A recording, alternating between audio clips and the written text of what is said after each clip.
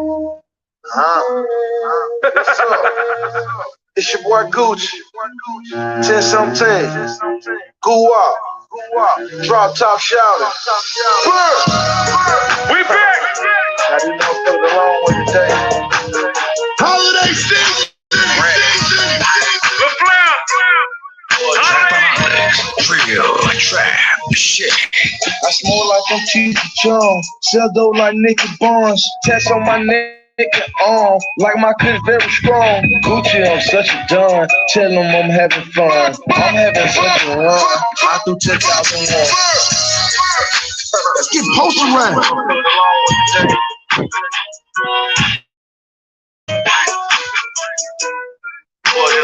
holiday season. I smoke like I'm Teacher Jones. Sell dope like Nicky Barnes. Tats on my neck and arm. Like my clip very strong. Gucci, I'm such a don. Tell them I'm having fun. I'm having such a run. I threw 10,001. I'm the truck King Kong. My jeans got them wings on them. Tell them the beam on them. I'm serving clean, home. High skydiver. Brick in the pile driver. Used to stand up pilot and serve all the truck drivers. I whip up that white flour. Zip up that white powder. Twist up that green ganja. More money, more damn power. A soldier dies once, but 10,000 just for a coward. Miami's my second home. I'm shopping in the big house. What would the game be without me? I bet you never push it loud, man. I see you diamond very cloudy. What would the game be without me? I'm simply in the feeling drowsy. I bet you never push it loud, man. I see you diamond very cloudy. I got these girls going crazy like I was Elvis, nigga. They call me Gucci Goo and I'm one hell of a nigga. Got them chickens for sale, shit I can tell you. I'm like, don't want no nigga. Call me, I deliver. I put your girl on your screen and put this shit on your Twitter. When I slap it and jiggle, I cut her off, now she bitter. I'm the cream of the crop, bitch, I'm the pick of the litter. Now she burning her nigga, I wish that I never hit her. She didn't have no ambition, she didn't have no potential. I pay her no attention, but then make it a issue. Wanna cry, here's some tissue. Use a lie, say I killed her. Come from Gucci about a bitch and you'll get shot with a pistol. What would the game be without me? I bet you never push it loud, man. I see you diamond very cloudy. What would the game be without me? I'm simply in the feeling drowsy. I bet you never push it loud, man. I see you diamond very cloudy. Hey, you heard it, nigga. Gucci. Stupid money. Crazy jury. Fast life. Hey, hey. Women. Turn up, turn up. Hey, hey, hey, hey. All right. Now, forgive me if the audio is a little fucked up right now, guys. I'm trying my best to do what I have to do. As you guys know, I'm a runaway slave. I can't keep telling you the same old fucking things over and over. You guys know I'm a runaway slave. So if my audio is not perfect right now, just stick with me. But if you can hear me, at least decent enough, like you're listening to a walkie-talkie or something like that, at least you can kind of hear me, please put a 7 in the chat. I need to make sure y'all at least can hear me. I cannot scream where I'm at right now, but I could talk like this at least. A little under the weather. I don't know if this weather change is getting to me or I don't know what's going on. I got a runny nose, a little itchy throat. I've been sneezing. Like I said, I wasn't able to. Tonight's gonna be. It's not gonna be kind of like a on the run class. Somebody put that in the chat. Tonight is kind of like a class, but it's not an official class. We're on the run, so we're not necessarily in the classroom today. So we're on the run today. If you're willing to stick with me through the run and go on the run with me today, please put a number 7 in the chat. We're about to get it in, guys. Don't worry about it. I'm here. I'm here. Crystal clear. Like I said, my audio might not be perfect tonight. I hope I'm not choppy.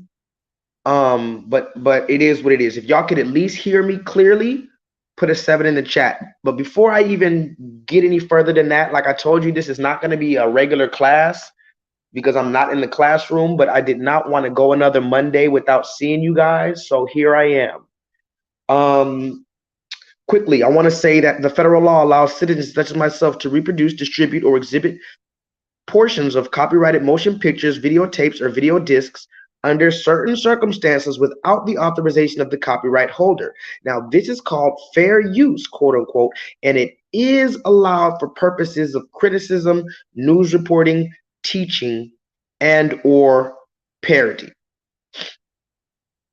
Okay?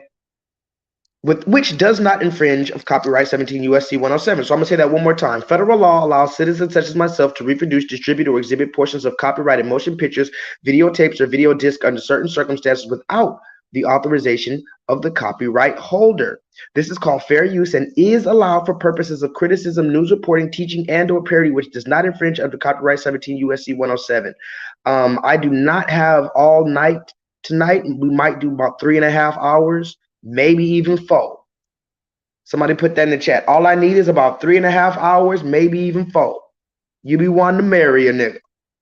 You know what I'm saying?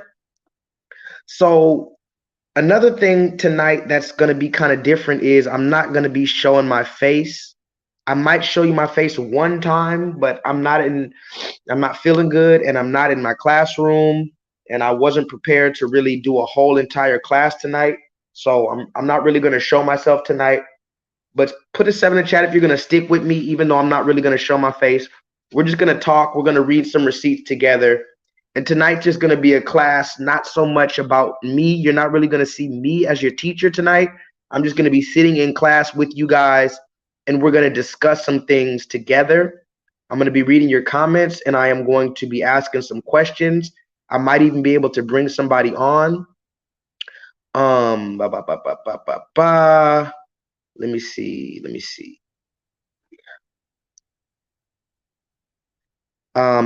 Infinite Charms, the beautiful Infinite Charms. Can you do me a favor, please? And Hold on. Can I post a comment? Hold on. And also, I'm doing this stream on my phone tonight. So if I'm a little slower than usual, please forgive me because I'm usually on my laptop with my mouse, and it's a bigger setup on my computer. But right now I'm just on my phone, so the audio might be it might have a little echo to the audio. It might not be as clear as when I'm on my microphone and stuff like that. And I'm not really going to show my face. So it is what it is. But if anybody wants to join the stream now or later on, you want to bring up some stuff that we haven't talked about or that we are going to talk about, maybe I forgot to talk about it, just let me know, guys. I'm here for you all. So without further ado, we're here. Thank you guys for joining me. Thank you very much. Jay in the chat as usual. Relly Rel, what up, dog? What we got? Who we got in the chat tonight, guys? Pedro B, Leonard De Yehuda, Raheem 180 on the Rise weight loss channel. Shout out to all my Negroes and all my Negrettes. You know what it is. Now I told you tonight's not going to be a regular class, but we're going to try our best to make this as normal as possible. I'm on the run, so that's what that is. And I'm about to open up some champagne. Just listen for the champagne. Did you hear it? Did you hear the champagne? Now listen.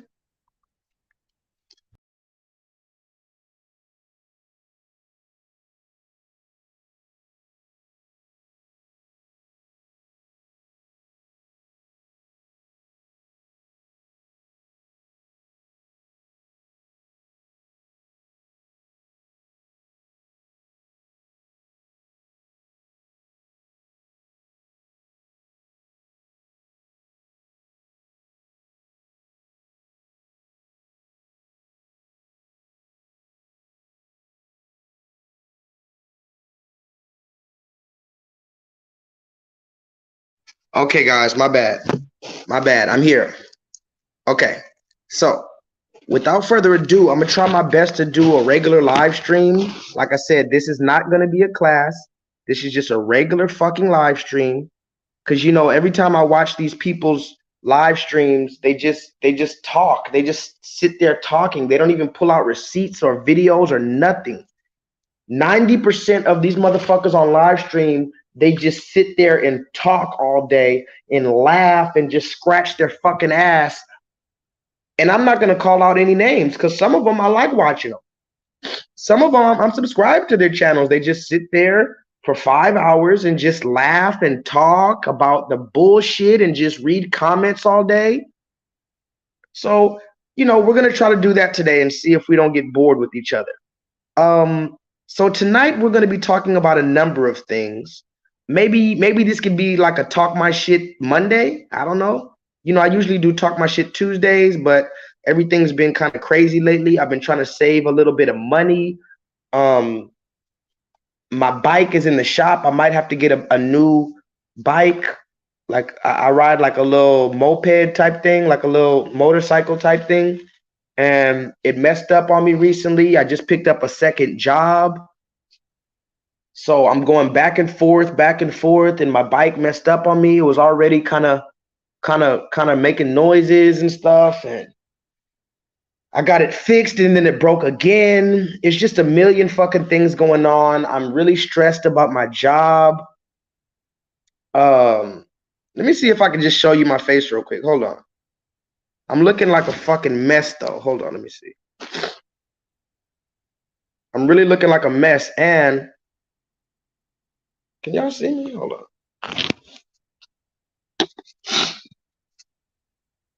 Hold on. Can y'all see me? Let's do this. Do it like this.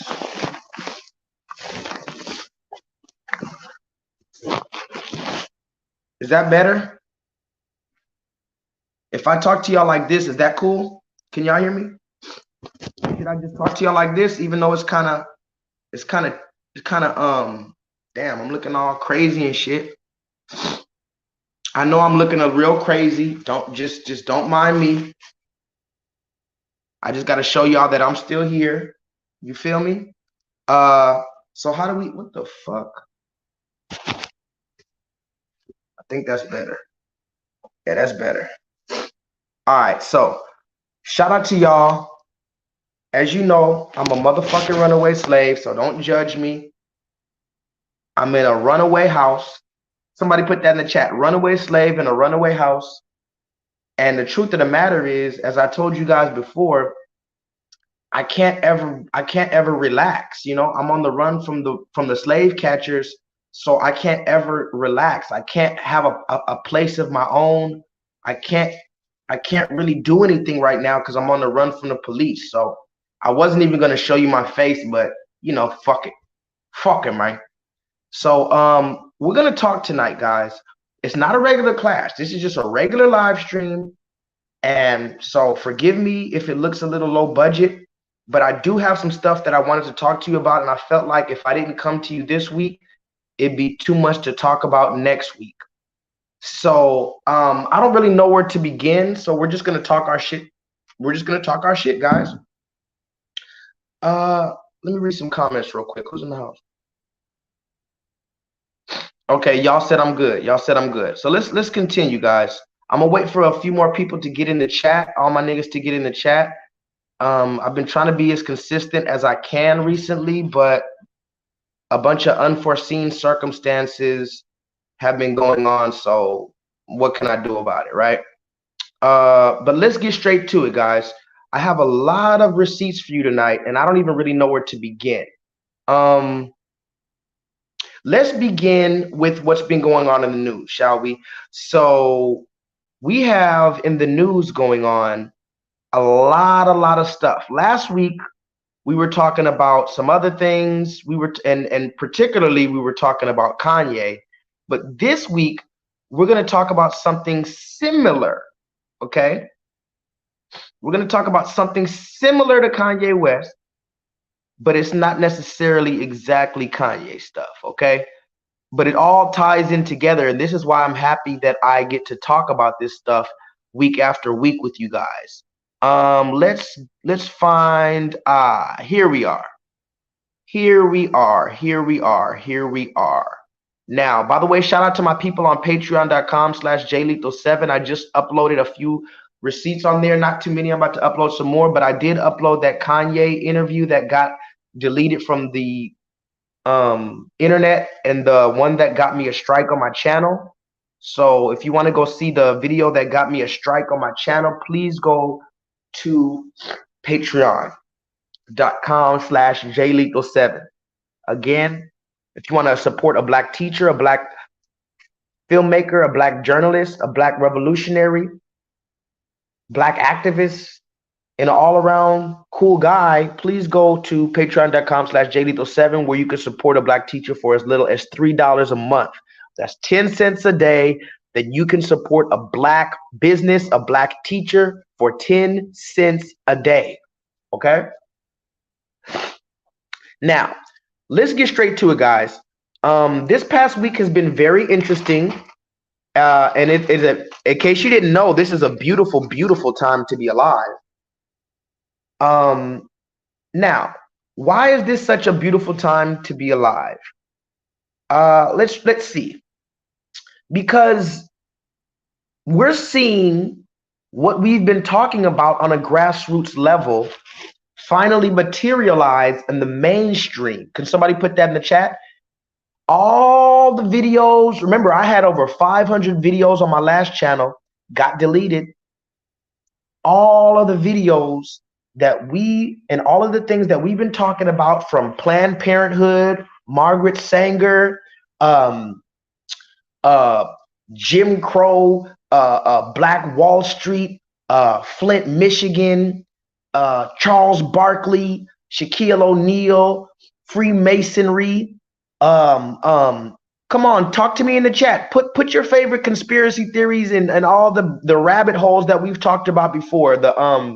What was that big ass stone tablets that got blown up? The Georgia Guidestones, the vaccinations, Joe Biden, Donald Trump. All of this is happening at one time, and we've been making videos about it. But now the conversation, CERN, the Large Motherfucking Hadron Collider. Come on, Jay, speak to me. And now all of this shit is coming to the forefront. Can somebody put that in the chat? What a beautiful time to be alive. Now, we're going to pop our shit, guys, but I need to make sure that you can hear me loud and clearly. I'm going to ask you one more time in the chat. Can everybody hear me loud and clear?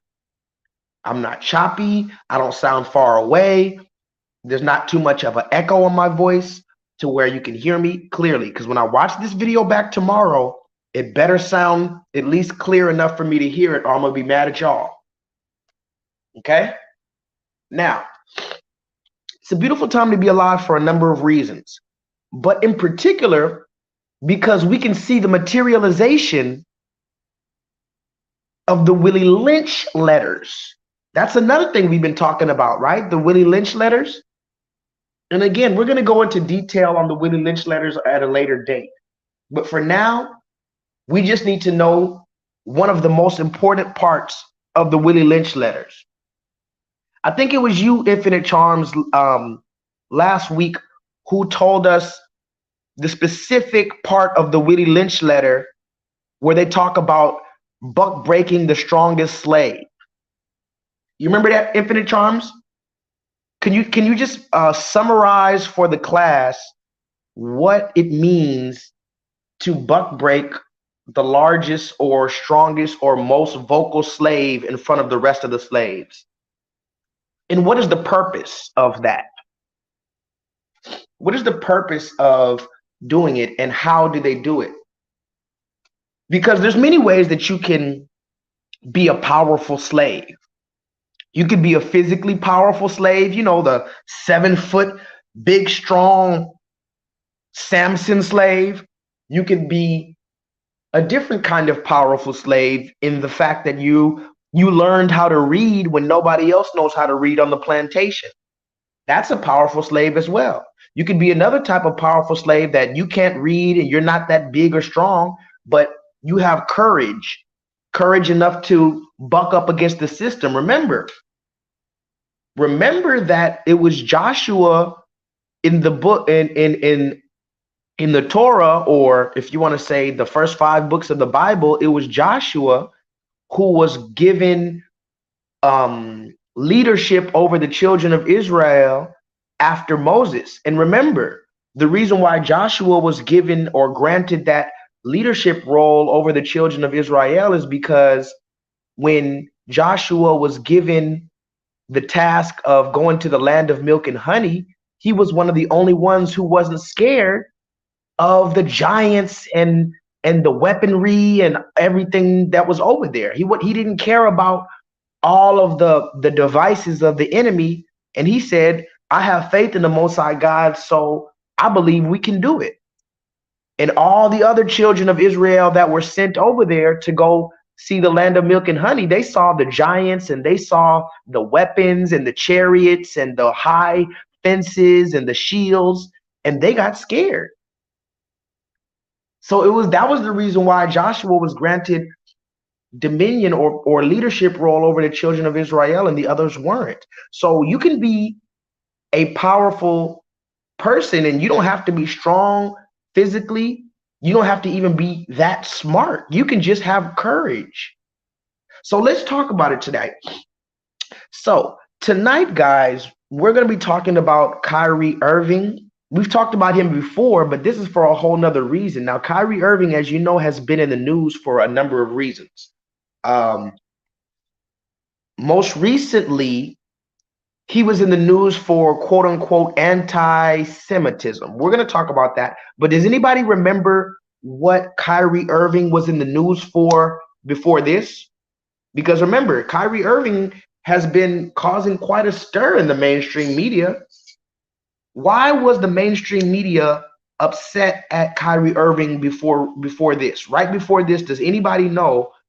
And by the way, if you don't know who Kyrie Irving is, go Google him. He's a basketball player. I don't have time to pull up all the receipts. We just want to talk about a certain thing tonight, guys. So if you don't know who Kyrie Irving is, like I said, he's a black basketball player, plays for the Brooklyn Nets. And he was really, really, really popular in the black community. He still is, but he was really being talked about in the mainstream a couple of months ago for a number of reasons. What was that reason, Jay? Jay says Bovid. Yes. As we know, Kyrie Irving recently refused to get injected. He didn't want to take the injection, right? So there was a huge thing about it. We made a class about it. If you did not see the specific class that we did, go back and watch the class called Patience. Can somebody put that in the chat? The title of the class that we did for Kyrie Irving, it was called Patience. And I was talking about how we need patience, the patience and the faith of the saints. And because remember, Kyrie Irving was the last basketball player that said, hey, I don't want to get injected. All of them did. LeBron James, Kevin Durant, James Harden, all of them got injected. And Kyrie Irving, who is among the top 10 basketball players in the world, he refused to get injected. Now, this was important because the whole world was watching. And a number of people, including Stephen A. Jackson and a bunch of other black prominent people in our culture, were talking bad about Kyrie. They called him selfish. They called him an idiot. They said he was going to cost the team the championship. He was going to put people in danger. Solo Dolo says he didn't even get a notification that I was live, and he's been subscribed to me for like 4 years. This is why I don't fuck with YouTube, because YouTube doesn't even tell my people that I'm live, much less do they let me get seen by a new audience. But anyway, let's continue. Now that you guys are here, let's get into it. So let's just read the recent news on Kyrie Irving. By the way, I don't have all the receipts because I'm on the run and I just don't have time. But this is something that I wanted to talk about. This was really important. Now, Kyrie Irving recently posted a link to a video, or should I say a documentary that's on Amazon right now called Hebrews to Negroes. Can somebody put that in the chat? Hebrews to Negroes. Now, the funny thing about this documentary, although I haven't seen it yet, at least in completion, the funny thing about this documentary is that I already knew about this documentary for a long time now. I've known about this documentary for a very, very, very long time. And I follow the dude who is Ron Dalton, who created the documentary. I follow him on Instagram. I've been following him on Instagram for a long time. And I've been seeing all the stuff that he posts, and I've already known about this documentary. Now, if you don't know what the documentary is, it's just a documentary basically explaining in detail why the evidence strongly suggests that quote unquote black people, again, the word black being very, very, very loose here, it strongly suggests that black people are the true children of Israel. In other words, the true children of the Bible. And of course, we've talked about this a million times before, but like I said, now it's reaching a mainstream level. And so we're just gonna have to talk about it. So anyway, Kyrie Irving posted a quick little excerpt or a quick little piece of this documentary. And the crazy thing is, the mainstream media went crazy, but they didn't say what he said. They didn't say what he posted. They just said, they keep on saying that he posted anti-Semitic content. Can somebody put that in the chat? Kyrie Irving posted anti-Semitic content, which, by the way, was from a documentary that has been out since 2017. And is on Amazon currently as one of the best sellers on Amazon. He posted this on his personal social media account, and then he got in trouble. Can somebody put that in the chat? He got in trouble. As we know, he got in trouble. Now, if you haven't been watching it, that's just too damn bad, because I'm not going to play all the videos of Kyrie Irving talking about it. But I'll just recap. Basically, the reporter started asking Kyrie, are you anti-Semitic? Why did you post this content? And again, they never said what exactly was being discussed. All they said is that Hitler it had something to do with Hitler, and it was talking about the Jewish people, and that was enough to make everybody go crazy, right? So we don't even know what we're mad about, but because the red man says we need to be mad at him, we need to be mad at him because he promoted an anti-Semitic documentary. Okay, now let me fast forward. After this, they asked him specifically, Kyrie Irving, are you anti-Semitic? He said, I cannot be anti-Semitic because I know who I am. I know what my history is, so I cannot be anti-Semitic. This is what he kept on saying. He kept on saying it. Anyway, shortly after he posted this, and he refused to clarify if he was anti-Semitic, or he refused to apologize because he said, I cannot be anti-Semitic. Shortly after that, he had, let's just say, a debacle, right? Let's read this. Let's read this. I think we just need to read some receipts tonight, okay? Because remember, this is a class on the run. Now, this is a press release from the Brooklyn Nets. Now, funny thing about it, I don't hear Jay-Z. Where the fuck is Jay-Z? Can somebody put that in the chat? Where the fuck is Jay-Z? Didn't Jay-Z, wasn't Jay-Z the one who brought the Nets from New Jersey to Brooklyn? You remember a couple years ago when Jay-Z was rocking all that Brooklyn Nets? He's the one who made this sign popular with the B with the basketball. And he said, yeah, we're bringing the Nets to Brooklyn. And you don't remember that? Now Jay-Z is completely fucking quiet, just like he always is. But don't worry, let's continue. So anyway, the media went crazy and they labeled Kyrie anti-Semitic. Remember, this is the same week or 1 week after they did the same thing to Kanye. So now this is just a perfect time for them to just say, hey, you know what? Look at all these anti-Semitic black people. So here's a statement from the Brooklyn Nets that they put out on November 3rd, which is right after he started going and posting this stuff. Let's read this together as a class, guys. It says here, the Brooklyn, November 3rd, 2022. Now listen very closely, Solo Dolo. Solo Dolo, listen very closely to this right here because this is about to blow your mind, guys. Maximus, listen very closely. Somebody put that in the chat. DaBaby. Somebody put that in the chat. Nick Cannon. Somebody put that in the chat. Whoopi Goldberg. Okay, let's talk about it. Now this is an official press release from the Brooklyn Nets about Kyrie Irving. It says, over the last several days, we have made repeated attempts to work with Kyrie Irving to help him understand the harm and danger of his words and actions, which began with him publicizing a film containing deeply disturbing anti-Semitic hate. Somebody put that in the chat. Kyrie Irving publicized a film containing deeply disturbing anti-Semitic hate. We believe that taking that path of education, Jay, are you with me? Jay put 3 sevens in Jay put 7 sevens in the chat if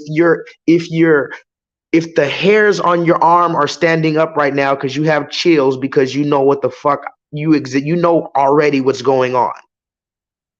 Put 7 sevens in the chat if you have chills right now when you see this word education because you've been following the class. So let's read this again, guys, because this gets very, very interesting. And I need you guys to see the fucking repetition with these people. Remember, I told you that the red man does not have a new playbook. The red man does not have new plays. Now let's listen. It says, over the last several days, we have made repeated attempts to work with Kyrie Irving to help him understand the harm and danger of his words and actions, which began with him publicizing a film containing deeply disturbing anti-Semitic hate. We believe that taking the path of education in this challenging situation would be the right one, and thought that we had made progress with our joint commitment to eradicating hate and intolerance. Second paragraph. We were dismayed today when given an opportunity in a media session that Kyrie refused to unequivocally say he has no anti-Semitic beliefs, nor acknowledge specific hateful material in the film. This was not the first time he had the opportunity, but failed to clarify. Such failure to disavow anti-Semitism when given a clear opportunity to do so is deeply disturbing. It is against the values of our organization, and it constitutes conduct detrimental to the team. Accordingly, we are of the view that Kyrie is currently unfit to be associated with the Brooklyn Nets. Can somebody put that in the chat? The red man said that Kyrie Irving is currently unfit to be associated with the Brooklyn Nets. Let's read the very last paragraph aloud as a class. I need everybody in the class to read this final paragraph with me aloud together. 1, 2, 3, go. We have decided that Kyrie will serve a suspension without pay until he satisfies a series of objective remedial measures that address the harmful impact of his conduct, and the suspension period served is no less than 5 games. Let's talk about it. Ravine, I love you where you been at, beautiful black woman. We can't be having you miss class, Ravine. I saw you in the Amazing Lucas chat, Ravine. You better not be in the Amazing Lucas chat more than you're in class, Ravine. We're gonna give you detention, young lady. You know I love you, but I'll have one of the people write you a detention slip. So, Ravine, if you're just getting in the chat, what we're talking about is Kyrie Irving. Have you heard the news? He's anti-Semitic. Not only that, but listen to this. They said, as Solo Dolo said, I'm surprised they didn't say 6 games, but that would have been too obvious. Oh, Solo Dolo, don't speak too soon, buddy.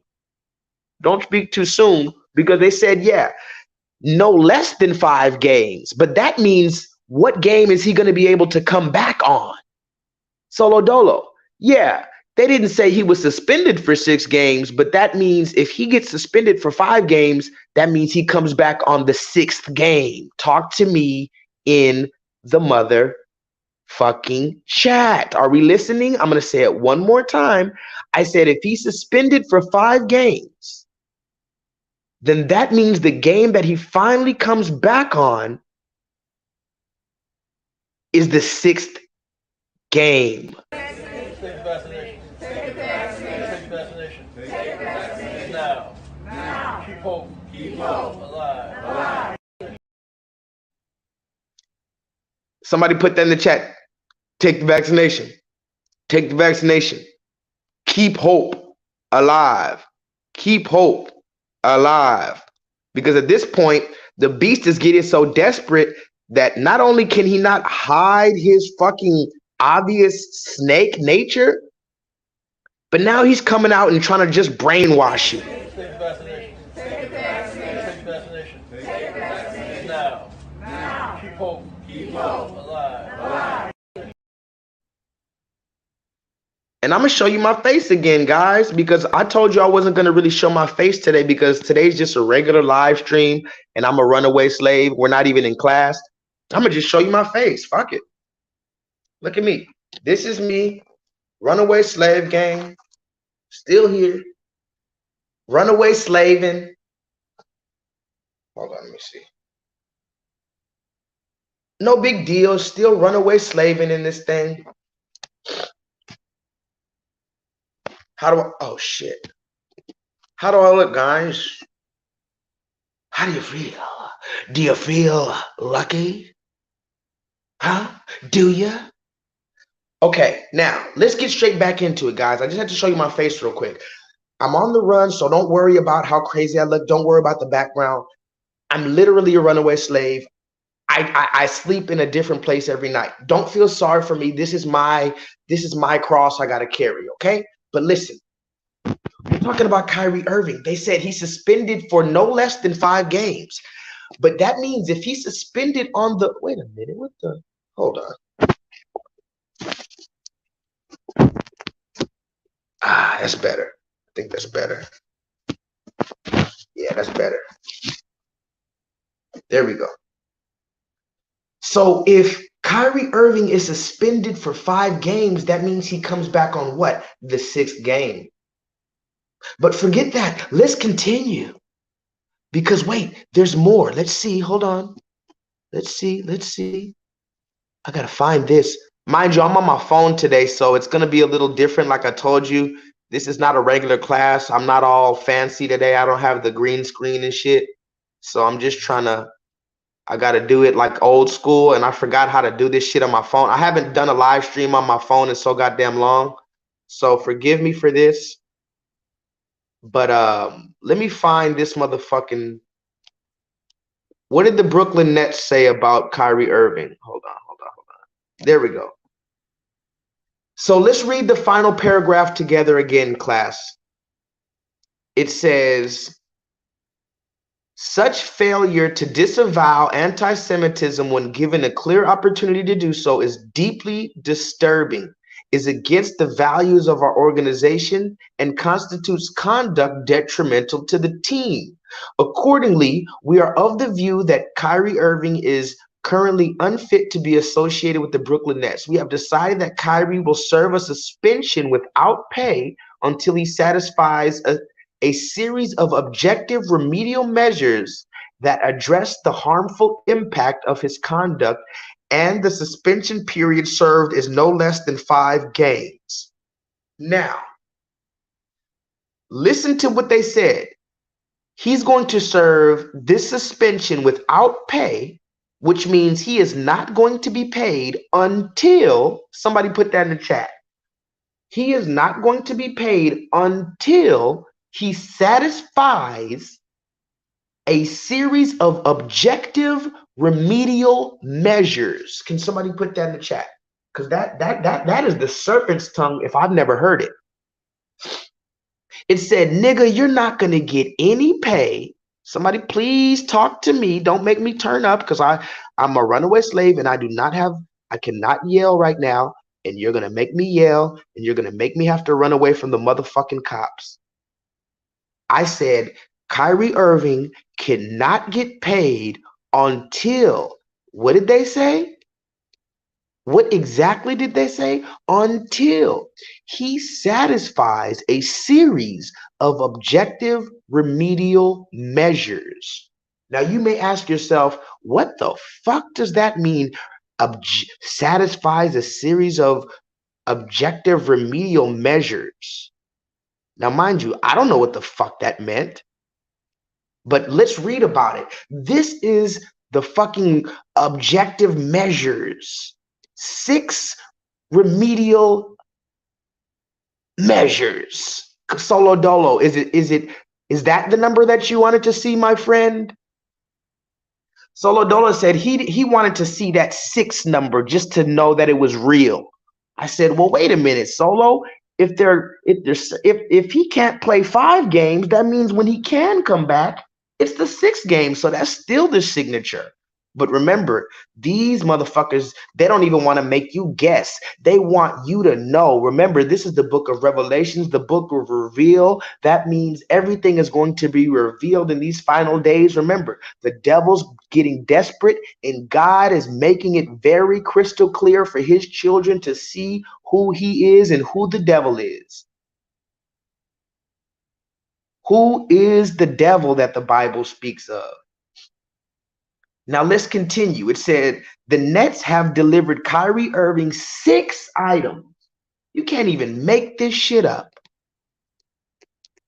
They said, before you come back, nigga, you gotta do 6 things for us. Wait, bitch, you better be joking. 6 things? 6 things? Really? That's how you're gonna give it up? 6 things. Okay. Cool. Maybe that's just a coincidence, guys. It might be just a coincidence that the Nets have delivered Kyrie Irving 6 items he must complete to return to the team. Now, but let's just read what he has to do before he can return to play basketball. Because remember, somebody put that in the chat, the commissioner, Adam Silver, is a so-called Jewish man. It said the Nets have delivered Kyrie Irving 6 items he must complete to return to the team. Somebody put this in the chat. Apologize and condemn the movie. Did you hear that? Tahuti, it's okay. You're just getting in here right before it's about to get good. Tahuti, I need you, bro. Tahuti, this man has to do 6 things to get back in the fucking league. 6 things out of, what is the chances that he has to do 6 things? The first one is apologize, aka, let me not be too graphic, but suck the red man's dick. Apologize means bend down and get to sucking. And condemn the movie, which means you have to basically say everything on that movie is a goddamn lie. Now let's read number 2. Give a $500,000 donation to anti-hate causes. Anti-hate causes, I bet you not $1 of that is going to anti-black hate causes. It's going to go to anti-Jewish hate causes and anti-Asian hate causes and all this other shit. but you're gonna have to get 500,000, nigga. And I'm glad I'm Solo. Now that's where I'm surprised they didn't say he had to give 600,000. But let's continue. It says he has to go to sensitivity training, anti-Semitic training. So look at this. Not only do you have to go to sensitivity training, whatever that is, but you have to go to specific anti-Semitic training. And you have to meet with the ADL, the Jewish leaders, and you have to meet with whoever this Jewish man is to demonstrate understanding. Now listen very close. They said you have to meet with some random motherfucking red man to demonstrate to us that you understand now, nigga. What? You have to meet with Josai. Who the fuck is Josai? To demonstrate understanding. These are the things that he must do. Do you know what it means when you must complete something? Like, oh, you must do this in order to graduate. You must do this in order to get into this school. You must do this to get your driver's license. You must do this. That means there's no way around that shit. This nigga has to do all of that just to keep on playing the game that everybody knows he's one of the best at. Now let's continue. Let's continue, because this is exactly what we're talking about, guys. Somebody go ahead and buckle your seatbelt and let's get straight into it. Fuck the bullshit. I'm pulling out the big guns. I'm pulling out the big guns. LeBron, we haven't heard much from players around the league this week about Kyrie Irving's social media posts and subsequent comments. I was just curious, why do you think that is, considering this league is so socially conscious? I'm not sure. If you want to ask me a question, you can ask me. I can't speak for 449 players. Sure. Certainly your position, you've been in the position of the best to speak for the league. I can tell you this. It's simple. Me personally, I don't condone any hate to any kind, to any race, to Jewish communities, to black communities, to Asian communities. You guys know where I stand, and it's part of the reason why I didn't air the shop episode, why we kicked that, out of the archives, because it was hate conversation going on there, and I don't represent that. There's no place in this world for it. Nobody can benefit from that, and I believe, what Kyrie did caused some harm to a lot of people. And he has since, over the last, I think today, or was it yesterday, he apologized. But he caused some harm. And I think it's unfortunate, but I don't stand on the position to harm people when it comes to your voice or your platform or anything. And so it doesn't matter what color your skin is, how tall you are, what position you are in. If you are promoting or soliciting or saying harmful things to any community that harm people, then I don't respect it. I don't condone it. Considering you do identify that his actions as being harmful to people, what do you believe could be a resolution for him to get past the current suspensions that he has with the Nets and Nike? I don't know. Because at the end of the day, Kyrie is his own man. He stands up in front of the media and speaks. He is a man. He has a great family. I mean, I love the kid. Well, he's not even a kid anymore. He's 30. He just said that the other day in his presser. I was like, it's insane. I don't know the direction, the steps that he take, but he's apologized for what he said.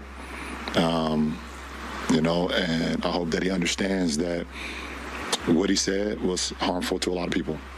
And we as humans, none of us are perfect, but I hope he understands how, what he did or the actions that he took was just harmful to a lot of people. I really didn't get into it too much, but I understand that when you hurting anybody, I understand that. That is just common sense. Yeah. You can't make this shit up, people. You cannot make this shit up. LeBron James has apologized for posting offensive song lyrics on social media over the weekend. Well, the Lakers star, he posted an Instagram story with the caption quoting lyrics by hip-hop artist 21 Savage. It read, "We've been getting that Jewish money, everything is kosher." Well, James, who has more than 45 million Instagram followers, told ESPN, quote, "Apologies for sure if I offended anyone," end quote. He added that it wasn't his intention to hurt anyone. Whoa, hey, why are you insulting my intelligence? Are you serious?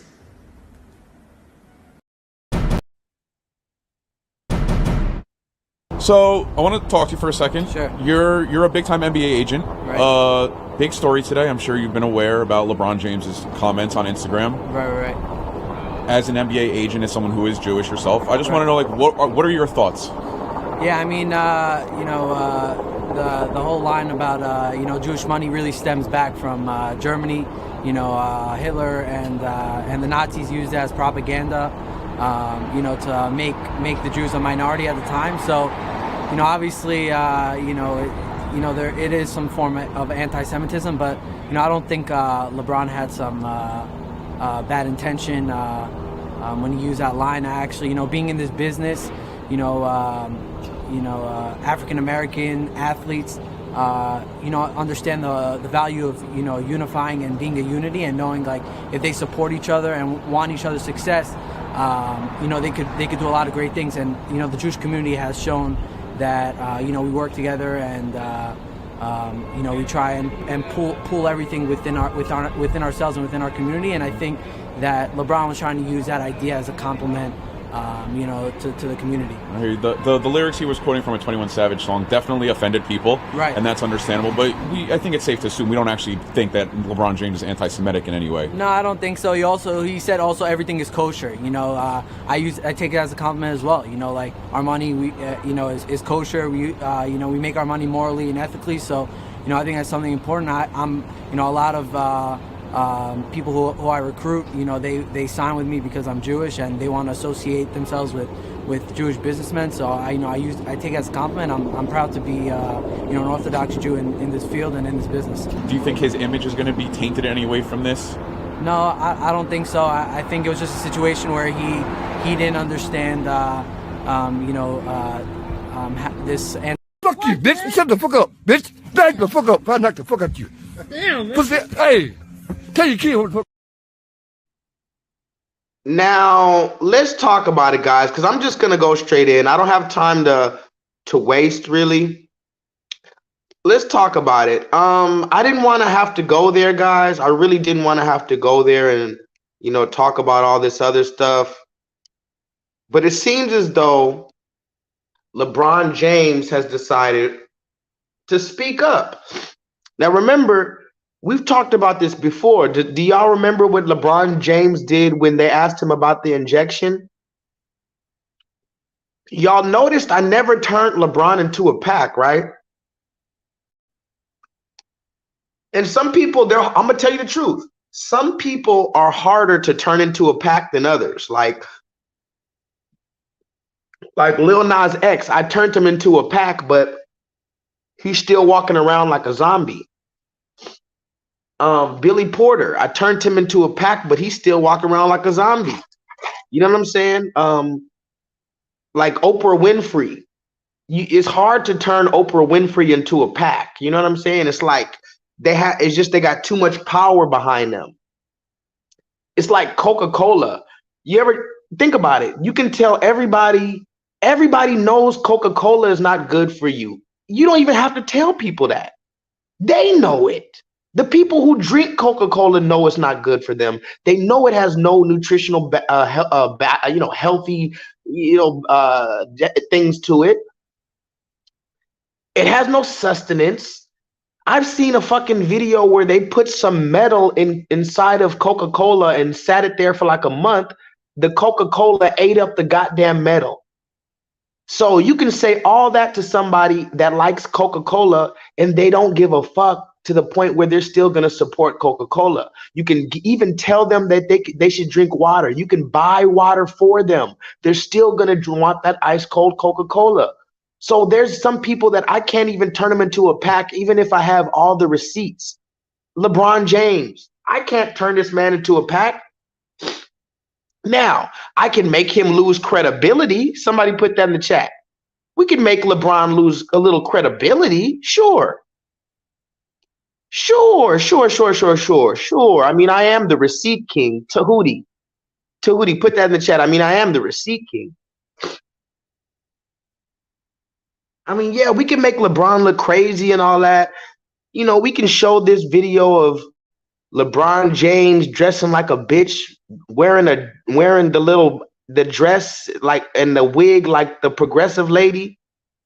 That's a real picture, by the way. That's not photoshopped. I know a lot of people are good at Photoshop now, but I'm not that good at Photoshop. These are real pictures of Charles Barkley, who dressed up like a woman go watch Charles Barkley Weight Watchers commercial. I want all of y'all to go watch that after this. Somebody put that in the chat. The goddamn Charles Barkley Weight Watchers commercial.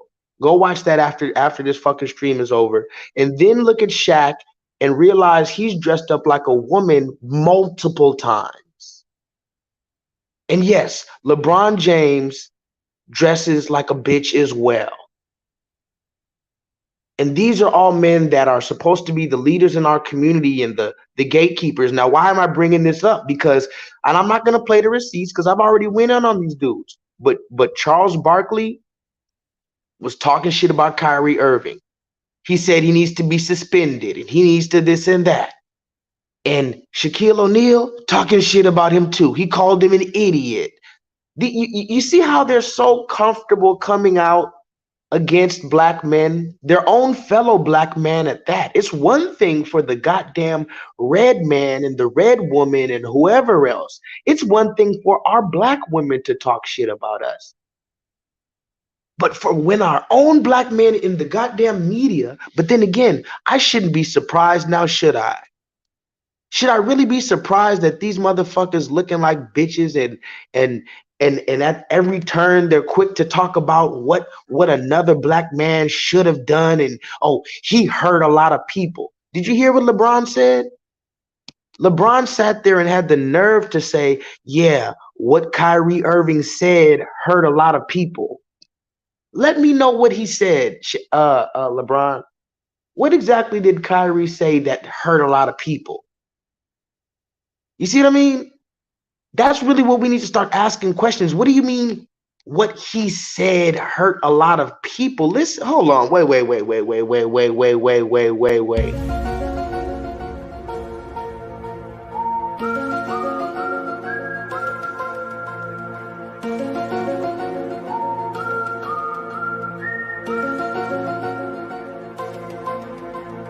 LeBron, we haven't heard much from players around the league this week about Kyrie Irving's social media posts and subsequent comments. I was just curious, why do you think that is, considering this league is so socially conscious? I'm not sure. If you want to ask me a question, you can ask me. I can't speak for 449 players. Sure. Certainly your position, you've been in the position in the past to speak for the league. I can tell you this. It's simple. Me personally, I don't condone any hate to any kind, to any race, to Jewish communities, to black communities, to Asian communities. You guys know where I stand, and it's part of the reason why I didn't air the shop episode, why we kicked that, out of the archives, because it was hate conversation going on there, and I don't represent that. There's no place in this world for it. Nobody can benefit from that, and I believe what Kyrie did caused some harm to a lot of people, and he has since, over the last, I think today or was it yesterday, he apologized. But he caused some harm. And I think it's unfortunate, but I don't stand on the position to harm people when it comes to your voice or your platform or anything. And This is a sick Negro.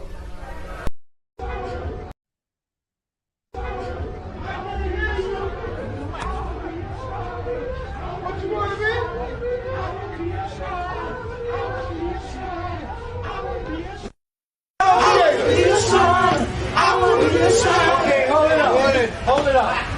Turn around. Turn around. Make an about face. All the way around. Okay, now drop it like it's hot. Drop it like it's hot. Go ahead.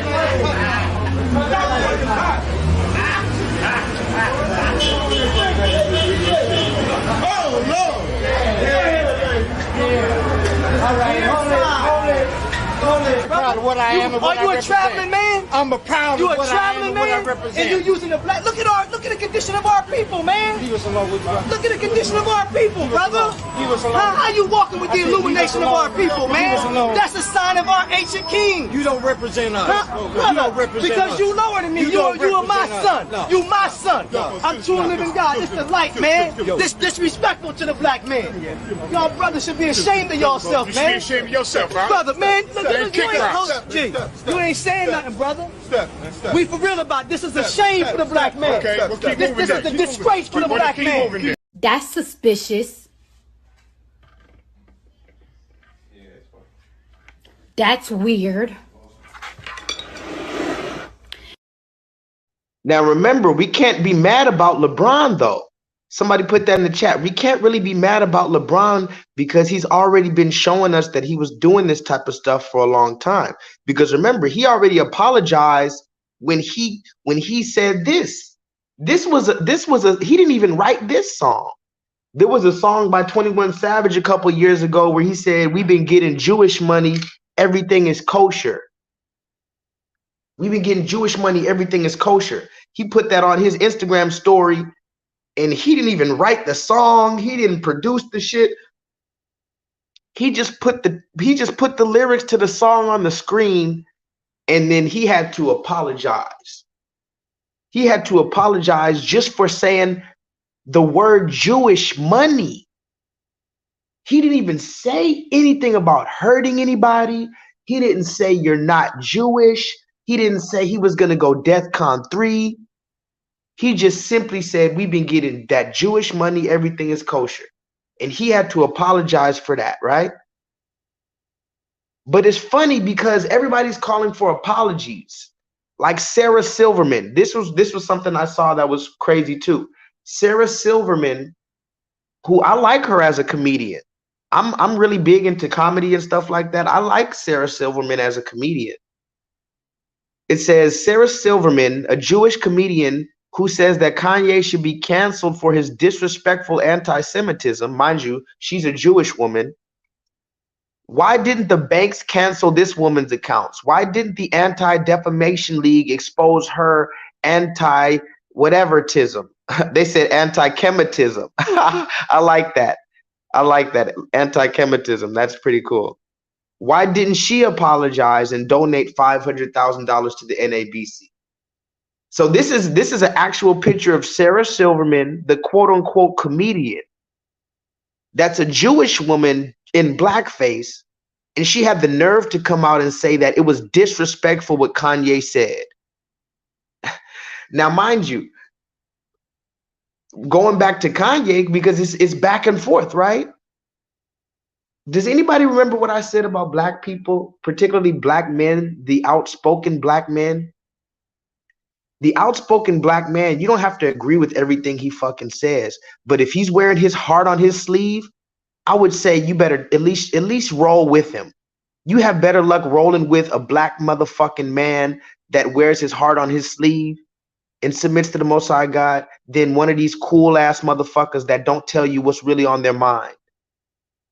Because I'm gonna tell you the truth, I don't know how to do anything else but wear my heart on my sleeve. That's why I stay ducked off into the corner. The only people who get to know me are the motherfuckers who, and even the people who really know me, they know I'll spaz on their ass. Nobody's safe from this motherfucking shit. I'll spaz on y'all asses. Y'all know I spaz on y'all. I yell at y'all. But that's because I love you. But let's get back to it. Talking about the black men in America, they're all variables. They're all variables. All of us, it doesn't matter about Kanye West. He's just a fucking variable. Don't you know that? Kanye West is a variable. Joshua Lethal is a fucking variable. Can somebody put that in the chat? Joshua Lethal himself. I am a variable. I'm just a variable. I don't know. X, Y, Z, A, B, C. J, K, L, M, N, O, P. You choose it. It doesn't matter. But it's funny because I was seeing some crazy shit. Like, for instance, I'm just popping my shit, by the way. I'm not even really going in right now because I'm a runaway slave. I just got to talk my shit real low. It says here, the Kanye West wax figure was removed from public view at the Madame Tussauds Wax Museum. I don't know if you guys know about this, the Madame Tussauds Wax Museum. It's like they have all the famous celebrities and they know how to make a perfect sculpture of your face to make it a wax figure of your entire body. And they have all the famous people in this big museum. I would like to go there. That would actually be pretty cool. But I've seen all the different wax figures over the years.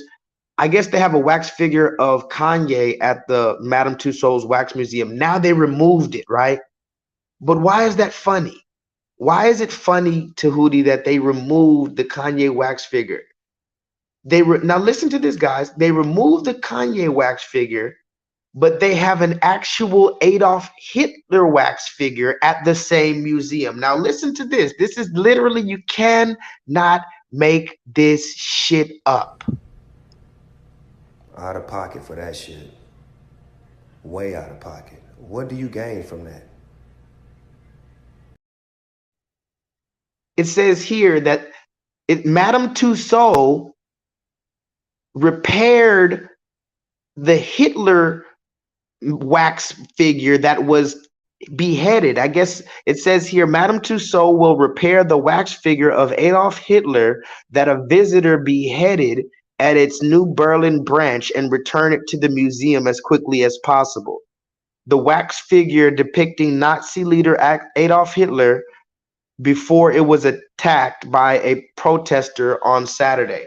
So I guess a protester came and ripped the head off of this Adolf Hitler statue, and the same museum that removed Kanye, they put the head back on Hitler and they brought him back in. So you would rather have do you guys see this? Are you seeing this? Let's continue, guys, because remember, now they're talking about taking away Kyrie Irving's voice or his whole thing. Now, let me show my face again. Let me show my face. Forgive me for how unprofessional this whole stream is, but let's talk about this. Did you hear that they're taking away Kyrie Irving's Nike? Did you hear that? Wait, where's the camera? Hold on. Where the fuck is the camera? Is this the camera? Yeah, that's the. Yeah, okay. Did y'all hear that they're taking away Kyrie Irving's Nike deal? Now that's a big deal. His Nike. Now he's on his, I think, his 8th pair of shoes. He's on his 8th Nikes. They're taking him away, right? And I'm gonna read some comments, but they're taking his Nike deal away. They're making him do all of these, jump through all these loops and hurdles, right? Okay. Well, now that we're on the same page, let's go here with it. I saw that. Well, this is funny too. I saw this on the internet. The internet is a very funny place, but I saw this on the internet. They said this is what it looks like when the NBA press conference, when the people are recording the NBA players. I don't know if you remember that one video. I showed this one video a long time ago. Well, it wasn't that long ago, but I don't remember. It was some player for the Golden State Warriors. It was maybe like it was right around when Bovid was happening. Y'all remember this? It was one of these black players for the Golden State Warriors, and you can put his name in the chat if you remember. Anyway, he didn't want to take the injection, and he was like super hesitant. He was like one of the last ones that didn't want to take the injection. It was Kyrie Irving and him, and finally the season came up and they said you can't play unless you get injected. So finally he got injected. And remember when he did the press conference, I'm gonna try to find the receipt. I know I still got the receipt somewhere, but he did the press conference and he was like so fucking sad. Like he had his head down and he was like, yeah, I didn't want to take the injection. I don't know if it's going to cause anything, if any problem with my health. I don't know if it's going to affect my kids later. I really didn't want to take the injection. I don't trust the injection. He said, but I didn't have a choice because I'm playing basketball and they said I can't play basketball if I don't get injected, and I just got injected. Remember? He literally said that at the press conference. His head was down, his shoulders were all round and shit. Oh my God. And then listen to what he said. I'm gonna tell you what he said. Listen very closely what he said. He said, I'm gonna show you my face for this. I think, what was that dude's name? Was it Andrew? No, it wasn't Draymond Green. It was I don't remember. I want to say Wiggins, but I don't think it was him either. I don't remember. I don't really watch basketball right now. But it was one of these players. I'm gonna find you the receipt. He was like, man, I didn't want to take the injection, but I had to. And listen to one of the things he said. This is very close. This is very specific. And I'm going to try to find the video, but the man said, I want to give my shout out to the people who have not got this injection. Listen closely. The one of these players for the Golden State Warriors, he said he didn't want to take the injection, but the team made him in order if he wanted to keep playing. And then he looked in the camera. He said, for the ones of you who are out there who have not got injected, he said, I'm praying for you. And he said, I want you to go strong. I want you to stand on your beliefs. That's what he said. Yes. Remember, he said basically his body belonged. You remember that Solo Dolo? It was the black dude. He was like a young black dude. He might have even, I don't know if he was like Caribbean or dude or whatever, but he was a young black dude and he plays for the Golden State Warriors. And that's what he said. He said, I didn't want to get it, but he said, shout out to the people who are still holding it down. And I hope that you can be basically, and it was Andrew Wiggins, right? Yes, it was. I believe it was Wiggins. I'm telling you, I'm the receipt king, bro. I'm the fucking receipt king. I know it was Andrew Wiggins. Matter of fact, what does that man look like? I wish I had yeah. Does he have like short hair? Andrew Wiggins, he's like kind of tall, kind of lanky, dark. He had like short hair. He's young. This nigga was like, bro, I didn't want to take it, bro. But he was like, shout out to the people who didn't take it and who are standing on that shit. He said, I hope you guys can win. He said, I hope you can win. Listen closely, guys. He said, I hope you can win. What did he mean by that? And I'm gonna find the receipt because I have it. What did he mean by you people who are out there that are standing on your shit? I hope you guys can win. Basically, you know exactly what the fuck he means. He means the same thing little baby means. Somebody put that in the chat. When he's talking about I hope you can win, he's talking about the same thing that little baby was talking about in his motherfucking song. You ever heard that song by Little Baby? You remember that rapper Little Baby? Hold on. Somebody put a 7 in the chat. I'm not talking about Da Baby. I'm not talking about Da Baby. I'm talking about Little Baby. Where's Little Baby? Hold on. Let's find Little Baby. Where's Little Baby? I have 1,000 fucking receipts right now in front of my face. You guys don't even, you'll never know what it's like to be the receipt king. 1,000 receipts immediately at my fingertips. Where's little baby? Show me little baby. No, that's not little baby. Little baby. Here's little baby. Hey, how you doing? Thank you. You know, like at some point you won't even understand that this type of stuff goes on. So it's like interesting to me to like really understand like how the world really works. So it ain't really just like politics. It's just like the world, like what's really going on, like how it really go, how it really works. We understand the mayor, and we understand. Hey, how you doing? Thank you. You know, like at some point you won't even understand that this type of stuff goes on. So it's like interesting to me to like really understand like how the world really works. So it ain't really just like politics. It's just like the world, like what's really going on, like how it really go, how it really works. You remember Lil Baby? He says nothing at all. Little Baby, I don't know who this nigga is. We must be in the end times when this is the most famous rapper. You hear this nigga? What did he say to this day, bro? I'm gonna read y'all's comments. I'm gonna give y'all, I'm gonna find some money for y'all. I'm broke, but I'm gonna find some money for y'all. If anybody could figure out what that man said. This is the most famous rapper right now. What the fuck did he just say? Hey, how you doing? Thank you. You know, like at some point you won't even understand that this type of stuff goes on. So it's like interesting to me to like really understand like how the world really works. So it ain't really just like politics. It's just like the world, like what's really going on, like how it really go, how it really works. We understand the mayor, and he doesn't say anything at all. But remember, and by the way, he was talking to Stacey Abrams. Remember Little Baby? He's the most famous rapper. Listen to this song by Little Baby. Hold on. Let me read some lyrics from this dude, Little Baby, because there was this song. I was listening to this song, and I hate this dude's rapping. I fucking hate his songs.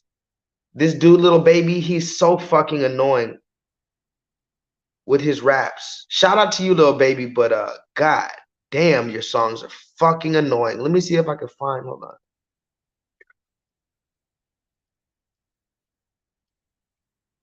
Hold on, guys. Let me find this Little Baby lyrics. Hold on.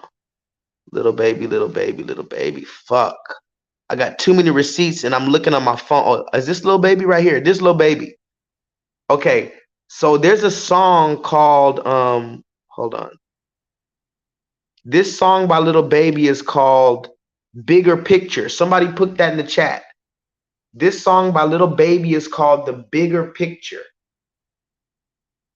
And I was listening to this song. I don't know where the fuck I heard the song at, but I heard the lyrics.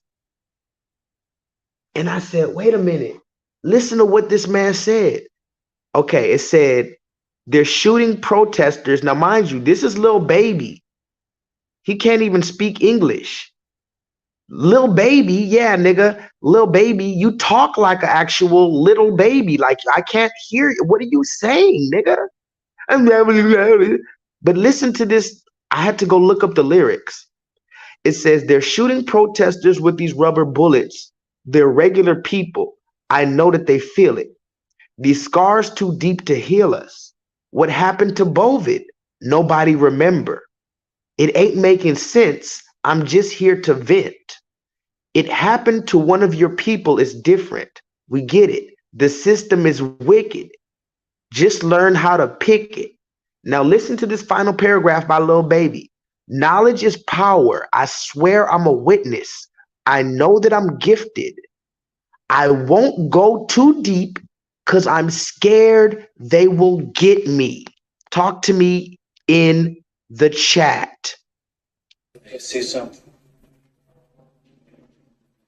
Now you see now. You done fucked up, you got told you. I think I thought that's so you're saying that you done fucked up now, you're the dumps.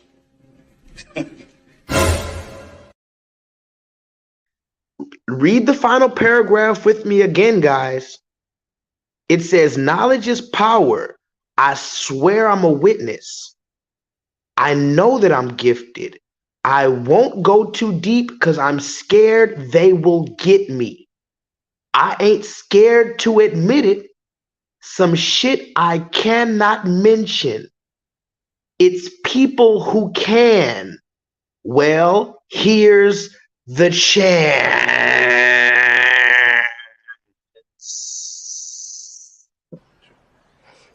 Ain't been up this early in a long time.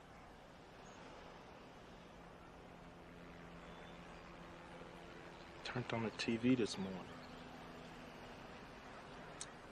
Had the shit on about living in a violent world. Showed all these foreign places foreigners living on. Started thinking, man. Either they don't know, don't show, or don't care about what's going on in the hood. I'm going to say it one last time. Read this final paragraph with me. Knowledge is power. I swear I'm a witness. I know that I'm gifted. I won't go too deep because I'm scared they will get me. I ain't scared to admit it. Some shit I cannot mention. It's people who can. Well, here is your chance. What does that mean, guys? Before I break it down, can somebody tell me what the fuck that means? If I don't, maybe I'm getting it misconstrued. He said, I'm not gonna go too deep into what I have to say because I'm scared they will get me. Now, this is supposed to be Lil Baby. All of his music, he's not talking about being scared of nothing. These gangsters don't talk about being scared of nothing. He said, I won't go too deep. I won't go too deep into what? And you're scared that who will get you? And what are you scared of, little baby? He said, I ain't scared to admit it. Some shit I cannot mention. What is the shit that you cannot mention, little baby? What is the shit that you're scared they're going to get you for, little baby? Why can't you go too deep, little baby? And then he said, I can't mention the shit, but there's people who can mention the shit. Well, here's the chance. Who is he talking about? This is the reason why I wanted to bring you this. Who is little baby talking about when he says there's people who can mention the shit? Now, little baby's too scared to mention it. He can't mention it. Why can't little baby mention it? I'm going to tell you why. Because he already took the oath. He owes them people. That's why he knows them secrets. That's why he can't expose them secrets or else they're going to come for him. It's just like you ever had here's the perfect example. Imagine you have a car that you owned and then another person have a car that they're renting. They're leasing this car and you own this car. Now, maybe your car that you own is a 1995 Toyota and their car that they're leasing is a 2021 Benz, but they're leasing it, right? So if they break the contract of that lease in any way, guess what can happen? The people can come and repossess their shit. But my 1995 Toyota, I don't have no contract on that shit. That shit is mine. So now let's talk about our souls. Let's talk about our souls. If you've already made a contract with your soul, and it could be now, you could be sitting in that 2023 Bugatti, but you made a contract with your soul. And I'm sitting in my 1992 Jalopy, but this is my shit, nigga, and it's genuine, and it held me down through all of this. It's still kicking. Now, my soul, this 1992 shit, I didn't sell my soul. So you can make fun of me just like they made fun of, probably some people was making fun of Jesus Christ when he pulled up on a donkey. But hey, this is my shit versus y'all niggas who sold your soul. You're pulling up in the 2023 thing. You're getting all the bad bitches and all the recognition right now. But when the devil comes to repossess that motherfucking vehicle, what will you do? See, this is a different type of discussion. Tahuti said he want to come and talk that shit. I'm gonna put the link in the chat just for my nigga, just for anybody want to pop some shit real quick because we got some stuff to continue, guys. By the way, before you could call in right now to Hootie just so we could pop our shit real quick. But this was a Little Baby. In case you didn't know who these lyrics are from, this is from the rapper Little Baby. I don't know if you guys know who that is. But this is I know you guys know who the fuck Little Baby is. Stop playing. Even if you don't want to know who this nigga is, you're gonna know who he is. Hey, how you doing? You know, like at some point you don't even understand that this type of stuff goes on. So it's like interesting to me to like really understand like how the world really works. So it ain't even really just like politics. It's just like the world, like what's really going on, like how it really go, how it really works. We understand the mayor and we understand the president. They get away with so much because most of us don't learn about the state. And it's the state that decides, the state gets the money from the federal government, and the state decides how much money makes it to the local governments, how much the mayor gets. And I would love your help thinking about a big part of this is making sure people understand why the governor matters. The governor was the one who's going to make the decision. And if we could get that out there, these are the things we see, but if we don't know, they've made it so we won't know. And that's why I'm so excited about this, because that's Little Baby. Remember Little Baby? I'm not talking about the baby. Remember, there's the baby. Hold on, let me fix this shit. There's the baby, and then there's Little Baby. That's Little Baby. He said, I'm scared. I'm scared. I'm a gangster, but I'm scared. I can't say what I know. Did you hear this nigga? I can't say what I know. But he said there's people who can say what they know. And here's the chance. He's talking about us, the grassroots, the news that the news doesn't show. But before Tahuti calls in, did you see Little Baby sitting there with this woman, Stacey Abrams? Tahuti, look at this woman, Stacey Abrams. There is no such thing as a heartbeat in 6 weeks. There is no such thing as a heartbeat in 6 weeks. There is no such thing as a heartbeat in 6 weeks. It is a manufactured sound designed to convince people that men have the right to take control of a woman's body away from them. You talked about how you were kicked out of school because you were being bullied, essentially. People were targeting you. I think what's so important about your story and your willingness to share it is that many of the challenges we see start in school. When young people are treated like tiny criminals, when they are ostracized, when they're bullied, and when they're not believed, it changes not only your experience, it changes your outlook. And I'm so proud of what you've been able to do, but we know that we need governors who actually believe in investing in our schools and investing in our students and giving those wraparound services that so you know you can tell someone your story, but that you can also get the help you need when you tell that story.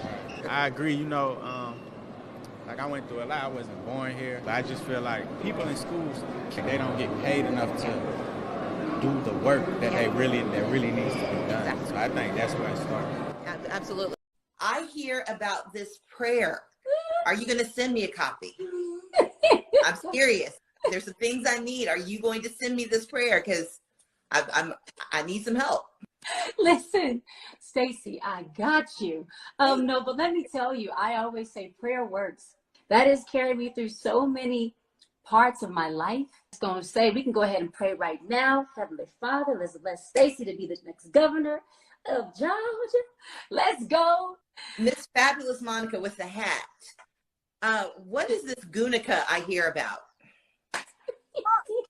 It started off, believe it or not, as an insult, but I was never insulted. I don't play about who I am. And that's something that I never plan to lose. So if you ever have a problem during this election. I'm getting prayer and Gunica. This has been a very, very, very beneficial IG Live. Okay.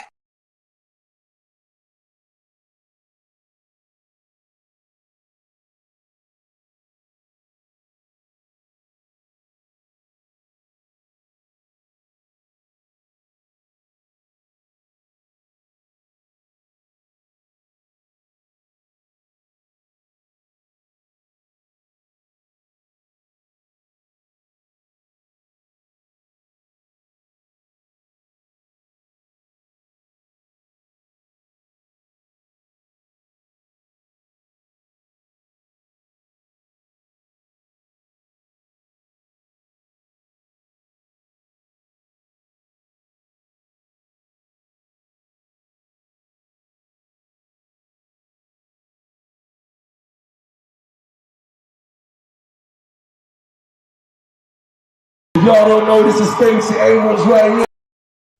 If y'all don't know, this is Stacey Abrams right here. She came to represent tonight. She wanna holler at y'all for a minute, so I told her to pull on up, and she did. Talk to her. In 30 days, we have a chance at destiny, and I'm here to tell you we've got unfinished business.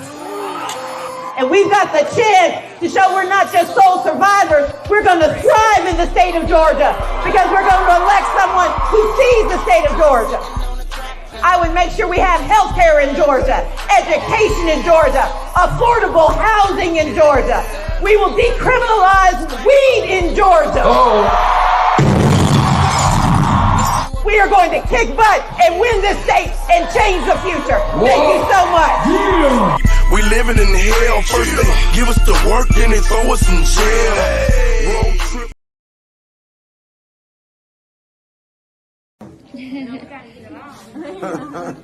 That's reality TV. Yeah. Tell me about it. All right. 3, 2, 1. Good job.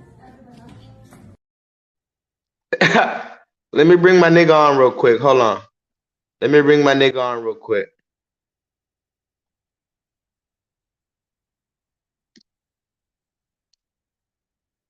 Tahuti, what up, dog? Tahuti. Yo, Tahuti, what's unmute. good? Sorry about that. Yeah, can you hear me? Can you hear me? Yeah, are you echoing? No. Am I echoing? No, not to me. Are you? No, we good. Okay, what's up, We good. brother? Talk to me. Unmute your mic, brother. I just wanted to pop in and add on a little bit to what you are revealing right now, particularly with something that I just noticed where they had the Shriners.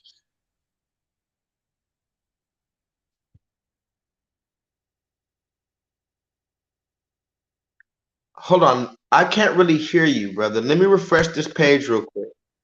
Can you hear me? Yeah, I can hear you just fine. Okay. Go ahead again. Yeah, so I was talking about the video with the Shriner Masons and Yes, sir. the cross dressers. Right. And Solo Dolo in the chat also.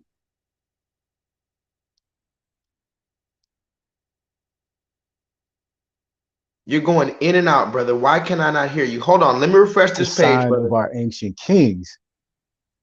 Okay. Right? And so what's going on right now is a revelation of our identity and how there's birthright theft of our identity as the children of Israel. Can you hear me? You were going in and out, but I hear you right now, though. Dang. Hold on. Let me take it off Wi-Fi. Maybe that's what it is. Hold on, I'm man. also a runaway slave. Have you ever heard of that? Tahuti? I'm also a runaway slave, guys. So if I'm Yeah.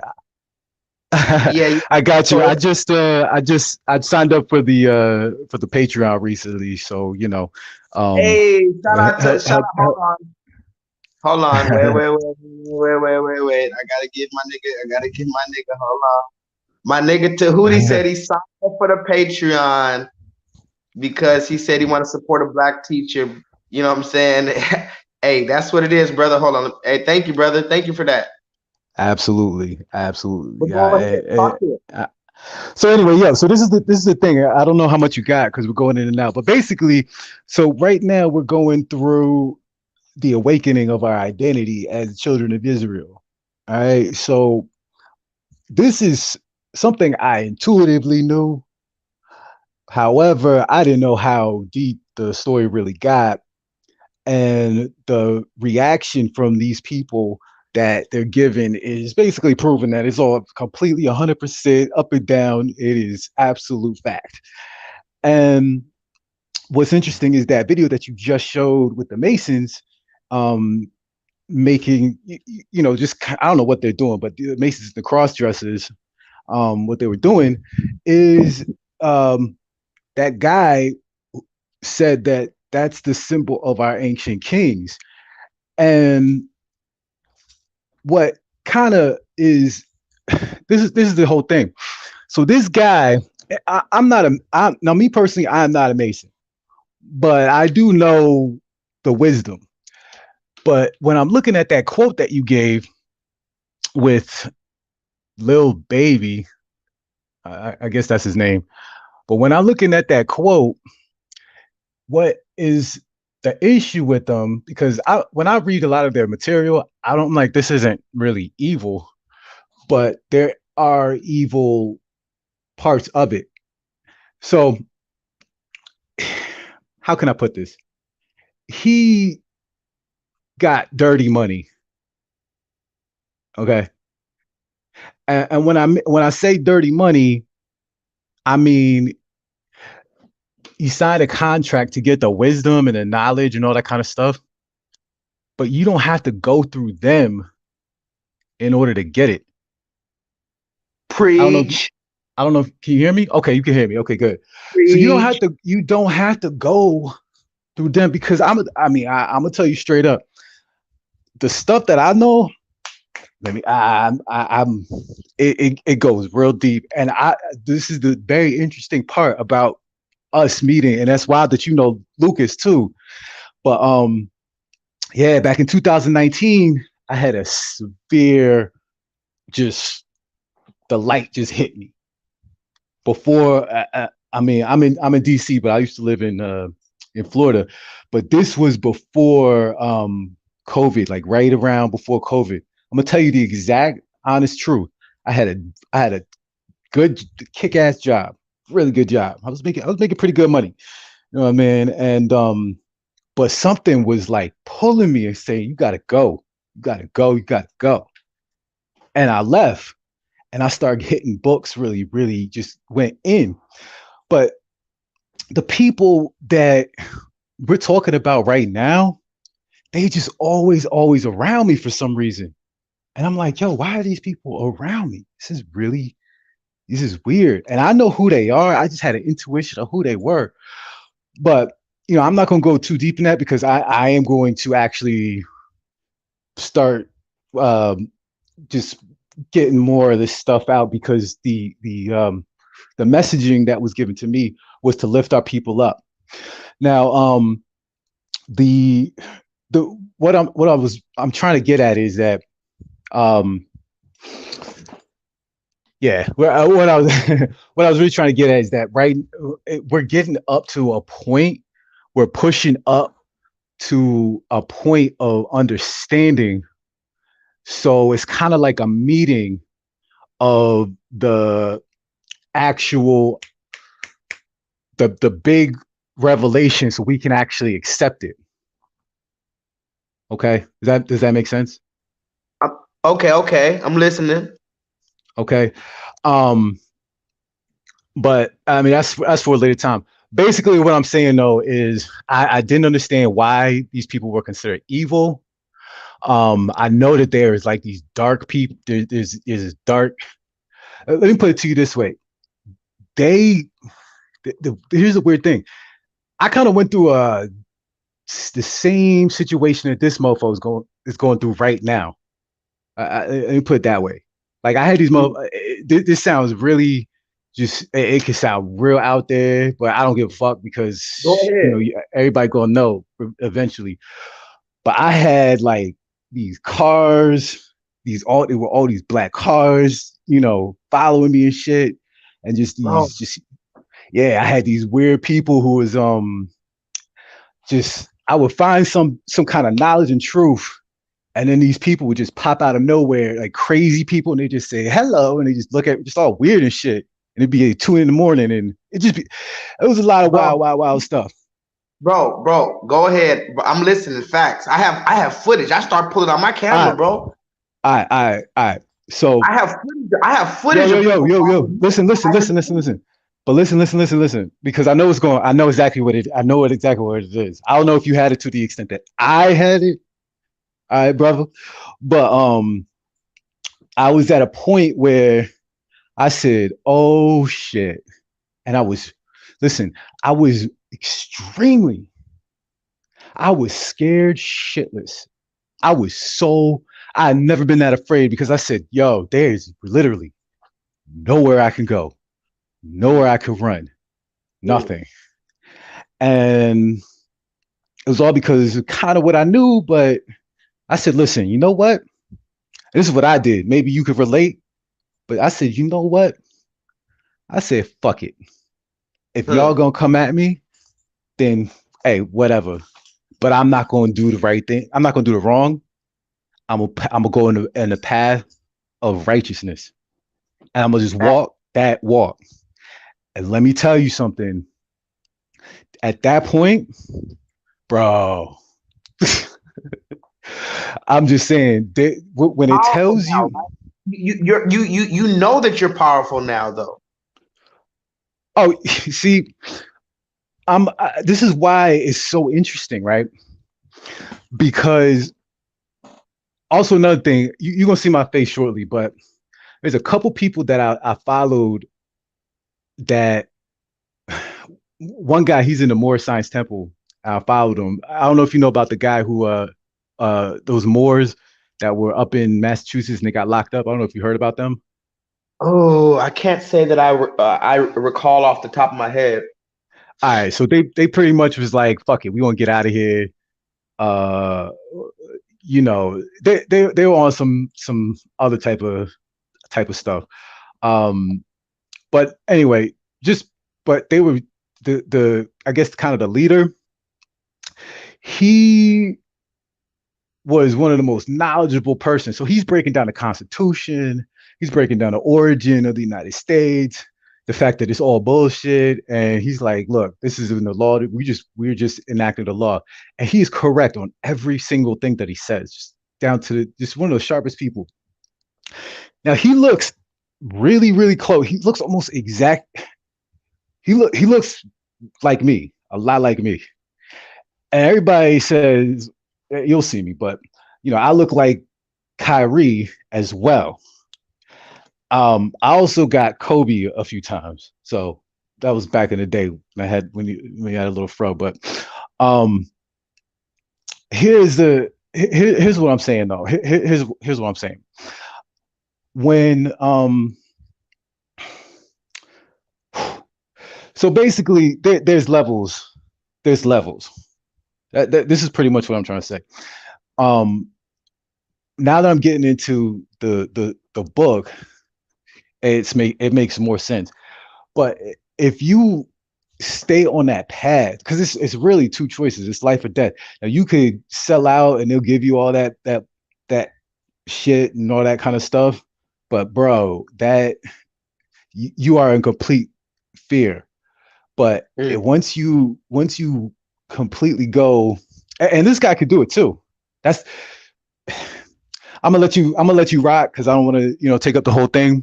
No, you're good, brother. You're good. Look at the title. This is just another regular live stream, bro. This ain't this is a live stream, bro. The regular live stream. Word up.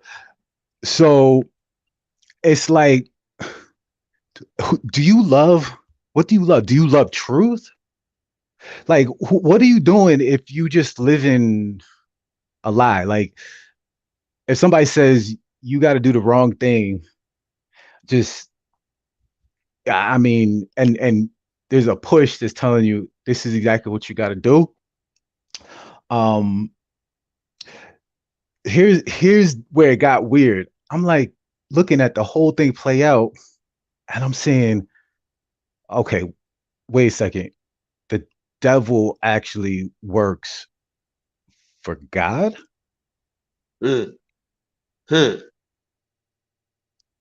Okay, you see what I'm saying? And that's where I'm looking at it from another angle, and I'm saying, yeah, these people are evil as fuck and all this kind of stuff. But at the same time, you have to make the choice to go in that direction. You have to make the choice. Now, there is a there is the Most High, and let me tell you, the Most High is the Most High is the Most High is the Most High is the Most High is the Most High. Like the Most High could tell the devil just get the fuck out of my face, and he's just gone. Yeah, it's like not, and you don't have to say anything. You just that like the greatness of the greatness, and all that kind of stuff is it's really nothing.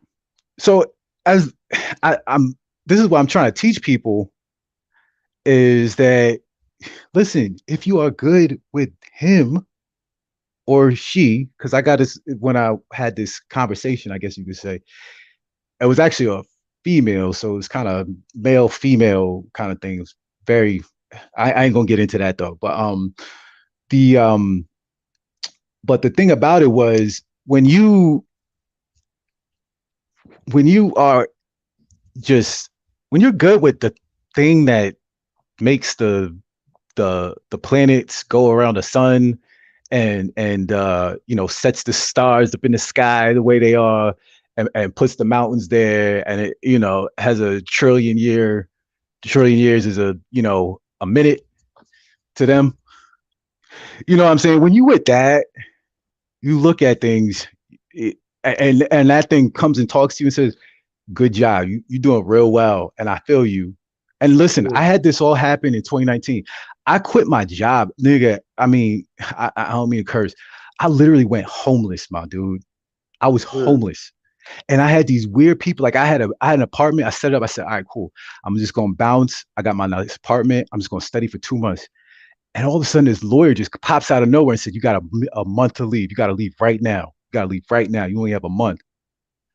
And I said, all right, fuck it. I got to do what I got to do. But I will just leave on this one note. The people of Shem, bro, the power, because the words, they said the power's in the words.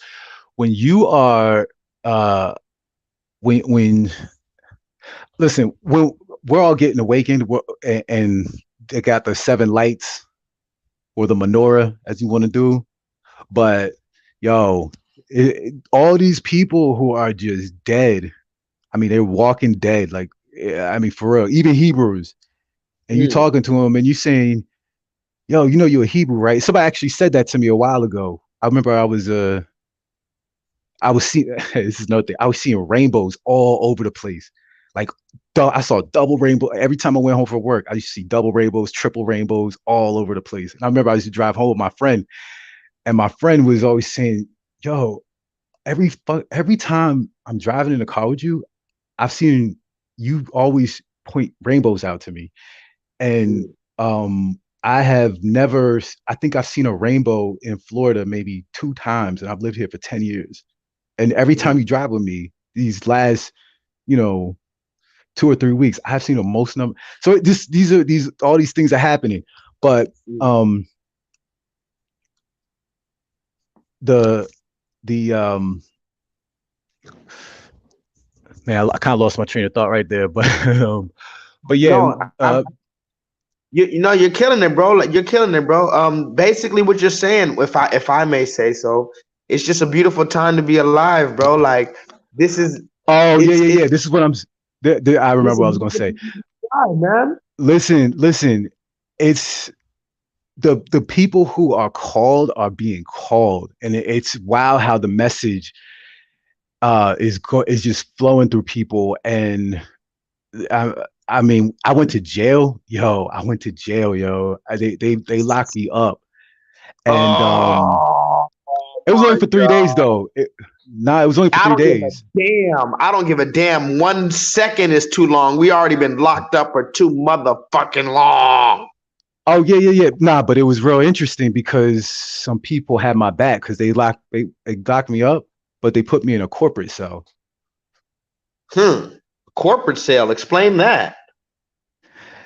That's where they send the Jewish people. The Jewish. The so-called Jewish. Let me explain something about. Also, you went to a blue-collar jail. Well, there were 2 sides. They got the nigga part, and they got the, the one that's a little bit. They got heat. Put it like that. They got heat, and Huh. It's So wait. When you say Jewish, let me explain. Are you talking about these people? A young Orthodox Jewish woman is now speaking out, claiming a local rabbi is infecting babies, making them sick. And what's worse, she says no one is doing anything to stop him. The assault lasted only minutes, but what he was effectively telling me while he held my genitals in his... The assault lasted only minutes. Hold on. My bad. Technical difficulties. A young Orthodox Jewish woman is now speaking out, claiming a local rabbi is infecting babies, making them sick. And what's worse, she says no one is doing anything to stop him. For centuries, when a Jewish baby boy is born, the ancient ritual of circumcision is performed. But in some ultra-Orthodox communities, religious leaders, known as moyals, also engage in something controversial during the bris. In a practice known as Metzitza B'Peh, or just MVP, the moyal actually uses his mouth to suck the blood from the infant's penis after he cuts off the foreskin.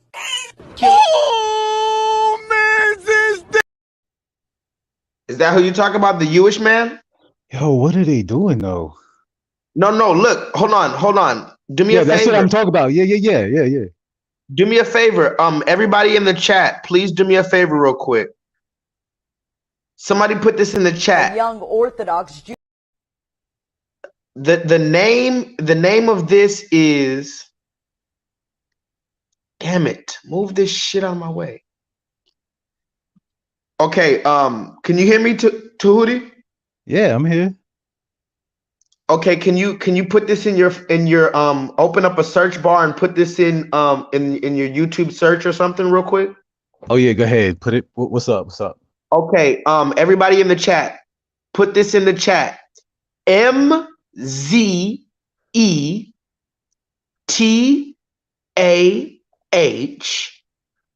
That's one word. The next word is BPEH. Can you repeat that for me, Tahuti? BPEH. Yeah, repeat the whole thing for us. I got MZET. I mean, I think this is right, but METZITZAH. No, okay, let's do it again. Let's do it one more time. Okay. Right. For everybody in the chat, please write this down. M as in man, Z, E as in everybody, T as in Thomas, A as in Adam, H as in Henry. You got that? Got it. Okay, next word. B as in boy, P as in pornography, fuck it. E as in everybody, H as in Henry. You got that one? Yeah. Okay. So if you wrote it down correctly, it would be something similar to Metzitza B'Peh. Yeah, I got it. Okay, that is the exact spelling of what you just witnessed. A young Orthodox Jewish woman is now speaking out, claiming a local rabbi is infecting babies, making them sick. And what's worse, she says no one is doing anything to stop him. For centuries, when a Jewish baby boy is born, the ancient ritual of circumcision is performed. But in some ultra-Orthodox communities, religious leaders, known as moyals, also engage in something controversial during the bris. In a practice known as Metzitza B'Peh, or just MVP, the moyal actually uses his mouth to suck the blood from the infant's penis after he cuts off the foreskin. Is this? You know what? You should listen to your wife, man. She's right. You are an asshole, man. You saw that, Tahuti? Yeah, I mean, I don't know really what to sorry. I'm sorry. What, I'm how to sorry. define anything. But I'm sorry, but hey, it's see, no. But hold on. I gotta show my face for this. Because listen, this is the difference. Hold on, I know my hair is looking crazy. This is the difference between a so-called you and a so-called you-ish. See, we need to have a real discussion. See, this is the reason why Kanye is important. This is the reason why Nick Cannon is important. This is the reason why Ice Cube is important. This is the reason why Kyrie Irving is important. Because the conversation needs to be what is a you versus what is you-ish. Because you have been going around, not you, of course, Tahuti, but you as in the you-ish man. I went to a Holocaust museum in the 5th grade. I'll never forget it. The 5th grade, Mrs. Chernoff's class, they literally took us in Los Angeles, California to a fucking, I had to go get a fucking permission slip. Somebody put that in the chat. You remember them permission slips? Going to everybody remembers the permission slips. I'm going to a field trip. Yes. So I got to go get a permission slip. Can I go, Mom, to the field trip? Yes, of course you can go to the field trip. So I went to a field trip to the fucking Holocaust Museum to go look at Anne Frank and the fucking Schindler's List and all these other motherfuckers talking some stupid shit.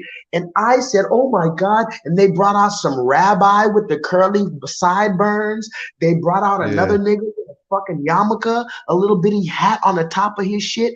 They brought another nigga with a big fucking black top hat in a suit. And I was supposed feel sorry for these goddamn Jewish people because of Anne Frank. They made me read about Anne Frank, how she hid in the basement and all this other shit and how she was starving, and they showed pictures of the Holocaust. The whole time I should have been fucking sympathizing and empathizing for my motherfucking people. My people we've been talking about our people. We're talking about Anne Frank and all this bullshit. So now that we're questioning them, who the fuck are you with all these museums and all this shit? Who even are you?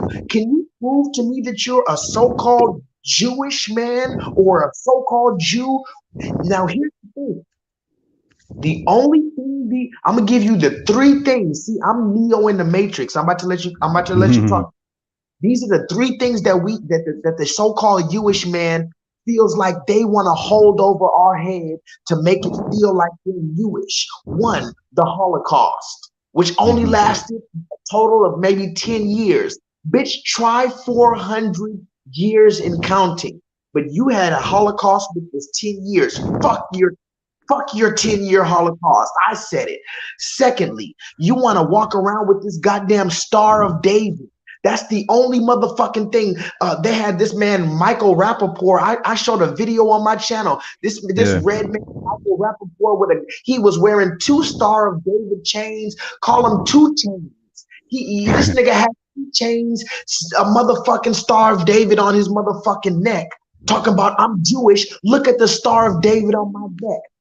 Strike 2. And here's the strike 3. Oh, my grandma's from Germany. Don't disrespect me because my grandma was in Germany and all this. They want to talk about their grandma in the fucking Holocaust. That's a whole nother bag. Again, it's the same one-trick pony, but these are the same people that will tell us to get over what we've been through. So this is why it's a beautiful thing to be alive, because now we get to speak off of the fucking. I'm not going for it no more. Talk to me, Tahuti. Hey, this is the time that we live in right now. It's just so perfect. I mean, they can't do anything. That's if you are in the know and if you knew what I knew, wow. And I know, but and I'm not saying that what they went through wasn't absolutely horrible, and it did happen, and that was really, really bad. However, what I will say is, to be a small percentage of the population of the planet Earth, they are building a lot of resentment towards them, and it's not from just black people. You know what I mean? It's not. We're not the only ones watching this whole thing pan out. Uh, Europe is Christian. In fact, I think what is it? 30% of the world is Christian. Although they do, I don't know how some of them still support the state of Israel. But I mean, we're gonna see. We're gonna see what happens. And going back to when I was in chains, I was locked up. I kind of got a really good view. It was almost as if the Most High. I can't tell you exactly how it happened because everybody's gonna be on that path, but really all I did was listen, and I was quiet. I was still, and I just listened to the air. Sometimes the air would tell me what to do. Sometimes a car moving by me would it would honk its horn in a certain way, and I say, okay, got to go there. And then I don't know, a girl would sneeze, and I guess this is kind of a teaching that I could give to some of us and all of us. And by the way, when I was in jail, I had zero, zero, zero. I had zero fear. In fact, once we can kind of connect, I will show you my mugshot, and you will laugh your ass off. But everybody at the jail was so surprised because I was just laughing the whole time. I said, "This is hilarious because you motherfuckers are a joke." And the reason why, and I was telling the cop this because they were on some bullshit. And I was telling the cop this. I said, it's really funny, you guys. This is really funny because you guys think that when you throw a rock up in the air, it's just gonna go up and up into perpetuity, just keep going up. And when you have the pendulum and you hit it in one direction, you guys think that it's just gonna keep going in that direction forever and ever. And they were like, shut up, you be quiet. It's just evil as fuck. But I'm like, oh shit. And all this time I'm in the car, I got the Most High talking to me in my head and saying, yo, just chill, I got you, just chill, I got you. I was like, all right. I was getting a little out of line because I was talking to him, just cutting the devils up and shit. But at the same time, she was like, nah, just chill, I got you. I'm like, all right, I'm cool. But the point is that 6 months later, George Floyd thing happened. Shit is chaos in the street. I had a conversation with my mom who I didn't really get along with. This is the first, man, I can't believe I'm having this conversation. This is wild. But I was trying to get my mom to understand because she thought I was just doing something wrong when I got locked up. She was saying, what did you do? I can't believe you did that. What did you do? I said, I did absolutely nothing. I didn't do anything. They just walked up and they just did that. And just pretty much grabbed me. They didn't talk to me. I said, I want to speak to a manager. They said, that's the manager right there. They didn't talk to me, nothing. They just grabbed me, threw me in a thing. And that was it. And so anyway, I was talking to my mom and said, yo, there's some real stuff going on around here. I mean, trying to get her on the level. I sound wild. I'm listening, bro. I'm listening. I mean, tell me if I'm going wild. No, bro. Listen, I'm gonna tell you like this. Hold on. Let me take that. Hold on. Let me. Because I don't want to go into a whole diatribe. I want to take over your whole show. No.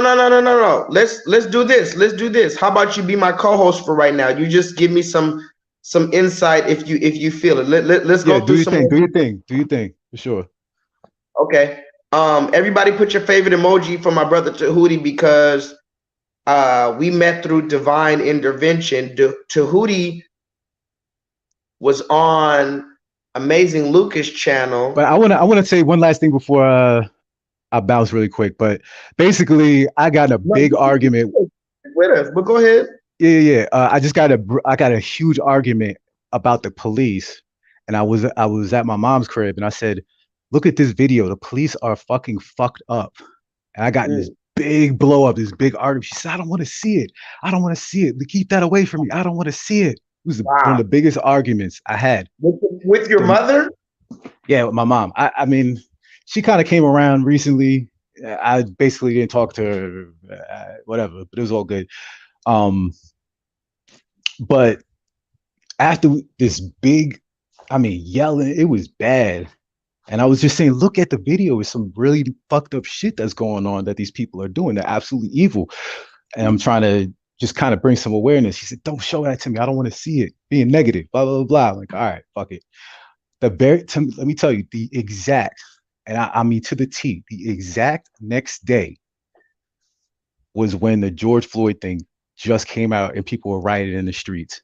Wow. I kid you, the exact, I woke up in the morning, I said, that's interesting. And I didn't show her that particular video, but, so no, that's why I'm chilling.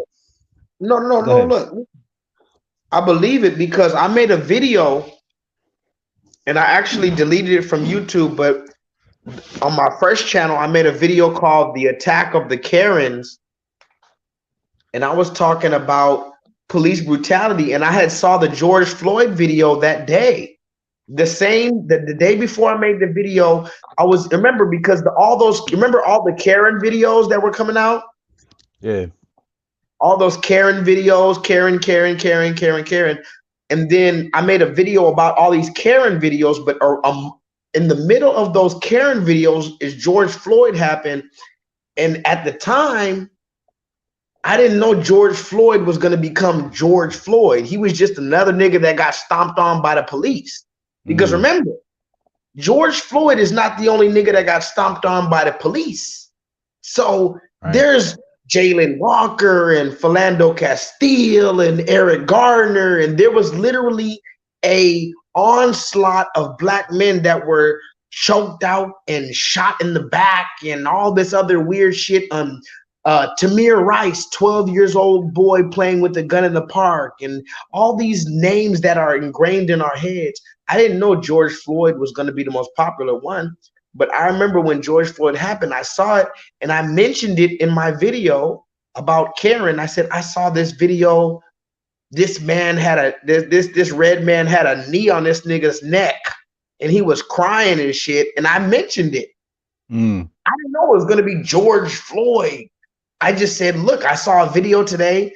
The fucking red man had a knee on this nigga's neck. I said, I don't even know this man's name because it's just another nigga. Because remember, like I said earlier in the chat, the black man is just a variable. To Hootie, here's the thing. You're just a variable, brother. A variable. And I love you. And guess what? Me too. I'm just a variable. Meaning you can put X, Y, Z, A, B, C. It doesn't matter. The black man, this is the reason why we got to get on point together. Because regardless of how we feel personally about our own ideologies, the other man, fuck the brother man, the other man sees us as one nigga. Remember, remember what Jay-Z said in that song, The Story of OJ? Rich nigga, poor nigga, broke nigga, poor nigga, light nigga, dark nigga, rich nigga, poor nigga, still nigga. Yep. At the end of the day, the other man sees us as a nigga. This is the reason why when in 2017, I put myself in blackface, I had a dream. I'm going to tell you the truth before I let you go, to Hootie, about this picture. I made a video called Blackface 2.0 in 2017.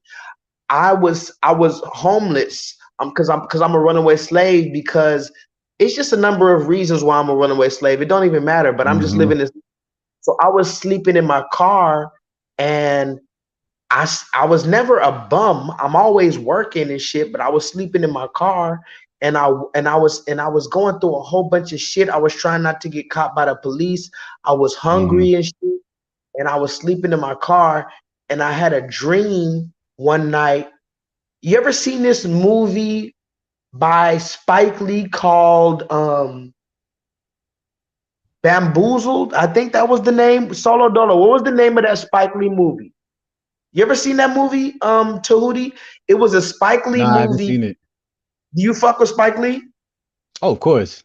Malcolm X. I mean, every black person fucks with Spike Lee. By the way, if you go to one of the first videos on this channel, Tahuti, when you get off this stream, go to one of the first videos on this channel. You'll see a video of Spike Lee promoting the injection. He was giving away free Uber rides. If you're getting an injection, you can get a free Uber ride, and that was Spike Lee walking through the Harlem neighborhood, telling all the black people in Harlem to go get an injection with Uber, and they can get a free Uber to the injection site. But anyway, Spike Lee made a movie called Bamboozled, and it was about a black man who had basically, you got to watch the movie. It's fucking beautiful. It was like a black man who got paid from a white man. Like, he got a TV endorsement deal to paint his face black. And this was revolutionary because usually it was the white man that paint their face black to mock us in blackface. But this was a black man. It was this black man with dreadlocks. And funny enough, the main character had dreadlocks. It was called Spike Lee Sold Out. Go watch it, Tahuti. And it was, yeah, I'll definitely check it out. Yeah, I saw it when I was really young. I had no idea what was going on. I just saw it one day. I was watching HBO. You remember we used to watch pornos and we used to just sneak and watch all these grown-up channels. I was watching HBO and I saw this movie, and it was a black man. He put black face on, and he had a sidekick, and they both put black face on, and they got really famous, and the America loved it. They were just tap dancing. And it was just a crazy. So I had a dream about that movie one night when I was homeless, sleeping in my car. I had a dream about that movie. And when I woke up, I had an inspiration. I said, you know what? I'm going to do that in real life. And I went out and I bought black, and I went to Walmart. I got some fire red lipstick. I went to fucking Party City and got black makeup. And I got a red bow tie. I went to Michael's and got markers in a t-shirt, and I wrote nigger on my shirt. Right. I got some big white gloves, and I did the minstrel dance. You know what the minstrel dance is.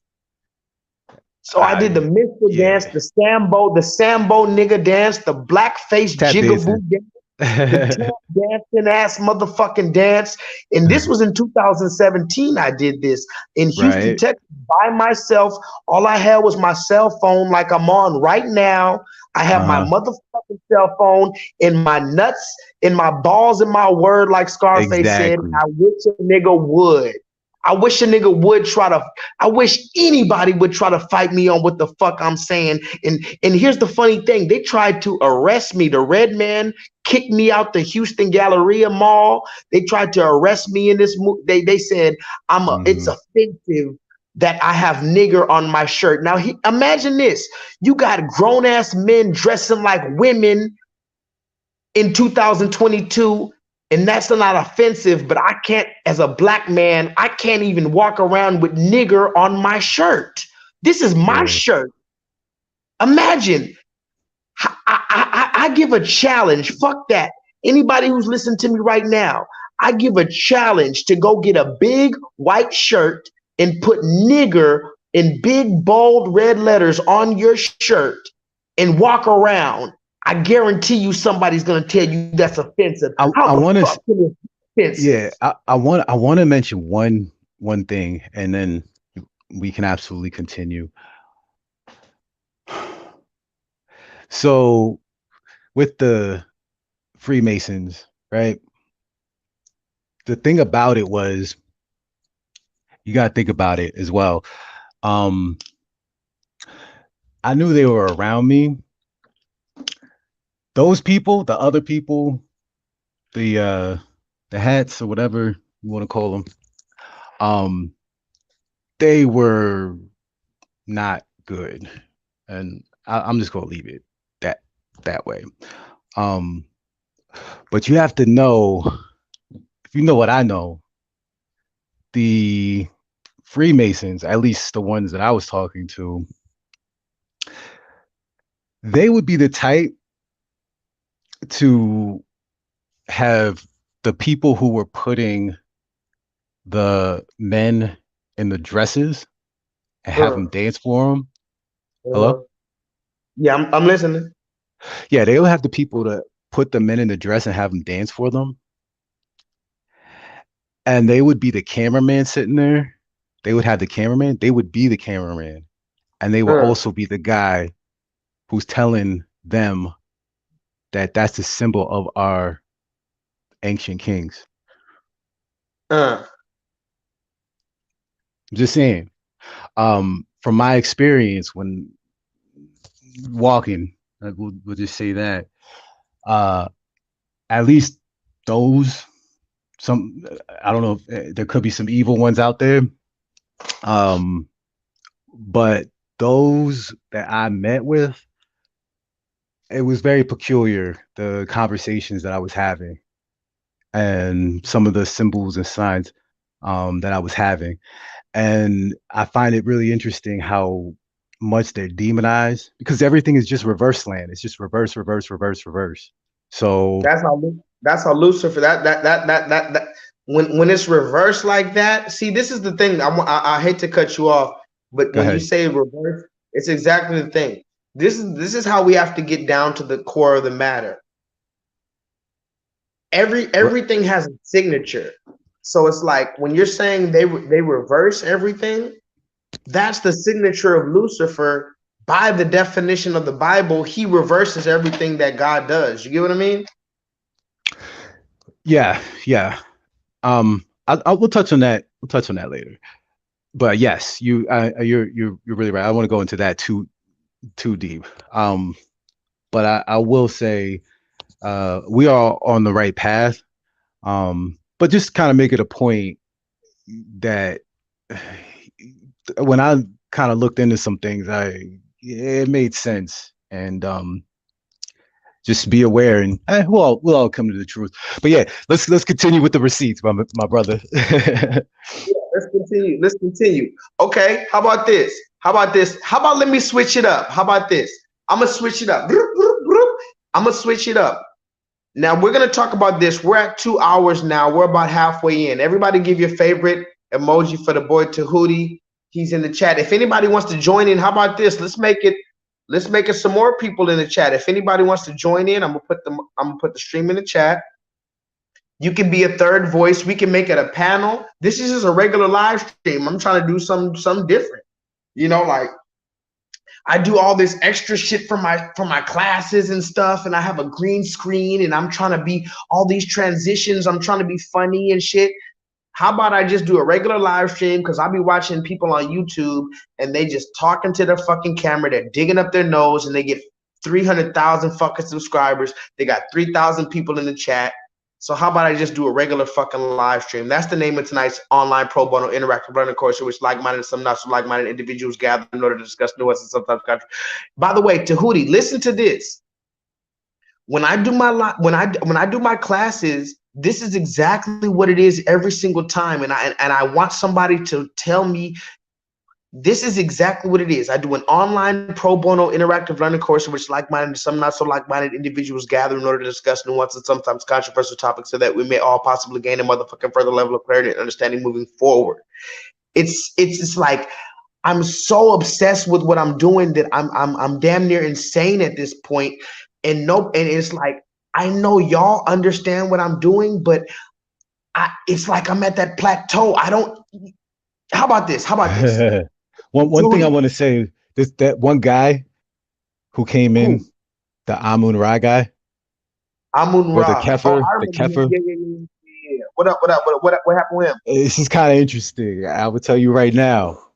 But I was on another channel, and I was speaking. This African Nigerian girl, I forget her name. I haven't watched her. She just didn't know what was going on. I just kind of just left or whatever. But anyway, yeah, I remember I called into her show, and it's the same guy who called in right after me. It's the exact same guy. Wow. I remember. And then I called into your show, and it's the same guy. And yeah, my name is comedic and all that kind of stuff. But yeah, I thought that was very interesting. It's very interesting. It's I find that it's a very small. The people on YouTube are very. It's actually a very. It's its own network. The people on the grassroots YouTube. It's a real small network, and some of them I'm just trying to figure out how he followed me from that show, because he might be listening right now for all I know. But oh yeah, a lot of people listen to my channel that never comment. And I have federal agents. I'm telling you right now, I have at least one federal agent every single live stream. Shout out to the agents. Shout out. Everybody your favorite for the one fucking federal agent who's listening to every single live stream. It's all love. How about this? It's all love, federal agent. And I know you're getting paid to listen to me. That must be a good job. Hell yeah. Get that money. Get that money. Paid to listen to J-LEETHAL every single Monday night at 9 p.m. Shout out to you. Hey, federal agent. How about this? How about you tell me? Just make sure you put a like. Yeah, make sure you leave a like. Federal agent, if you really want to learn all the secrets, and if you want to learn about my federal Black Hebrew Israelite extremism, go on to patreon.com/JLeethal and you can donate $3 a motherfucking month if you want to learn about my the real secret. Yeah, I'll give you the real secrets about my anti-Semitism and about my Black Hebrew Israelite extremism. Listen to this. Listen to this, guys. That's the strongest type of woman you will ever find on this planet. Is a single mother. That's the strongest type of woman you will ever find on this planet. Is a single mother. That's the strongest type of woman you will ever find on this planet. Is a single mother. That's the strongest woman you will ever find on this planet. Are you kidding me? Well, you understand that our women are not to be strong. They're supposed to be nurturing and soft. Well, guess what? We got no choice. We have to be strong. Were you forced to be a single mom? No, absolutely not. No, I wasn't. I chose to be a single mother. So you did have a choice. I chose to be a single Okay, mother. so when you say I had no choice, you actually did have a choice because you chose that life, right? Okay, so I will be married, have my family, but be unhappy as. Okay, you picked that man. You chose him. You chose. Yeah. You can't make this shit up, people.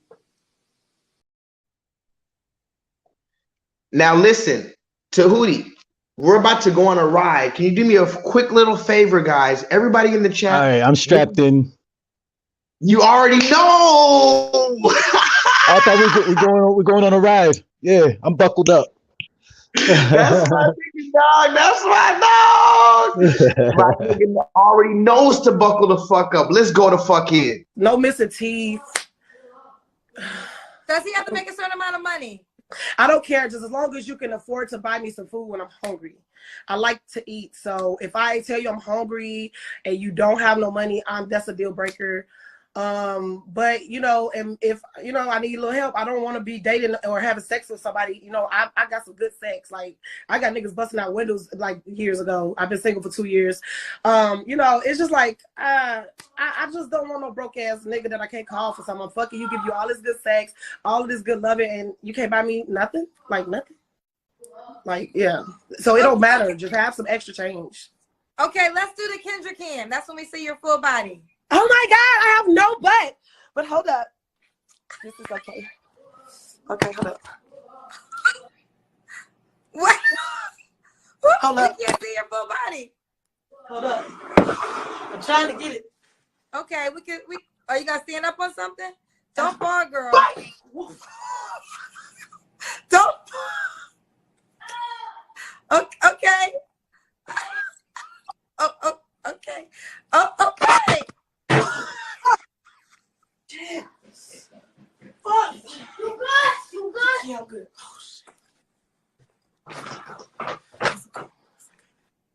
It's my son. Say hey, sis here. Hey, you on Facebook? Yeah. Sorry. That's another thing. I'm a little clumsy. That shit fucking hate me. Are you okay? Yeah, I'm a team player, man. For real, any guy out there, I will fight niggas too. So if you beefing with anybody, you gotta ride or die. I love men. I love them. I'm just tired of being single. I never been a hoe. I never sold my pussy. Never had no problems with STDs. Nobody functions like odors. I give good head. I deep throat. Got 3000. So, yeah. Okay. So, all right. So let's yeah. Ivy, when was your last relationship? It was 2 years ago, actually. Okay, you don't gotta answer this question, but I'm gonna ask. When's the last time you was intimate with someone? About 2 months ago. 2 months ago. Okay. Ivy, why do you think you're single? Well, every relationship I've been in, I could count on one hand. I've been in 5 relationships because it's always been like years. I'm a lover. I love to cook. Love taking care of my man. So, only thing is, one of the guys I broke up with because he was abusive. That was my baby father. The other guy cheated. And I broke up with him. We was together for like 5-6 years. He just could not stop fucking cheating. I don't understand it. Nigga, I suck your dick from the fucking back. Okay, anyway, so the third guy, he did crack. And I Are these true stories? You're being honest? I swear to God, I swear to God, like right hand up to God, I'm not fucking lying. I mean, not trying to curse. Yeah. Okay. And the third guy, he was on crack. Like seriously, like he is real bad in Illinois. And I ended up finding out he was doing crack after being with him for 6 years. And I used to wonder why my $20 was missing and stuff like that. And seriously, like he was stealing my money to go buy crack. And I swear to God, I'm not joking. And the fourth guy, he was a cheater and he put his hands on me for the first time. And Yeah. You can't make this shit up, people. You cannot make this shit up.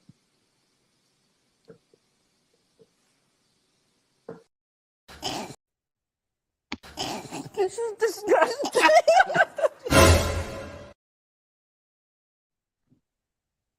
Listen, she said, now hold on.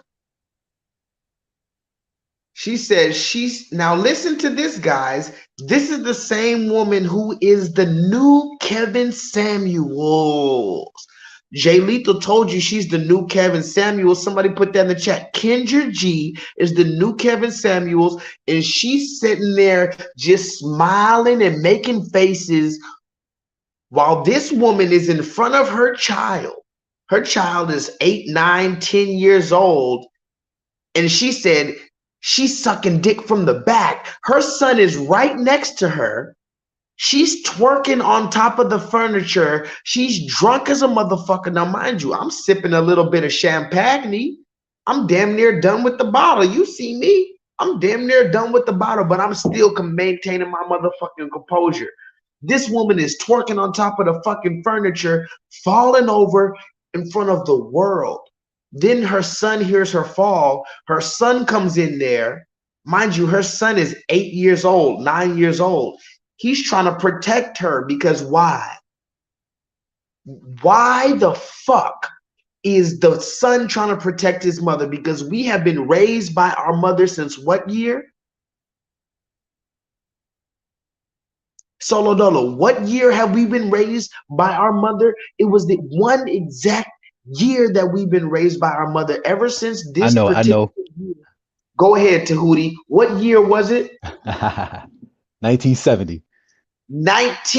Hold on, Tahuti. This is why I'm doing these online pro bono interactive learning courses in which like-minded and some not so like-minded individuals gather in order to discuss nuanced and sometimes controversial topics so that we all possibly gain a motherfucking further level of clarity and understanding moving forward. This is exactly why I'm doing this, because I need you guys to understand it. And if something happens to me, the information is still there.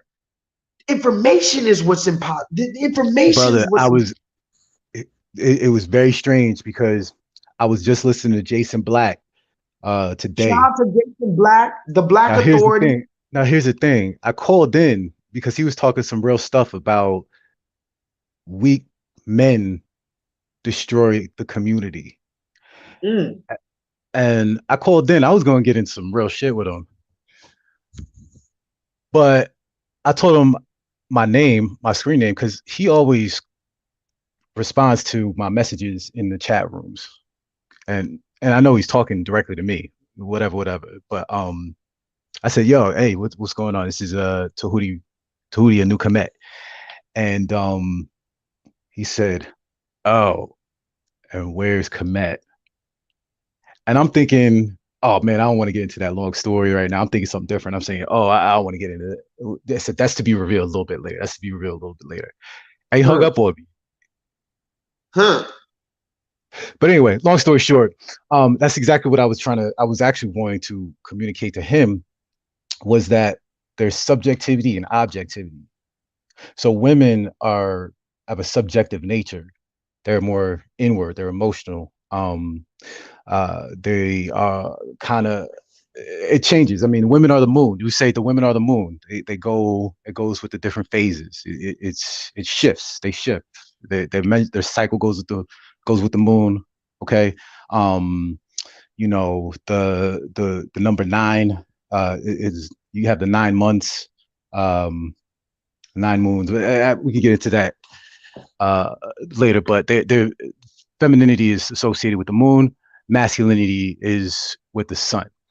But here's the thing. People think that masculinity is all fighting with each other, war, and da da da da da. What they don't know is that the pinnacle of masculinity is actually brotherhood and fraternity. Because Wow. if you Wait. Slow that down. Slow it down. Hold on. Tahuti, do you hear the sound? Do you hear the words that are coming out of my mouth, man? yeah. I need you to slow it down, because you just hit on something real quick. You hit on something. Hold on. What did you just say? Say it one more time. I said the pinnacle of masculinity. Wait. You got to start it from the beginning, because you said people think that what? Oh, this is what we were talking about with the whole reversal, the reversal of morals. Okay. And people falsely believe that masculinity is about war, fighting, conflict. Okay. Where there's an element of it in there. But the pinnacle, the top of the top of the top is not Mars, who would be considered the ram. You know, you got the old astrology thing. It's the benevolent lion, the king. Okay. Very, very warm. Lions just want to chill. What I'm saying is that the very powerful, but when you have, put it this way, when you got a stone, this is exactly what I was trying to tell Jason, but whatever, I left and I said sub. But when you have a stone and you're trying to build something, right? You got these rough stones, and all of us right now, we're just these stones that you go out in the forest and you just see a stone sitting there. That's what we are at this point. And you looking at those stones, you have certain stones that have been formed. They have been sculpted into blocks, perfect right 90-degree angle blocks. Feel me? So what happens is you got one stone who has a 90-degree, he's a perfect stone, and he's around all these other stones. In Hebrew, they call it Eben. But anyway, you have one stone that's around all these other stones. The issue right now is that one stone is just standing by itself and exploiting and keeping those other stones as rough stones. Now, the pinnacle, this is the top level of men. This is Christ. Feel me? What he does is he gathers all, you see all the disciples, they got all the halos around their heads. Okay. what he's doing is he's passing on the Christ to them. Okay, so what he's doing, he's going and he's teaching. So guess what?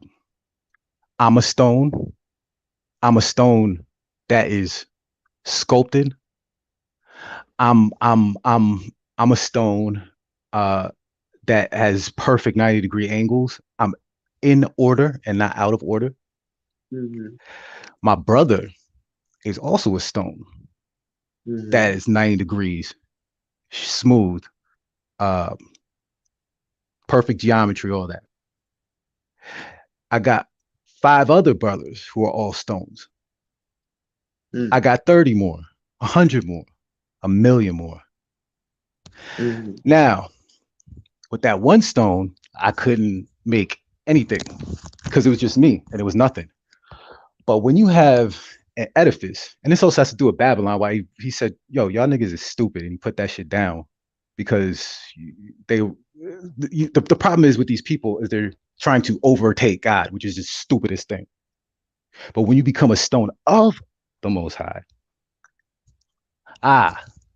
now then that he's going to make the capstone, the head cornerstone. Okay. But you know, that was kind of what I was saying, is that I'm in my daily life meeting people, we kind of get this place of, oh, I want to keep it a secret and I don't want to tell them what the truth is. And a lot of this stuff has been secret. Now, maybe it should have been secret. I don't know, whatever. Maybe we're just the truth. We're the tribe of Judah and you know, and Shem and all that. And it's just all supposed to happen because it's just, that's all prophesied. But us going to each other and building our knowledge up in a moral way, because once you get a whiff of it, then you already can, you can pretty much, once you get on the path, then you can keep walking. You can walk and say, okay, I got it from here. I can walk now. I'm awake. I'm woke. Right, I might not be where you at, but I see what's going on. I'm on my journey. Right. I got the signal. I got the signal. I got the scent. I'm gonna get on now. Just follow that. We good. Okay, cool. But all of us, as whatever you call yourself, Christian, I got some wild stuff with Islam, but I'm not gonna get into that. But my point is that when us as the value system of men, if each one teach one, if we lock arms as brothers, all of us, and during my awakening, I had this epiphany, this upliftment. We can build to uplift each other, and we can build something. I mean, heaven is a real thing. I mean, I had visions of what it would look like. But if there's all this conflict and all this kind of stuff, which it can't exist with the conflict. You know, no. I'm sorry to cut you off. What you're saying right now goes into one of my videos. I'm gonna show you this. Go ahead, do your thing. Go ahead. Because what you're saying right now is important. He's talking about, by the way, everybody in the chat, please go press the thumbs up button because YouTube hates me. And please put your favorite emoji for our brother Tahuti in the chat. Who's this Drea lady? Oh, Drea, yeah, she's been rocking with us for a while. What's going on? I'm not reading the chat. Is there something going on in the chat? Oh, I mean, she's saying that Jesus is not God. I'm not saying that Jesus is. It's hard to explain. Yeah, well, yeah, no, I don't think anybody in here is saying that Jesus is God. I don't remember anybody saying that in the chat. Yeah, nobody, none of us in the chat. I don't think so. I mean, I don't want to get into a huge debate, but you know. Oh no, I mean, she can come up, Drea. You come up if you want to talk. Absolutely. Yeah. That's perfectly fine. But I want to say this real quick because you were hitting a real point, and I want to move forward with this. Let's talk about this real quick because I don't want to miss this point. Let's talk about this. Yo, you know what I noticed reading the Bible, like actually reading it for myself, is that it was intently written for men. And there was a couple scriptures that really stood out, but when those scriptures opened my eyes, I really started looking at the Bible from that lens. So the first is Exodus 20 verse 17. Basically, this is when God is announcing the 10 Commandments. The very last commandment, God says, you shall not covet your neighbor's house, don't covet your neighbor's wife, don't covet his male or female servant, his ox, his donkey, or anything that belongs to your neighbor. Why did he specifically only say don't covet your neighbor's wife? Why didn't he say don't covet your neighbor's wife or don't covet your neighbor's husband? Because he wasn't talking to women. He's putting that responsibility on men. But this next scripture really got me, because it kind of took me against everything I had already understood about sin. I'm talking about Romans 5 verse 12. It says, therefore, just as through one man sin entered the world. Like what? Like just as through one man. Like, but Eve ate the apple first, right? Technically, Eve did eat the apple first. But according to this scripture, it wasn't considered sin until Adam ate the apple. But this helped me understand some more things, and it's beginning to make sense of others. It makes sense why now we're living in a society where the women dominate the narrative. The women dictate what's socially acceptable, because this is not how God wanted it. This is out of order. And if you somehow think this gives you a pass to be disrespectful to women, like, just keep scrolling, yo.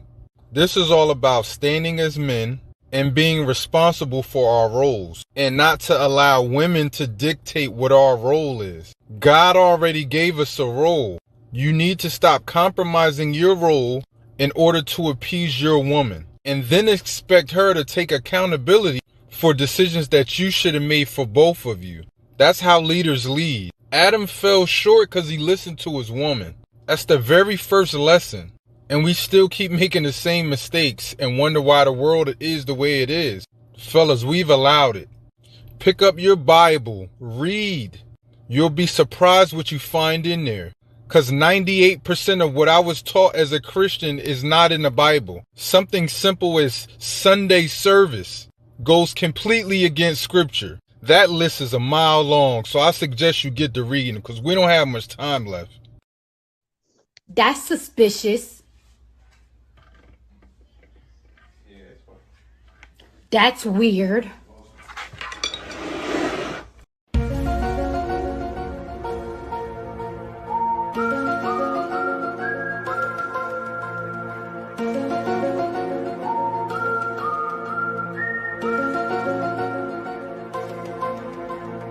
Easy to jewel them niggas, man. Fuck them niggas, man.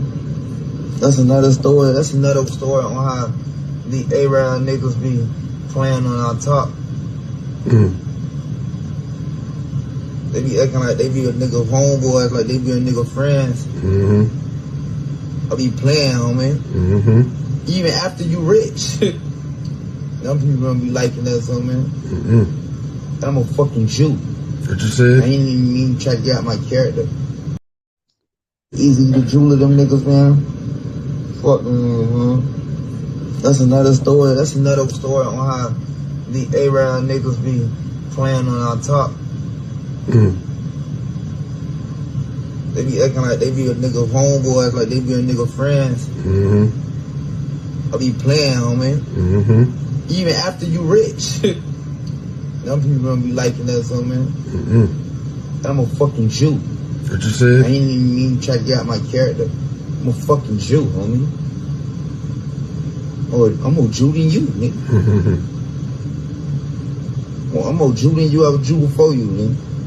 You Jewish. You converted. It's already a Jew. Anyways.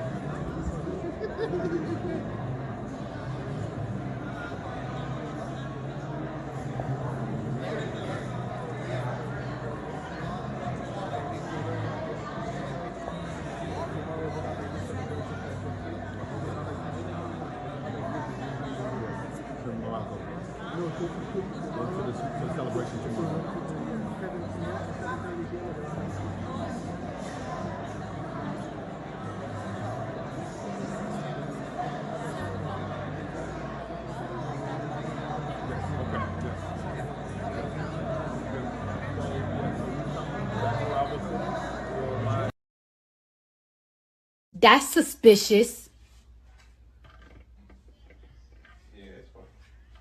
That's weird. About we haven't heard much from players around the league.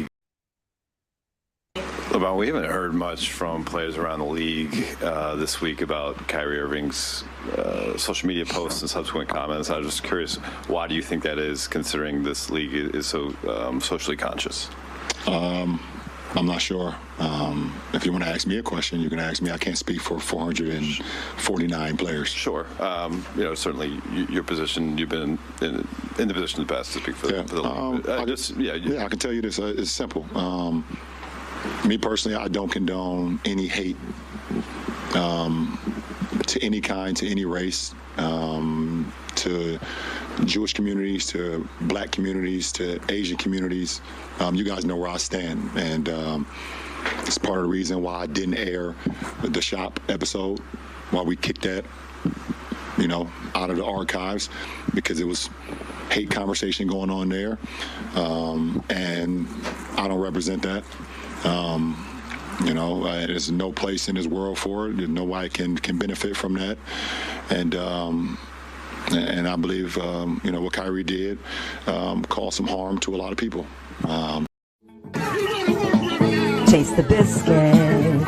Taste the goodness of the biscuit. Taste the butter spread. Taste the biscuit. Taste the goodness of the biscuit. Taste the butter spread.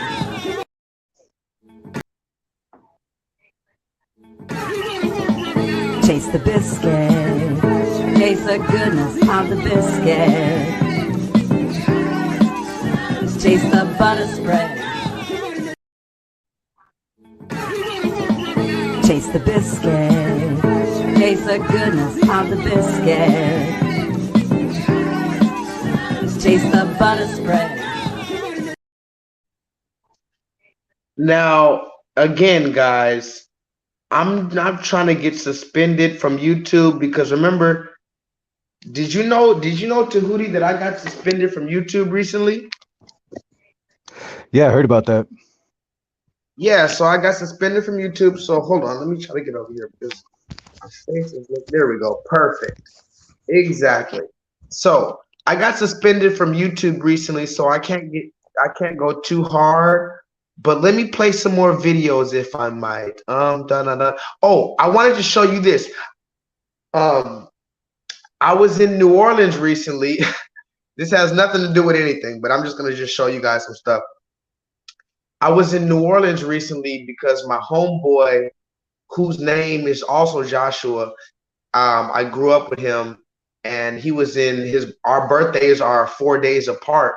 And he came to New Orleans for his birthday. I'm over here in Houston, so I took a Greyhound all the way to fucking New Orleans. It's a whole story. I might upload some videos later. I took a couple videos, but I took a Greyhound from Houston to New Orleans for my homeboy's birthday. It was both of our birthdays, really. And Halloween was also on the 31st, so it was pretty cool. So I don't celebrate Halloween at all. I don't celebrate any holidays, but it was cool. They had some chicks out there. The women were beautiful. You know, I'm looking at a lot of stuff different right now. Oh yeah, the women were fine, but they're so damn lost. Our women are so damn lost. I'm gonna talk about it. But one of the good things, there's a lot of them on point too. There's a lot on point too. A lot of them are on point. Give a shout out to our women who are on point. Matter of fact, thank you to Hootie for saying that. I talk a lot of shit about our women, and I'm gonna say a few things about our women before I get out of here. But I do talk a lot of shit about our women. But give a shout out to all our women who are on point and beautiful, smelling like shea butter. They work 9 to 5, and then 5 to 9, and then do it over again. I love our beautiful black women. I mean, they do it just, it's the same thing with the men. I see it as they pedestalize the debauchery. Say that. Pedestalizing, it's pedestalizing and legitimizing. Thank you. Legitimizing the debauchery. Matter of fact, since you said that, thank you, Tahuti. Can somebody put that in the motherfucking chat? Tahuti just reminded me of something. The legitimization God of the debauchery. What's up with it, y'all? I'm Azima. I am an entrepreneur. I customize these pics that I got on. I don't do all the fake shit. So I'm a real ass if I bitch. don't try you, how you gonna give it up? I'm gonna slap the fuck out that bitch. Let me see squirrel. Squirrel. Let me see squirrel. Oh, I didn't know they was ready for the fight. What do you want me to do? Oh, I didn't know they was gonna fight. Oh. All right. Give a red a ticket. I didn't know they was. Red, come get your ticket. And the white, and the white, and the white. Red and white. Come on, get your ticket. It's all right. Y'all hug it out. Hug it out. Hug it out. Y'all some real bitches. Hug it out. Y'all some real bitches. Hug it out. Hug it out. Hug it out. Here you go. Oh, we good. Next group.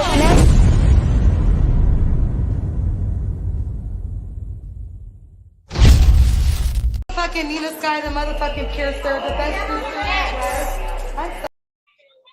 Fucking Nina Sky, the motherfucking piercer, the best piercer. I'm sorry. Let me get to the X. I love those shoes. Nina Sky, the piercer, the best in the West. Period.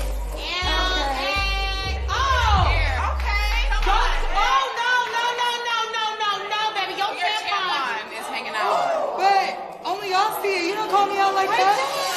Only y'all see it. Only y'all see it though. But you don't have no panties on. How am I gonna wear panties with this rolling? How you gonna wear panties on your period? Okay, but listen. What is going on here? This is not normal. This is not how things are supposed to function. Now, somebody put that in the chat. The Zeus Network. Isn't it funny it's called the Zeus Network? Isn't Zeus one of them red men gods, lowercase g? The Zeus Network. This is where they have fuck 1,000, fuck 10,000. They got 100,000 black women. Now listen to me, Tahuti. Are you strapped in, my nigga? Because now it's time to move forward, sir. Are you ready?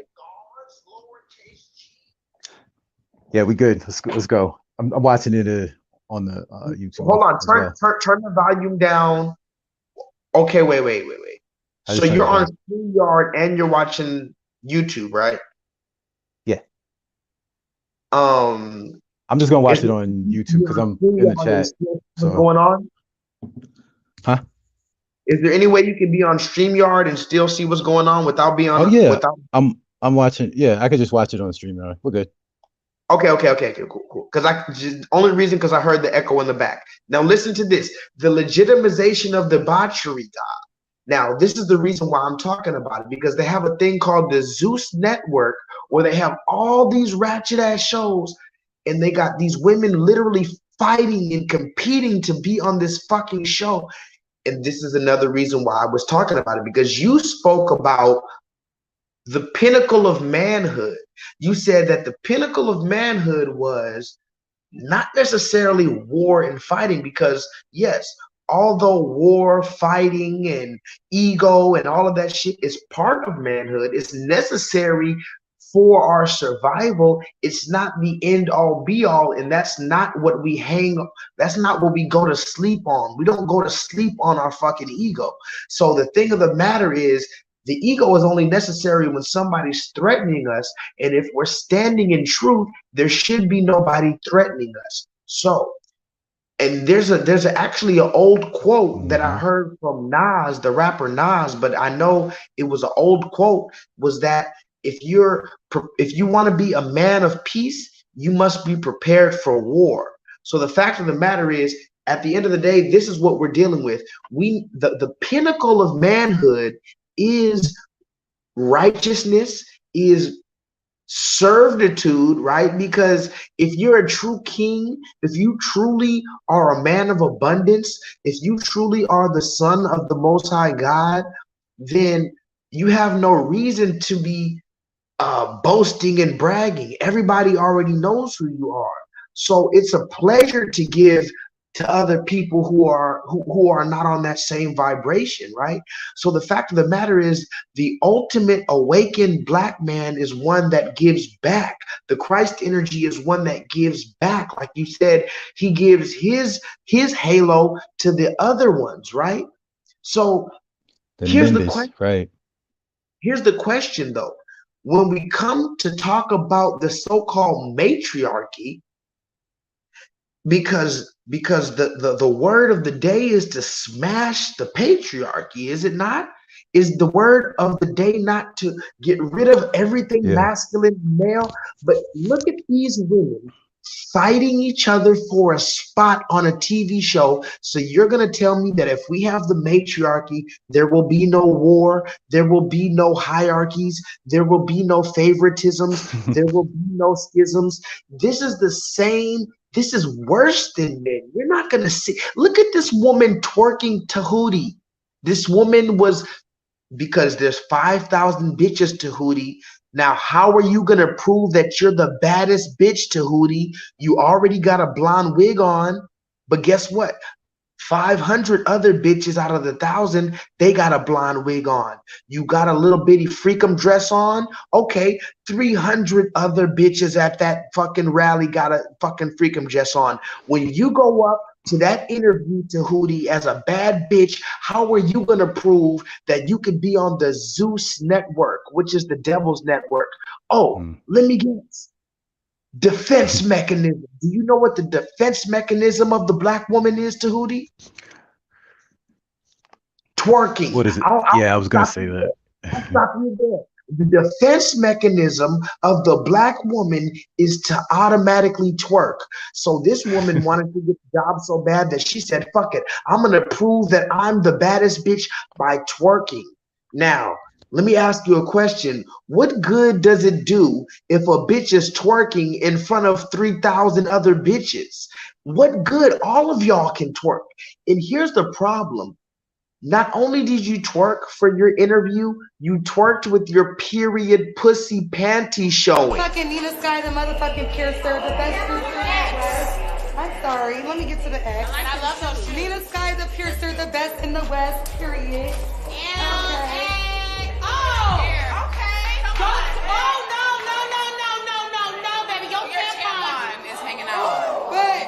Y'all see it. You don't call me out like that.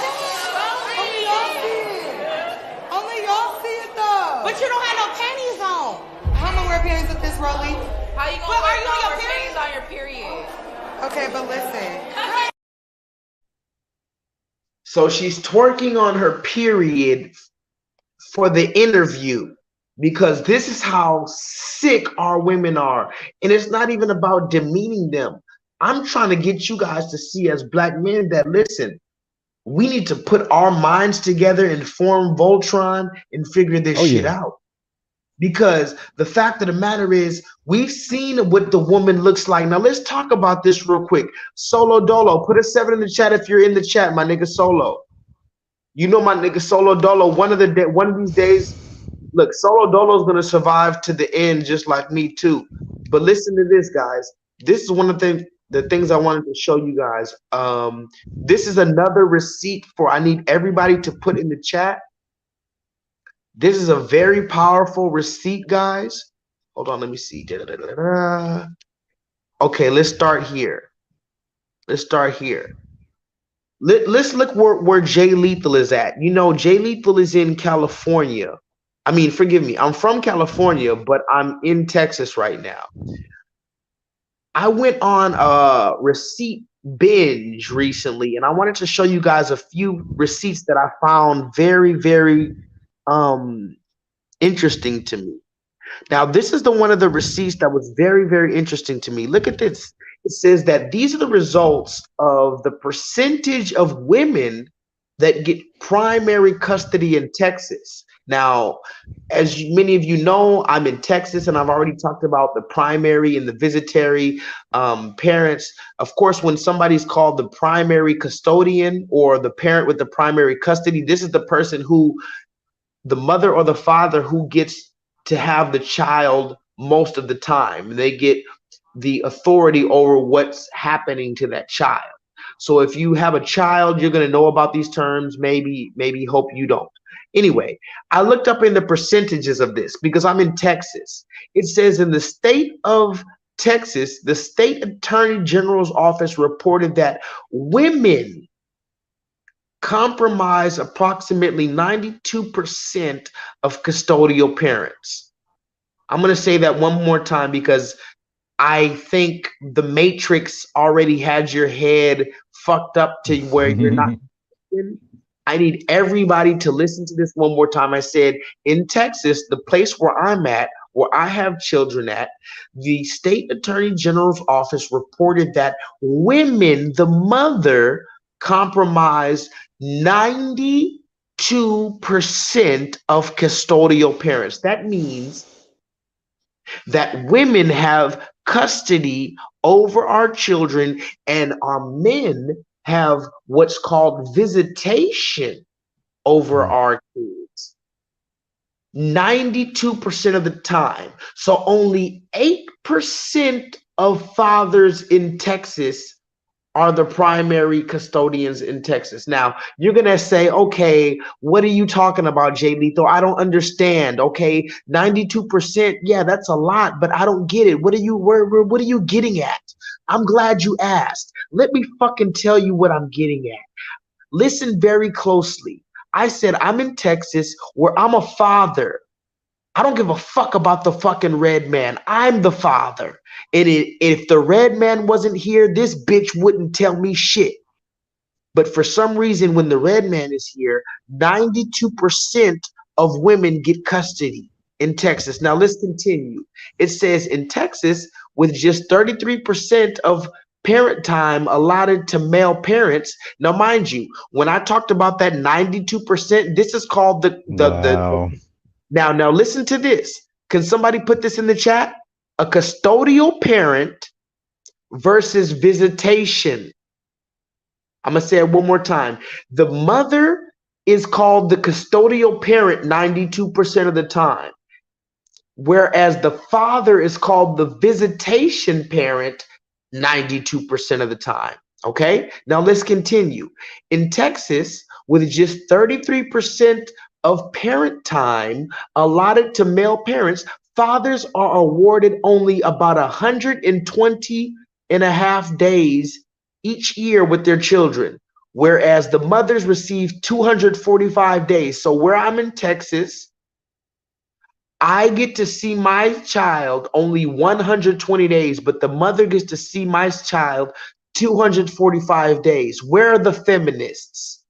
Where are the feminists to tell me about equality when my child is only with me 120 days and with the mother 245 days? But because we've been raised by our mothers since 1970s, we don't even care. We don't even think, even though you're going to see these numbers in front of your motherfucking face, it's still not going to click to you. 120 days in Texas for the fucking father. In 245 days for this dick sucking bitch who we know that these women are just out here just running amok. Now let's look even further. In Utah, with only around 26% of custody time awarded to parents of the male gender, dads get in. Now listen to Utah. In Utah, they only have 95 days out of the year, and the mother gets 270 days. In Tennessee, the mothers get 285 days a year, and the father only has 80 days. So out of the whole year, the father only has 80 days to try to instill values into this child, to put the fear of God into this child, to give them the confidence to move forward, to give the information of if they're a black father, you got to give your black child the information about being black in America, a child of Israel in America. So in Tennessee, you have 80 days to give your child everything that they need to know. You have 80 days out the year.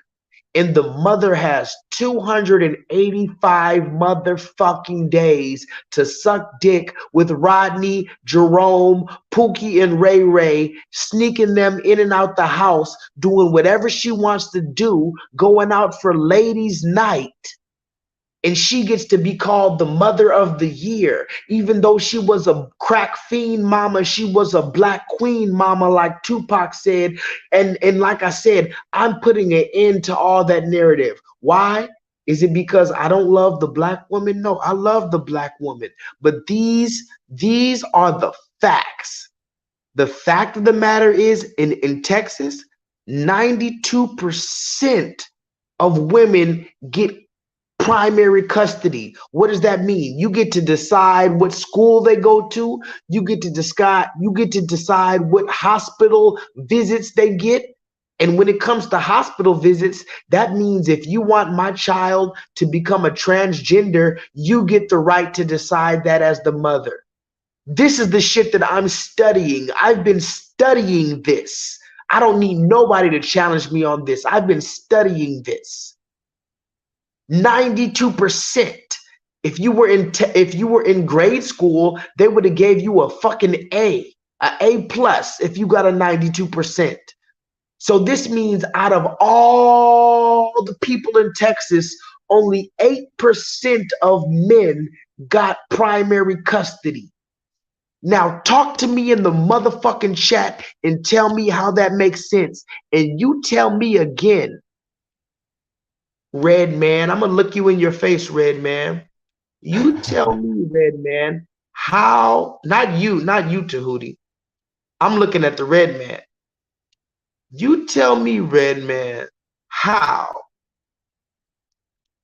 you think I'm supposed to believe your shit? That in my opening, and I will say it again, you know that white supremacy and white nationalism is ranks nowhere near the top of the issues that are facing Black America. You know that white supremacy and white nationalism is ranks nowhere near the top of the issues that are facing Black America. Number one, father absence. Number two, the education system and the illiteracy rate. Illegal immigration ranks high, abortion ranks high, white supremacy and white nationalism, if I had to make a list again of 100 things, would not be on it. I said that in my opening, and I will say it again, you know that white supremacy and white nationalism is ranks nowhere near the top of the issues that are facing Black America. White supremacy and white nationalism, if I had to make a list again of 100 things, would not be on it. The things that I said today that are actually harming Black America. White supremacy and white nationalism, if I had to make a list again of 100 things, would not be on it. Now remember, the fact of the matter is, Candace Owens is just another motherfucking variable in the matrix as well. Because remember, Candace Owens said she can make a lit. Now listen closely to what the black woman said right here. Listen. I said that in my opening, and I will say it again. You know that white supremacy and white nationalism is ranks nowhere near the top of the issues that are facing Black America. She said if she could make a list of 1,000 things, if this woman can make a list of 1,000 things that were affecting Black America, white supremacy and the systematic enforcement of the ideologies of white supremacy would not be on the list. In other words, if she had a pen and paper and she wrote down 1, 2, 3, 4, 5, 6, 7, 8, 9, 10, 11, 12, 13, 14, 1,000 different reasons why Black America is not succeeding, the systematic enforcement of the ideologies of white supremacy would not be on her list. But listen closely to what she said. I need you to listen. It's not about Candace Owens. Fuck Candace Owens, fuck White Lives Matter and all that other shit. Listen to what she said. She said the number one reason that she would write that's wrong with Black America is fatherless homes. Isn't that funny? So the systematic enforcement of ideologies of white supremacy is not on your list that was affecting Black America, but fatherless homes is. Why is this the serpent's tongue? Because she's putting the onus and the blame on the Black man. Again, the false narrative of the runaway fucking deadbeat Black father, when in actuality, 8 out of 10 times, according to statistics, 8 out of 10 divorces are filed by women. So if you translate that into the relationships, 8 out of 10 women are leaving the household. This is evident when you actually ask the question, who left the household? Did the man actually get up and just leave after you had the baby? This is the story that you've been telling us since 1970, and it's a goddamn damn lie. But here's the funny part about it. This same woman is telling us that white supremacy is not the problem, but black fatherless homes is the father. But listen, she wants us to believe that fathers have ran away from the house, but white supremacy has nothing to do with it. But when we look into the statistics, particularly in Texas, the mother gets custody 92% of the time, and 80% of the time she files for divorce. In my opening, and I will say it again, you know that white supremacy and white nationalism is ranks nowhere near the top of the issues that are facing black America. You know that white supremacy and white nationalism is ranks nowhere near the top of the issues that are facing black America. Number one, father absence. Number two, the education system and the illiteracy rate. Number one, somebody put that in the chat. Number one, father absence. So the number one thing, according to Candace Owens, that is affecting black America is father absence. But it has nothing to do with the systematic enforcement of the ideologies of white supremacy. What is that saying? That's saying that the father's absence in the black community is because of the black father. It's not because the stop and frisk. It's not because the crack epidemic. It's not because Section 8. It's not because any of this other shit. It's not because Gloria Steinem and the rise of staunch feminism. It's not because any of this other shit. It's not because the Tuskegee experiment. It's because black men are running away from their children. She sat in white fucking Congress and said that. Go ahead. Yeah, and here's the funny thing. Right now, Candace Owens is getting chewed out by who? Zaddy. Yeah. Now, can somebody put that in the chat? What a beautiful time to be alive. Candace Owens is in a funny spot. Now, mind you, maybe Kanye West plotted this shit because he joined buddy with Candace Owens, and now she's in trouble with her masters. Because remember, Candace Owens has her own show. But when you look into who owns her show, it's Ben Shapiro and all these other motherfucking so-called Jewish men who are offended by what Kanye West has to say. So Candace Owens is in a funny predicament. Who does she have to run to? Somebody put that in the chat. Who can I run to? Ooh, and that special thing. Who can I run to when I need love? Now listen to this. Here's the funny part about Candace Owens. She's talking about all this. Now listen to Candace Owens. She said, white supremacy has nothing to do with the black fatherless households, even though we know the white man and the red man is the one that set up this family court system who gives 92% of the custody to parents in Texas. But look at Candace Owens. Here's the funny thing I was watching about Candace Owens.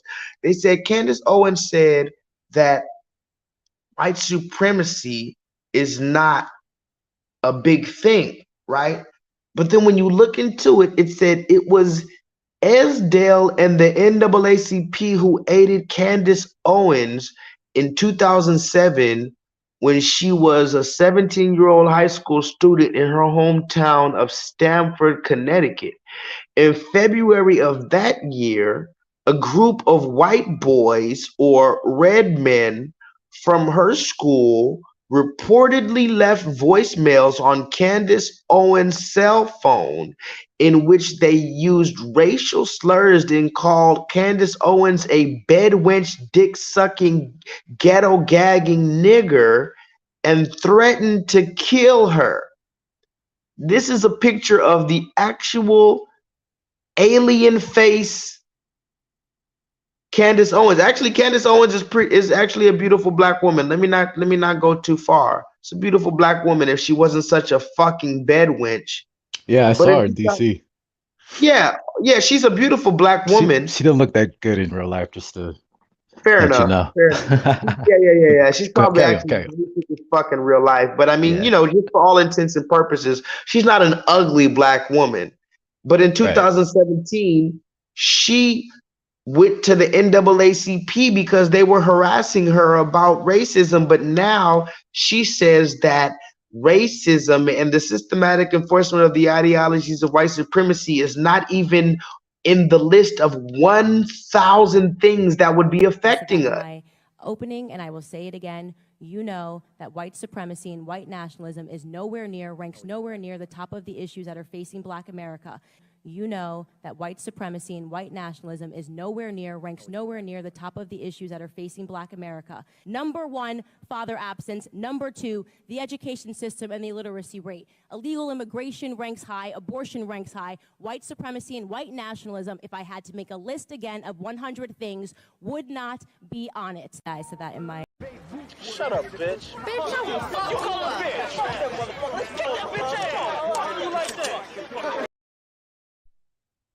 Fucking need this guy, the motherfucking... Hold on, let me show you something else. Tahuti, you still with me? Yeah, I'm here. How about this? Absolutely. I don't know what's this opioid thing, man. But being a crackhead wasn't cool back then. Being a crackhead wasn't cool. Now it seems like they're making it cool to be drinking lean and syrup and it's the most dangerous. It's the most dangerous thing that's facing our society. So why sign an artist that would promote that? Because I already answered that question. You weren't paying attention. She asked me talent or issues, and I said talent. But I have to. I can't give up on people. Don't you think that's hypocritical though? You're saying the it's opiate problem's a opportunistic. problem. Yeah, I got people to feed. I got. Yeah. You can't make this shit up, people. You cannot make this shit up. I don't know what's this opioid thing, man. But being a crackhead wasn't cool back then. Being a crackhead wasn't cool. Now it seems like they're making it cool to be drinking lean and syrup and it's the most dangerous. It's the most dangerous thing that's facing our society. So why sign an artist that would promote that? Because I already answered that question. You weren't paying attention. She asked me talent or issues, and I said talent. But I have to. I can't give up on people. Don't you think that's hypocritical though? You're saying the it's opiate problem's a opportunistic. problem. Yeah, I got people to feed. I got a business to run. You're gonna make Dame Dash take this clip and call you a culture vulture. Who's Dame Dash? You brought him up. I don't even know him. Now, hold on. Before you say anything, you're going to ask, who is that? Everybody's going to ask, who is that? This was on The Breakfast Club, one of the most famous, actually probably now the most famous urban radio stations in the world. Now, they had this man on there called Leor Cohen. And he said, now listen to this. He says, now this is going to get very, very, very, very, very interesting. Because this man, Leor Cohen, he says, yeah, I don't like how people are dying over these opioids and all this fentanyl and lean and people dying over drugs. And they said, well, why are you signing Young Thug and all these other rappers who are promoting these things? He said, yeah, I know it's opportunistic, but I have mouths to feed. Can somebody please put that in the chat? This red man, who, by the way, is also coincidentally the global head of music at Google and YouTube. Wow. Because he's not only a record executive, he most recently acquired the title of global head of music here at YouTube, the same fucking website that you're listening to right now in the flesh. This man is the global head of music at this same place. Now, here's the Got funny mouths part. to feed. Okay. He has mouths to feed, Tahuti, but listen to what he said. He said he's a Israeli Funny enough, he's an Israeli American record executive and entrepreneur. Since we're talking about the you versus the Jewish man, he is an Israeli American record executive and entrepreneur. It says Leor Cohen has been actively involved in hip hop at various record labels for more than 30 years. This man who said he admitted he's opportunistic, he admitted he is pushing and promoting drugs and dangerous things and deadly things in the Black American culture because he had mouths to feed. And he admitted that he knows it's wrong, but he has mouths to feed.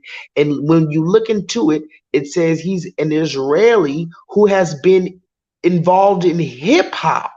He wasn't involved in pop. He wasn't involved in country. He wasn't involved in the motherfucking red man scene. He was involved in hip hop. What is this man? Bullseye. Now here's the thing. Somebody put this in the chat, Dame Dash, because they said, now I need you to watch. No, you know what? Fuck that. Hold on. I need you to watch that one more time. Somebody put that in the chat, Dame Dash. I'm gonna talk about my nigga Dame because Dame is still living, and you fuck niggas are gonna wait till something happens to Dame Dash to post his shit on the fucking internet. I don't know what's this opioid thing, man. But being a crackhead wasn't cool back then. Being a crackhead wasn't cool. Now it seems like they're making it cool to be drinking lean and syrup and. It's the most dangerous. It's the most dangerous thing that's facing, our society. Are you so why sign an artist that would promote that? Because I already answered that question. You weren't paying attention. She asked me talent or issues, and I said talent. But I have to. I can't give up on people. Don't you think that's hypocritical though? You're saying it's opportunistic. Yeah, I got people to feed. I got a business to run. You're gonna make Dame Dash take this clip and call you a culture vulture. Who's Dame Dash? You brought him up. I don't even know him. Who is Dame Dash? Now, mind you, he knows Dame Dash, but the fact of the matter is, it's not even about Dame Dash. It's the fact of the matter is, this man has been involved in hip hop for 30 years. Now, wait a minute. Hold on. I got more to say. Because he's been involved in hip hop for more than 30 years. He knows that he's opportunistic. He knows that he's pushing a death culture in Black communities. But notice how he said our society. He knew he wanted to say the truth, but he had to obfuscate. So he said it's hurting our society. Yeah. Right. Because he knows there's a clear distinction. But let's continue. He started, now listen to this, Tahuti. Leor Cohen started by managing rappers for Rush Productions. Then he led Def Jam. Then after Def Jam, he took on a leadership role at Warner Music Group. Now, mind you, he's an Israeli. Can somebody put that in the chat? He's an Israeli. This is the same thing Kanye said. Kanye said there are people that are running our record labels and paying millions of dollars to these people from the hood to promote a death culture to our people. And now Kanye is silenced. But this literal Israeli so-called Jewish man admitted that he's pushing a death culture because he has mouths to feed. Now, here's the thing. When Leor Cohen is talking about the mouths to feed, he's not talking about Black mouths. Yeah, Young Thug and the Migos and whoever else is signed to this nigga, yeah, they can eat a piece of the pie. But he's not talking about the average Black man. When he's talking about mouths to feed that he has to feed. He's talking about his so-called Israeli, his so-called Jewish motherfucking mouths that he has to feed. And now he's the fucking global head of music at YouTube. Okay? I need you guys to understand that. Now let's continue. I got some more shit to say, Tahuti. I got a lot more videos. Let me just stick with you real quick. I know you're watching. I hate to hold you here as a hostage, but I do have a few more videos to show. I'm doing When I something. was a child, I met people that were different than me on a basketball court. Not necessarily in my synagogue or even in my Jewish school, but on a basketball court. And so the fact that this ball is tearing people apart right now, it not only makes me mad, but it makes me scared. First of all, every time I see this funny, goofy little hat, you bring out these. Every time they get offended, they pull out the goofy ass little hat and tell us about their grandmother in Auschwitz, Germany, and I'm tired of it. Get over it, like you tell us. When I was a child, I met people that were different than me on a basketball court. Not necessarily in my synagogue or even in my Jewish school, but on a basketball court. And so the fact that this ball is tearing people apart right now, it not only makes me mad, but it makes me scared. And not scared for myself, but actually scared for my own children. Why is the material in this book and film so deeply offensive? Absolutely. So just here in Los Angeles, the Los Angeles City Council passed 2 days ago the definition of anti-Semitism according to the IHRA, which is the International Holocaust Remembrance Alliance. And in that definition, it says that a perception of hatred to the Jewish community is the definition of anti-Semitism. When, as Rich Eisen said on his podcast the other day, Kyrie, you're dehumanizing me, but that changes when we humanize each other. I read your story in the New York Post, I believe, last year, about you being Jewish and African-American. Wow, you need to tell that story. You need to get us together. And we really appreciate your time. And thank you for bringing Faith onto the air, in which is a sports channel, but this country needs this healing at this moment. Thank you so much. You see how they're you see? Hold on one second.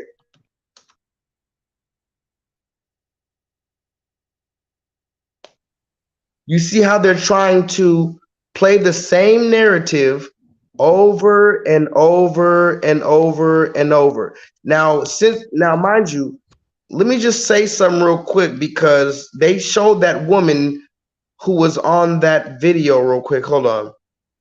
I don't know if you saw that woman who was on that video that they just played, but this woman here, we're going to talk about her at a later date. Both of these women are part of the beast system.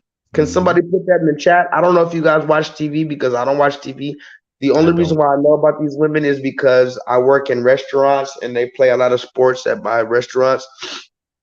And so I see these women all the time. We're going to talk about these women. This was the woman on the left holding her hands up. She was just on that video listening to that man with the little hat talk about the Holocaust and, oh my God, and my grandmother and Germany and the Holocaust and Hitler. And they're a fucking one-trick pony. But this is what I want to talk about with these two women right here. I don't know if you guys watch TV, but I don't, but I do see these women on television. This is what I've talked about before, and I'm going to tell you once, and I'm going to tell you a million times again. There is no safe space for black men. Now, mind you, I'm not asking for pity. Remember, the black woman has The View. You ever seen that show, The View? You know what that show is, right? Tahuti, The View. Mm-hmm. Then there's the Real. You've seen that one, right? Yeah, they got Oprah. They got Oprah, The Talk. Yeah. So there's at least 5 solid mainstream shows where there's only women on the thing. Now, mind you, The Real, The Talk, Oprah, The View, all those 4 have only women. They don't have one, they don't even have a gay man. You go on Okay? the news, it's gay men and a bunch Right. of mammies and A bunch of mammies and you know shit, what I'm right? saying? So here's the question. What show or what channel do men have? Fuck black men. What show do men have that is only men, even if we just have one show? Because remember, you got at least 5 shows that is only women on the panels crying and talking about men ain't shit and women's night out and all this other shit. Okay, well, what show on mainstream television is for only men? And this is where most people, maybe 5 years ago, 3 years ago, they would have said, okay, well, what about ESPN or Sports Center? You know, what about these sports shows? You know, that's the manly shows. No, no, no, no, no, not anymore. In the year 2022, we don't have even Sports Center in ESPN to ourselves. You can't even watch football, the most manly of manly sports, without the woman telling you what's going on, who did this and who. And so now, and I've been noticing this and I've been gathering my receipts, these women, these 2 women in particular, and there's a few other women. I showed another woman last week named what was this woman's name with the blonde braids? Jamel Hill. This woman named Jamel Hill is another woman. They are taking over black man spaces, particularly black sports. And I can show you the receipts where they are challenging actual black male athletes, black males who have put in 20 and 30 years into this sport. These women, 117 pounds soaking wet, had the nerve to challenge Emmitt Smith or whoever else, had the nerve to challenge Kendrick Perkins, challenge Vince Carter, when these bitches can't even catch a basketball. The only balls these bitches are catching are testicles in their motherfucking mouth. And they have the nerve to challenge black men who risk their bodies and their livelihoods on the courts for 20, 30 years. Oh, we're going to talk about it. Why are women infiltrating black men's spaces in the name of inclusivity? And here's another thing. These bitches talking about the WNBA. Oh yeah, the reason why the WNBA is not getting paid as much as the NBA is because women aren't going to the WNBA games. Oh yeah, the reason why the NBA is popping is because men are buying the jerseys, men are playing the video games, NBA 2K, men are going to the games, and men are in the fantasy football and all these other shit. Women are not supporting WNBA, so therefore they don't get paid as much because the revenue, the supply and demand is simple motherfucking economics. But you motherfucking wenches want to talk about feminism every single way. Now you got these 2 women on ESPN every motherfucking day showing their titties and their legs and their booty, trying to act like they're so fucking sophisticated. Bitch, the only reason why you there is because you put oil on your motherfucking legs. Am I wrong, Tahuti, or am I No lies. No lies spoken at all. Hey, anybody in the chat, I need you guys to get rid of this person who's a troll in the chat. We're about to move forward. We don't have that much time. But I do want to show a few more videos. Let me show you this real quick, Tahuti, because this is also speaking about the feminism spirit. This is, now remember, when I talk about the feminism spirit, I'm not mad, but I do have to expose Mother it. accused of abusing and starving her own children remains behind bars. 40-year-old Zakia Duncan appeared in court today. Our Bryce Newberry joining us live with those details. Bryce? Daniela, today in court, we learned that this mother is pregnant with another child and that she may have deleted video evidence before law enforcement captured her in Louisiana. Both of these developments, as a judge is raising her bond to $4.5 million. 40-year-old Zakiya Duncan, the Cyprus mother accused of starving, beating, and handcuffing her twins before they escaped from their Cyprus home last month, appearing cuffed in an orange jumpsuit in a Harris County court Thursday, currently facing 4 felony charges. There's going to be plenty more evidence that comes out. Her other children still need to be interviewed as part of the investigation into what happened inside this Cyprus area home where the family moved over the summer. These kids were being starved for months. They were being forced to drink bleach, household cleaners, and being forced to ingest all sorts of toxic chemicals.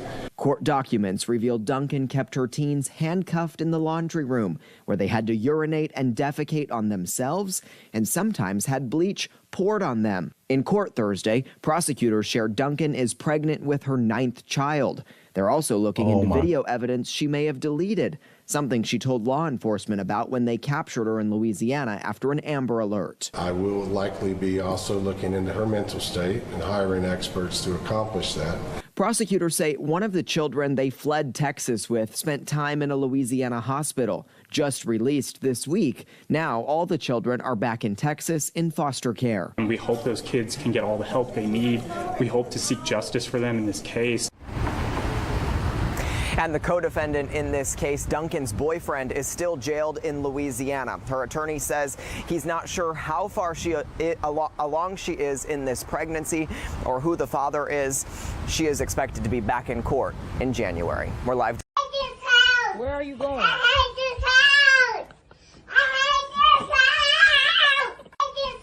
Where are you going?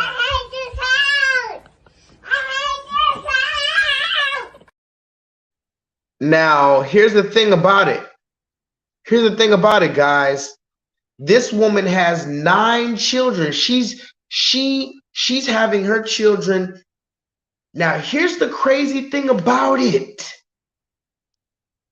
She's on her 9th child, but yet we're still celebrating single motherhood and we're not even questioning these bitches.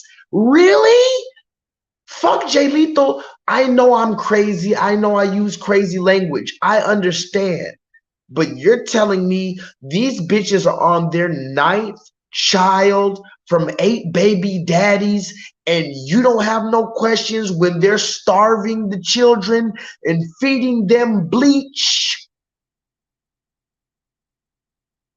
Now, here's the crazy thing about it. Here's the cherry on the motherfucking top. I'm not even going to talk about the mother's new boyfriend because haven't we went down that aisle before? We went down the aisle of the mother's new boyfriend before. But here's the thing I want you to focus on in this story. This woman here, Solo Dolo, look at the house she was in. This shit was nice. It looked like it was 2, and I'm living in Texas. Some of these houses have 3 stories. It looks like a 2-story house, but they have like a 3rd story where it's like a little theater room type shit. This looked like a damn near 3-story house out here in Texas that this woman is staying in.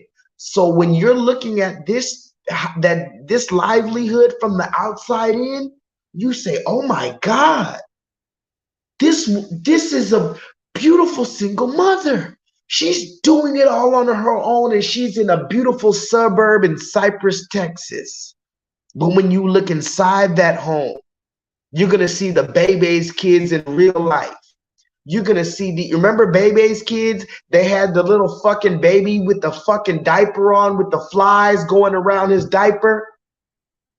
I don't know if you ever saw the movie Bebe's Kids, y'all, but in the movie Bebe's Kids, they had they had a bunch of kids not tended for, and the youngest kid had a diaper with flies going around his fucking ass because he hasn't had his diaper changed in that motherfucking long, which is symbolic of the motherfucking neglect that the motherfucking black woman is giving to our children because she has left the hedge of protection of her man. This is Black. Mother accused of abusing and starving her own children remains behind bars. 40-year-old Zakia Duncan appeared in court today. Our Bryce Newberry joining us live with those details. Bryce?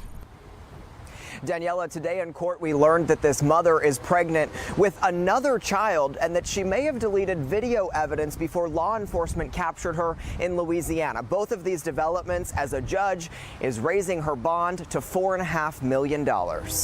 40-year-old Zakia Duncan, the Cyprus mother accused of starving, beating, and handcuffing her twins before they escaped from their Cyprus home last month, appearing cuffed in an orange jumpsuit in a Harris County court Thursday, currently facing 4 felony charges. There's going to be plenty more evidence that comes out. Her other children still need to be interviewed as part of the investigation into what happened inside this Cyprus area home where the family moved over the summer. These kids were being starved for months.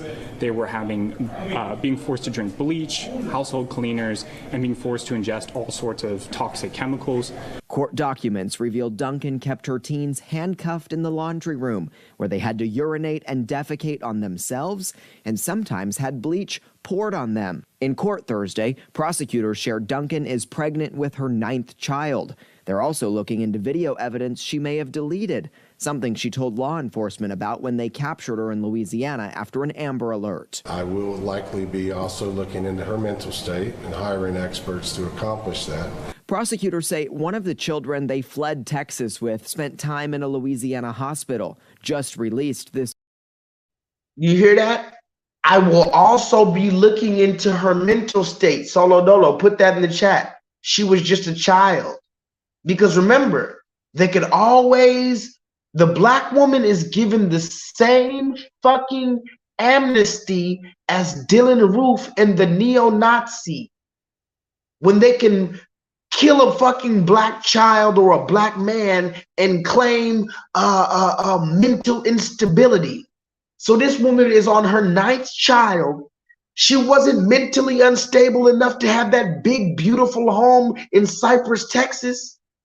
I'm out here in Houston, Texas. If anybody knows anything about Texas, go look into Cypress, Texas. You're not moving out there if you don't have no money. This woman lived in a 2-3 story fucking house with 9 children. She was starving all of them, but you don't even know where any of the fathers are. And if you think that all 9 children came from one man that just ran away, you are fucking insane. You're loony if you believe this woman had 9 children and all of them are from the same dad who just got up one day and decided to run away because he ain't shit. This is the story that you bought that motherfucking lie. Us as blacks, we discriminate against each other and say, well, I got my PhD and you don't have your PhD, so I'm better than you. And so my mom, she had a PhD and she was influenced to move to the south side of Chicago and take this job at Chicago State University. And she told my dad, if you come for us, you know, you'll never see him again. Because, you know, the media ridiculed me for getting the house next door to Kim to see my children. And they even said that I was stalking her and her new boyfriend because I bought the house next door to see my children. And that's how I knew that my mom had said that to him. I said, Dad, you know, they moved us to one of the most agreed upon to be one of the most dangerous places in the world. It's almost like they tried to kill me or something. I said, Dad, why'd you never come to get us? And that's when he told me that she was told that.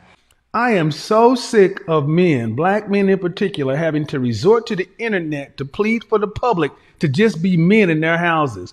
But Kanye has actually done us a favor. He started digging into his life and started saying, you know what? My mom, as much as I love her, she moved me away from my best friend and my daddy.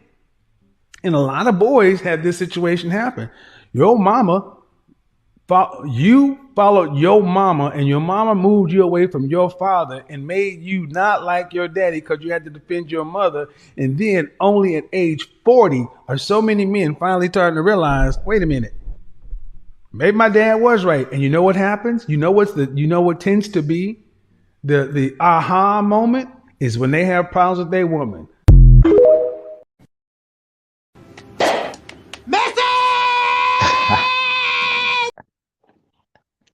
God damn it! Can somebody put that in the chat? Bullseye. It's a fucking beautiful, splendiferous. It is a splendiferous time to be alive. Oh my God! Be terrible to not see what's going on, but It's terrible to not see this, right? Like, out of all the time in history, God gave us the ability to be alive right now, to see this shit. Right now, we can see the past, the present, and the future.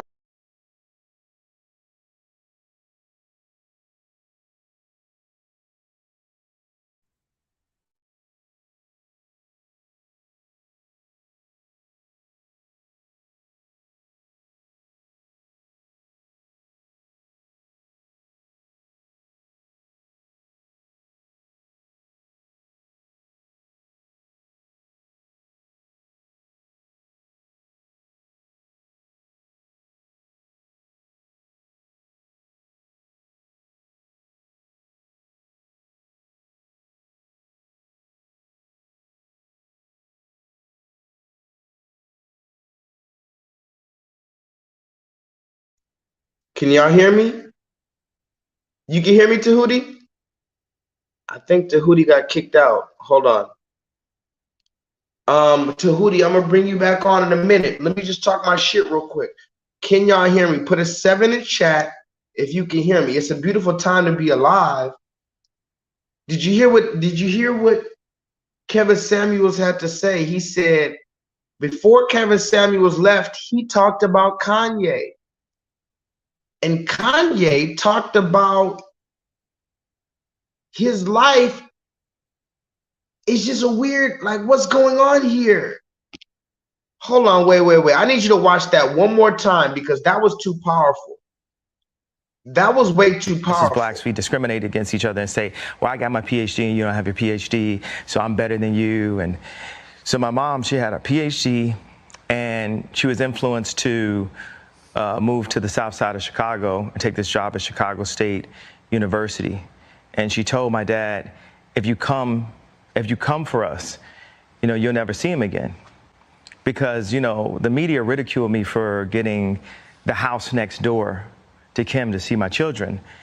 And they even said that I was stalking her and her new boyfriend because I bought the house next door to see my children.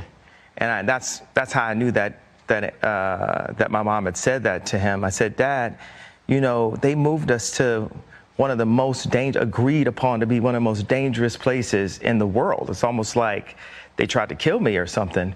I said, Dad, why'd you never come to get us? And that's when he told me that she was told that. I am so sick of men, black men in particular, having to resort to the internet to plead for the public to just be men in their houses. But Kanye has actually done us a favor. He started digging into his life and started saying, you know what? My mom, as much as I love her, she moved me away from my best friend and my daddy. And a lot of boys had this situation happen. Your mama, you followed your mama and your mama moved you away from your father and made you not like your daddy because you had to defend your mother. And then only at age 40 are so many men finally starting to realize, wait a minute, maybe my dad was right. And you know what happens? You know what tends to be the aha moment is when they have problems with their woman. Message. And you know what's crazy? That's exactly the truth. That's exactly the truth. That's exactly the truth. It wasn't until it wasn't until I started having problems with my baby mama that I started even really empathizing with my biological father. I had a real discussion with my biological father. It's a long story. I've only talked to my biological father maybe 5 times. I told my biological father one time, I'm sorry, bro. I'm sorry. I believed everything I was told. I told him that. I said, I'm sorry I believed. I said, I didn't know. they told me you were a monster, and why would I question my mother? Somebody put that in the chat. Why would a young black man question his mother? So when my mother and everybody else told me that my dad was a fucking monster, I believed it. When my mother and my grandmother told me my biological father tried to kidnap me, listen to the words that they said. My mother, this is a real story. I'm not capping. And I have no reason to shame anybody. This is my fucking testimony. My mother and my grandmother told me that my biological father kidnapped me. But if I was old enough, if I had the wisdom that I had today, I would have looked at my mom and my grandmother in their face and would have said, how, Sway? I would have said, how? Somebody put that in the chat. My mother literally convinced me my entire childhood, and my grandmother too. These people that I loved told me my father, my biological father, the one that I came out of his nutsack, that somehow he kidnapped me. How the fuck can your father kidnap you? I am Shakespeare in the flesh. Walt Disney, Nike, Google. Now, who's going to be the Medici family and stand up and let me create more? Or do you want to marginalize me till I'm out of my moment? Or why don't you empower yourself and don't need them and do it yourself? How, Sway? Take a few steps back to go. You ain't got the answers, man. You ain't got the answers. You ain't got the answers. You ain't got the answers, Sway. Kanye. I've been doing this more than you. And I really think Kanye changed his name on some Muhammad Ali, the artist formerly known as Prince shit. The reason why Kanye changed his name was probably to get out of his contracts. Because remember, you don't want to be Mr. T. Somebody put that in the chat. You don't want to be Hulk Hogan. If you're Hulk Hogan, you got to have that blonde fucking stupid ass mustache with that fucking, oh yeah, brother. If you're fucking Mr. T, you can't shave off that motherfucking mohawk. You are a part of the conglomerate. You are a trademark when they have control over your name. Do you understand what we're talking about? I'm a runaway slave, guys. I'm not even supposed to be saying this stuff.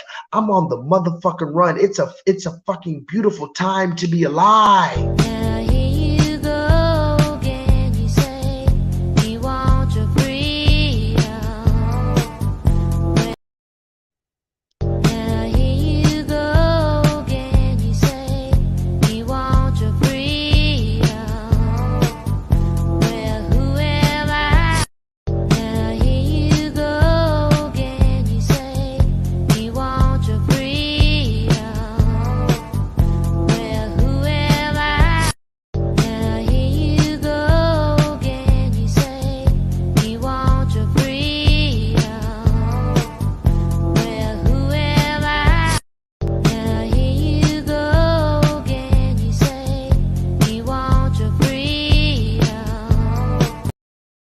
You hear that? She says she's overweight.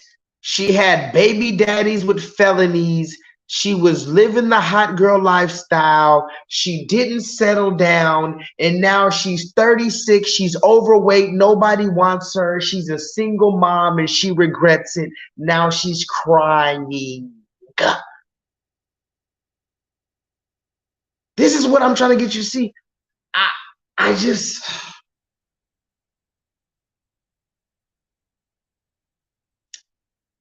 I'm just living in this weird time where I see all this shit and I just can't do nothing about it. All I can do is just laugh at it or something. What am I supposed to do? Laugh at it? Be mad at it? Am I supposed to be scared of this shit? I think, you know what's the funniest thing? Before I get out of here, because I only got 1 more hour. Shout out to my nigga Tahuti. Thank you for coming into the chat and talking with us. Tahuti, this is another thing I thought about.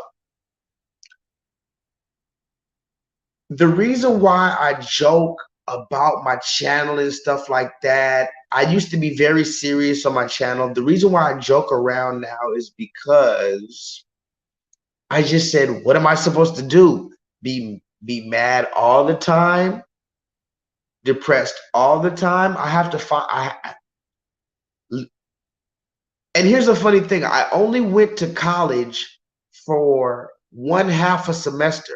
But in that 1/2 a semester, I had one assignment for my English class in college, and they told me to write about something, da, da, da. So I ended up writing about the origins of comedy. Can somebody put that in the chat? If you look into the origins of comedy, the origins of comedy are of such. Basically, you had the King of England or these old medieval kings, and then you had the court jesters, and you had these people who used to make caricatures of the king, or they used to make jokes about the king, and they would make fun of the king at the time. Very serious times, the bubonic plague, people dying, and there was these court jesters who would come and make the king laugh or make the regular people, the peasants, laugh by making fun of the king in particular. Because remember, the king was symbolic of what? The struggle. Because people placed the blame of the struggle on the king, whether it was warranted or not. So when you make fun of the king, you're basically talking about the struggle that you're going through as a people. We can convert this to the government.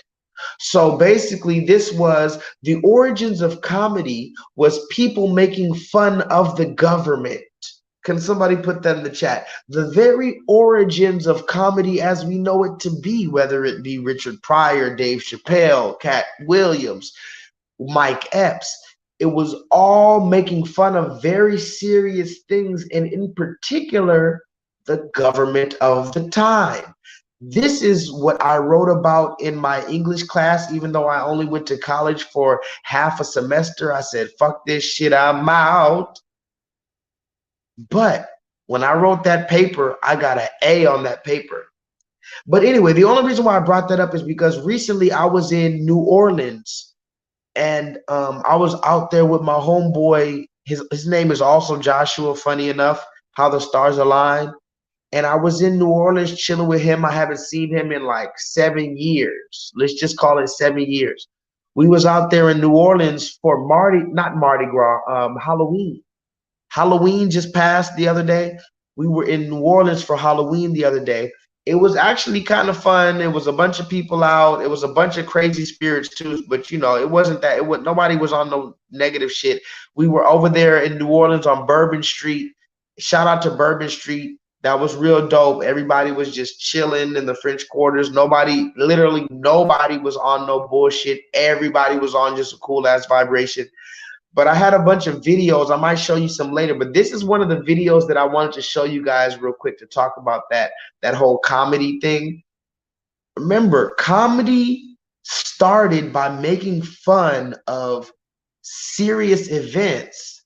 And most importantly, comedy started by making fun of the government. Look at this shit I saw in New Orleans on Halloween. This shit was hilarious, but it's very informative. Fauci the clown, let's ask him. Excuse me, Fauci. Can I ask you, what do I say?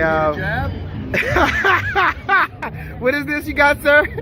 A jab? A jab? Yeah, give me one. I haven't got my first one yet. Thank you. I officially got my first shot. Look at, it's approved, guys. Look, I got it.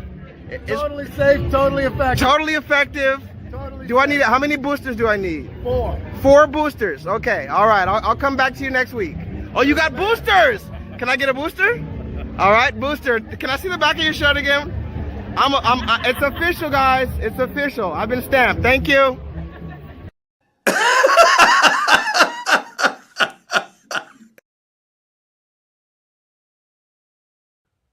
Yeah, man.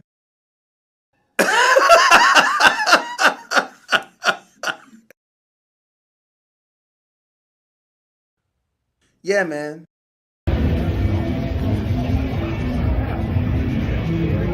Fauci the clown. Let's ask him. Excuse me, Fauci. Can I ask you, what do I say? What is this you got, sir?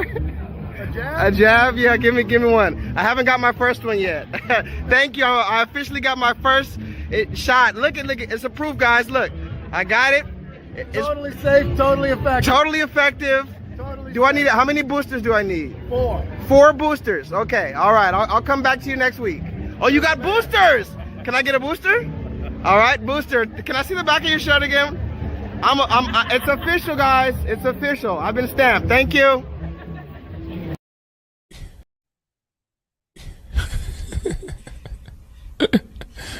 Sensational. So shout out to New Orleans because that was actually a pretty cool experience. And shout out to my nigga Josh. I'm gonna hit you up. That dude was funny as hell. It was a lot of crazy shit going on, man. I was kind of overwhelmed. I just tried to film whatever I could. I was smoking a lot of weed. However, New Orleans, I'm gonna need you to step your weed game up. Can somebody put that in the chat? I'm gonna need a lot of niggas to step their weed game up because you're frustrating me.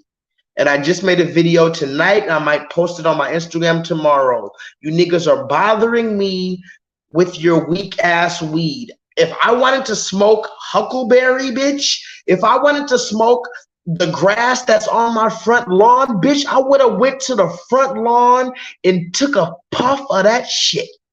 When I said I want weed, bitch, and I paid you $20, $30, $40, $60, ho, I don't want no fucking stupid ass weed, nigga. This retarded ass weed. Oh, and here's the problem. These dudes, I got that gas. Somebody put that in the chat. I got that gas, brother. Put a 7 in the chat if you ever went to the gas station or some shit and I got that gas. Coincidentally, the main niggas selling that gas be at the front of the gas station. How are you at the gas station and you don't even have the gas? I got that gas, brother. I got that Zaza. I got that gas. Oh, I got that gas, brother. I got that gas. I got that gas. Come on, brother. You want some gas, brother? Nigga, do you have good weed? What is the name of the weed? Can I see the weed? I'm gonna talk to you niggas like Stephen A. Smith. Get off the weed. If you niggas cannot sell the good weed, get off the weed. I'm so tired of you niggas, and I, you know, when you're buying weed, you remind me, if you live in California, you can go to the nice dispensary and you can go see all the nice fucking weed, and oh, congratulations. I'm gonna tell you niggas like Tyrese told you, congratulations. Remember Tyrese? Congratulations.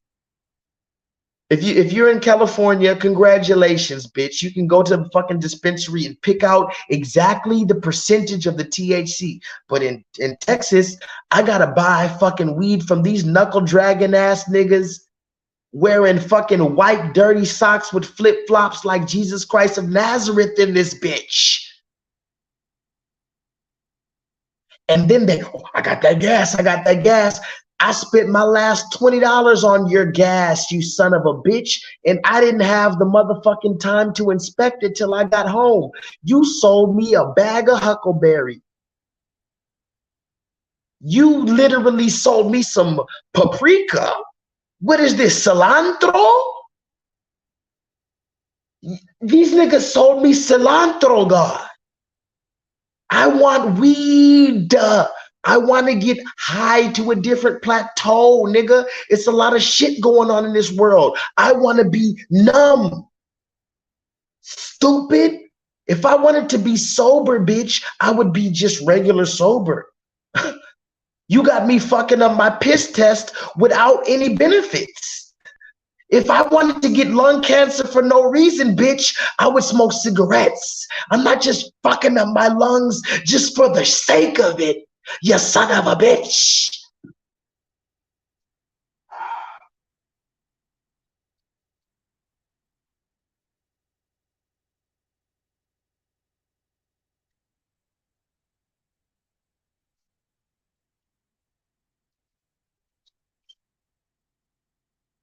You fucking assholes.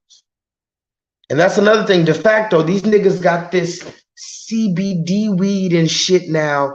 This fucking Delta 8 laboratory grown fake ass weed. Don't sell me no laboratory weed, bro. See, this is how I know it's the end of the world. Black man go look at me in my face and sell me some laboratory weed? That's how you gonna do me, bro? Wow. I can't even trust the weed man no more. You know what, God? Somebody put that in the chat. Tell God just bring on the revelation. You know what I'm saying? Just bring on the rapture. I'm caught up in the rapture with you.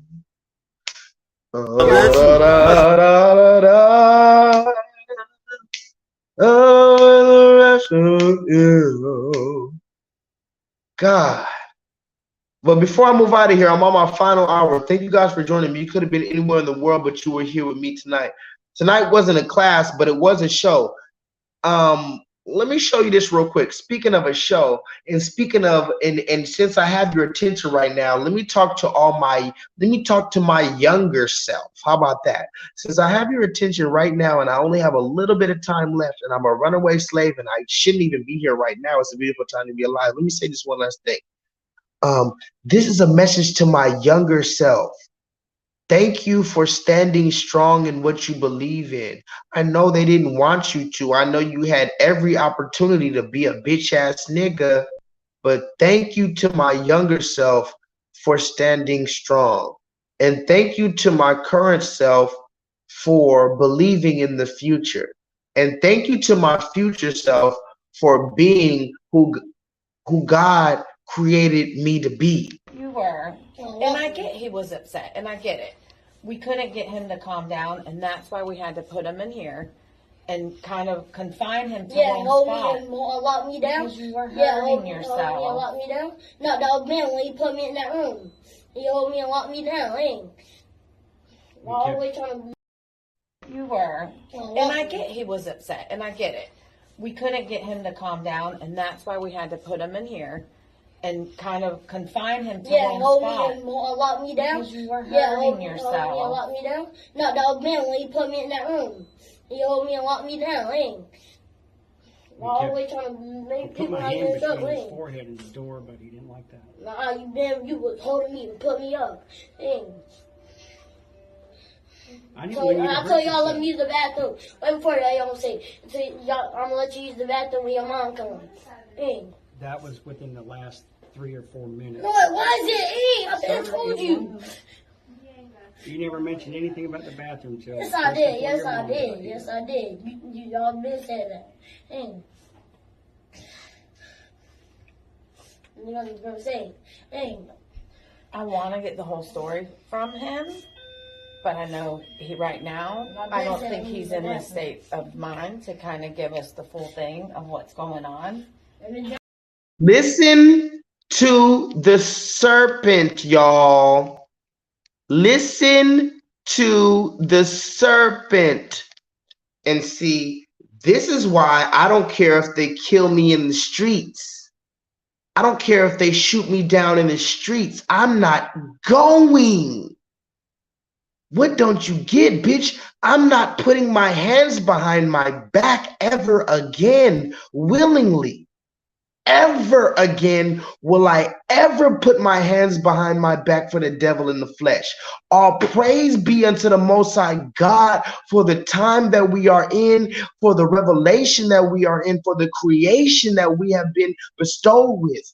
I'm not ever putting my hands behind my back for these people ever again. I'm not ever bowing for these people ever again.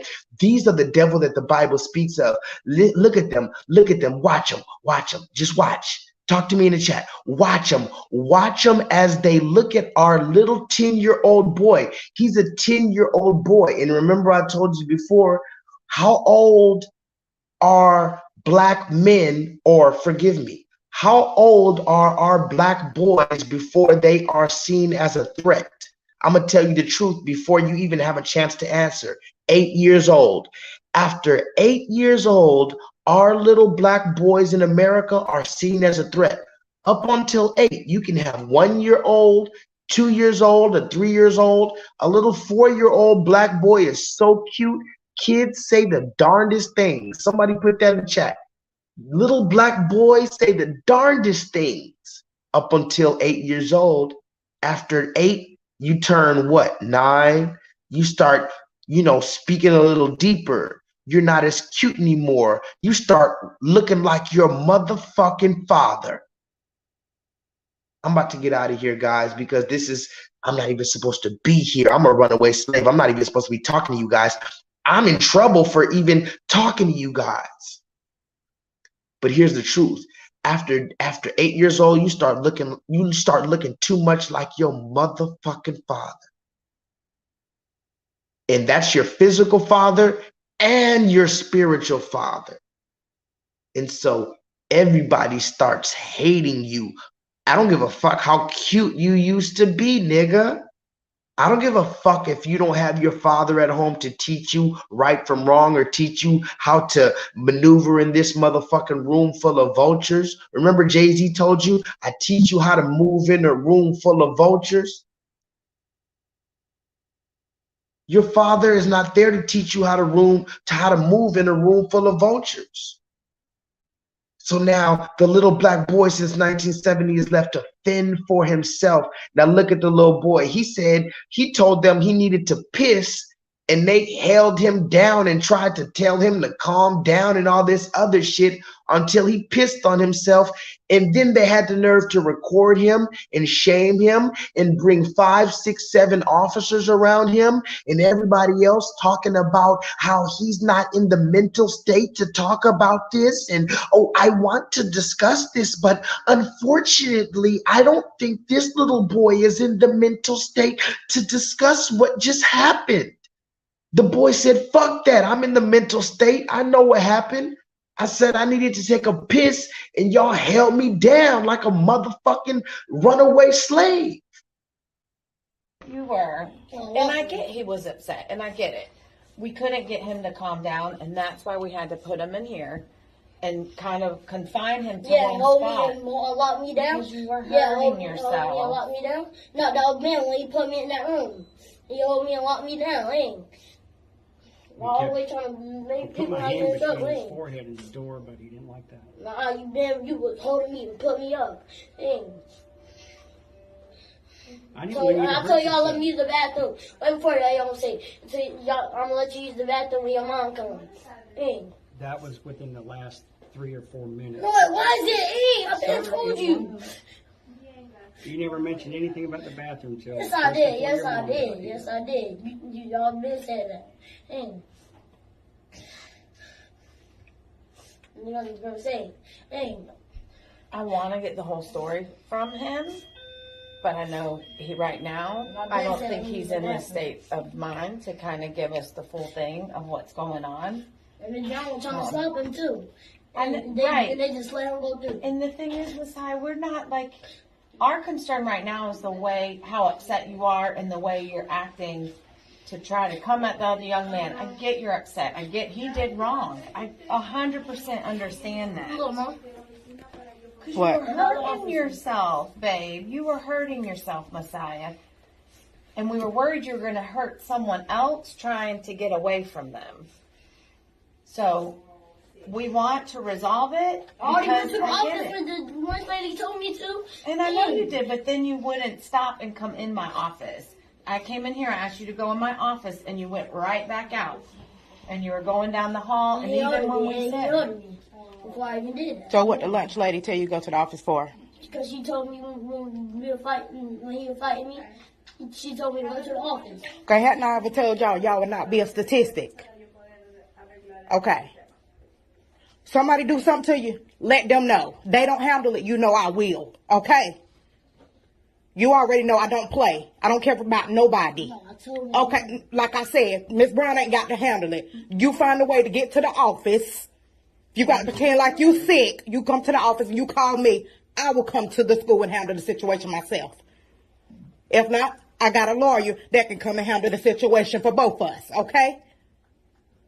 Don't try to take matters in your own hand, because like I said, you're already a statistic because of the color of what we are, okay? Stop showing them with your true color. Every action don't need a reaction. You got that? You see? Now here comes the mama. Somebody put that in the chat. Here comes Big Mama.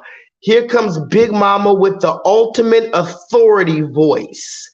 She's so confident because she's been able to have free range to stomp her motherfucking feet since 1970. You see how the mama, it wasn't the daddy that had no voice. Somebody put that in the chat. The daddy didn't come in there and have nothing to say. Where is the father? This is the question I always have when there's a child, when there's something going on with a little black child. You need to start asking, where is the father? You hear how the black mother was there recording the whole thing. Did she want to? Now, mind you, she didn't get mad at the police for hemming her child up. She's yelling at her fucking son. The son was very clear. He knew exactly what happened. People were trying to tell him the different story. He said, no, that's not what happened. This is what happened. Then this is what happened. You put me in that room. You held my arm back. You did this. You pulled my arm. You made me pee on myself. And then the mother came up yelling at the child. You this. And here's the cherry on the top. The little boy's name is Messiah. Somebody put that in the chat. The little boy's name is literally Messiah. That's why his name is Messiah. That's why he has that strong spirit. He said, no, that's not the truth. This is the truth. His name is Messiah. Shout out to young Messiah. He's going to be more powerful than any of us in this chat right now. You better believe that. He's more powerful than me. He said, man, fuck that shit in front of the cops, nigga. Fuck that shit, nigga. This is what it is, nigga. And you see how the police are ready to stand by, ready to shoot him down the same way they gather around us. It doesn't matter. After 8 years old, they're going to gather around you. It doesn't matter if you're 9, 10, 20, 30, 40, or 50 years old. After you pass that little threshold of being a cute little black boy, once you start looking like your father, once you start speaking with a little bit of bass in your voice, once you get some whiskers on your chin and you get some fucking mustache and some hair on your chest, you're a fucking threat to the system. You better join the army. And when I say the army, I'm not talking about Uncle Sam's be all you can be. You better join the fucking Israelite army, bitch. If you want to talk about a black Israelite extremist, fuck it, that's me. Are you a black Israelite extremist? Yeah. Yeah, that's me. That's me, if that's what you want to call it. That's what you called it, right? I said I followed the Bible. You called it a black Hebrew Israelite extremist. Yeah, all right, cool. It sounds pretty fucking nifty, actually. I've been called worse than a black Hebrew Israelite extremist. Actually, that sounds pretty dope, considering the world is in the state that it's in right now. I mean, what's worse? Being a black Hebrew Israelite extremist, or being one of these buck dancing, buck broken ass niggas trying to get the injection and trying to please massa and trying to tell you to vote for Joe Biden and trying to tell you that Kyrie Irving needs to get suspended and why we're trying to cancel Kanye West. You fuck niggas make me sick. Taste the biscuit. Taste the goodness of the biscuit. Taste the butter spread. Mind you, that's literally Al Sharpton. Somebody put that in the chat. What you're watching right now is not a test. That is not a fucking, that was not in, I know I told you I was in New Orleans for fucking Halloween, but that wasn't a hyper-realistic Joe Biden Halloween Hollywood mask. That was literally the bobblehead, skinny Skeletor, mummified sarcophagus of Albert Sharpton. In the middle of everything, in the middle of the end of the world, after the motherfucking Buffalo shooting at the fucking grocery store, after the Charleston massacre where they killed the 9 black people at the historical church, after all of this shit, this is what Albert Sharpton, our #1 leader in the black community, is doing in broad daylight. But it's not even about Albert Sharpton. It's about the black people who are dancing with him. Taste the biscuit. Taste the goodness of the biscuit. Taste the butter spread. Taste the biscuit. Taste the goodness of the biscuit. Taste the butter spread. I'm not playing with these niggas, man. We're not playing with these niggas. De facto said it looked like a goddamn Hollywood hyper-realistic mask. Now, fair enough. I'll give you this. Maybe Al Sharpton died 20 years ago and they just reanimated this nigga's body, or they fucking cloned this nigga. But whoever it is, they got some perm wearing ass nigga dancing around here instead of addressing the motherfucking plagues that's going on in the black community. That's all I know. And when we're talking about the black community, what am I talking about? Under the knee, counterfeit 20, drugs I took plenty, now I can't breathe. In the car I flopped around and said you better put me on the ground. It's not much better, how much could this get? Now here comes the knee.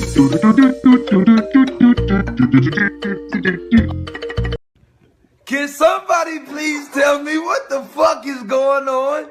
I don't know. Under the knee, counterfeit 20, drugs I took plenty, now I can't breathe. In the car I flopped around and said you better put me on the ground. It's not much better, how much could this get? Now here comes the knee.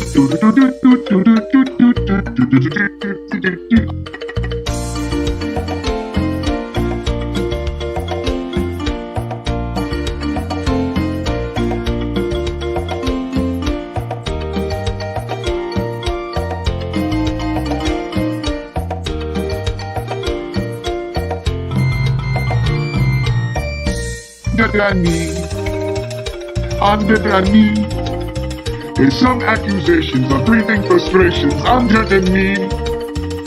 Bananas are what I like to hold. Now I'm in a casket made of gold. Buildings were burning, black people spurting over the knee.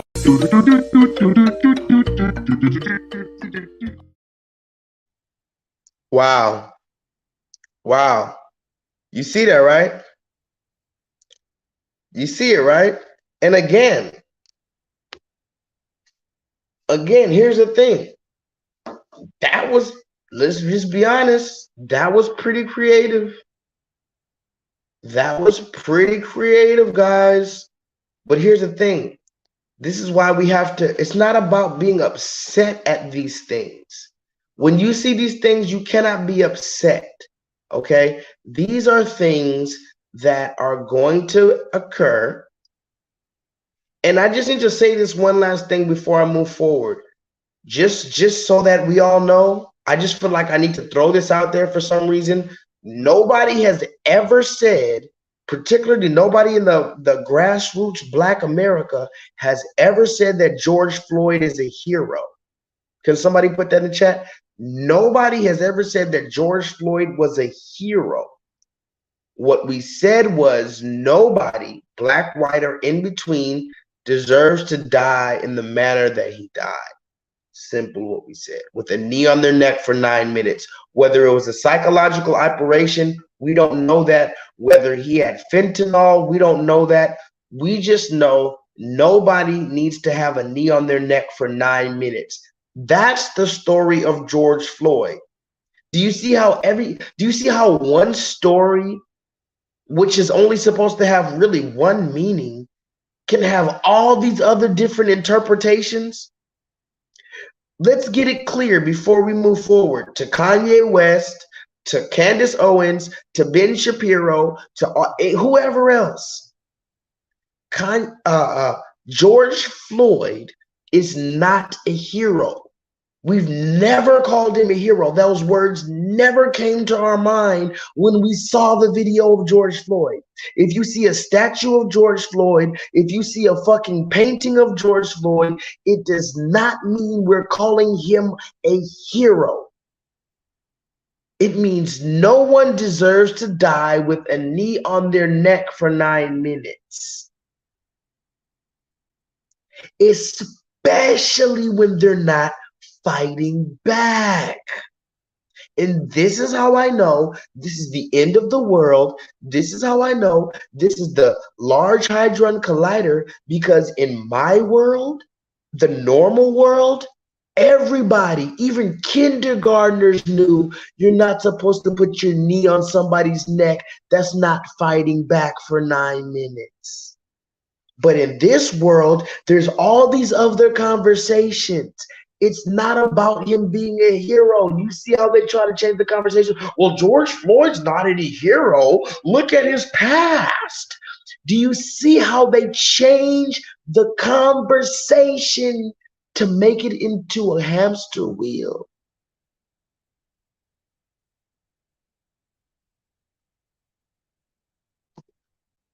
I have to move forward, guys. I have to move forward. Hey. Hey.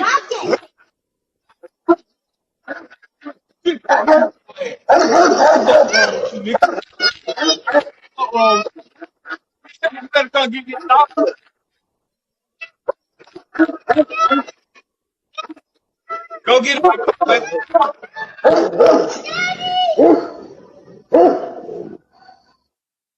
Did he break out the cage or some shit? I don't know what the hell his ass did, but his ass went running in her ass. Okay, so. Oh my God! Wow! Oh my God! Hey. Hey.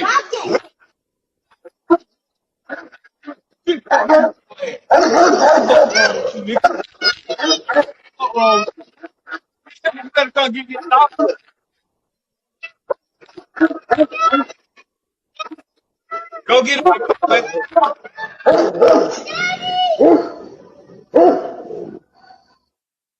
Did he break out the cage or some shit? I don't know what the hell his ass did, but his ass went running in her ass.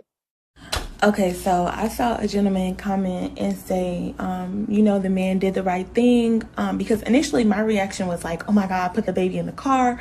But when I was reading the comment, he basically was saying you don't want to turn your back to an animal. And I read another comment that was like, you know, all the women were like going ham on him for not doing that. And the person was.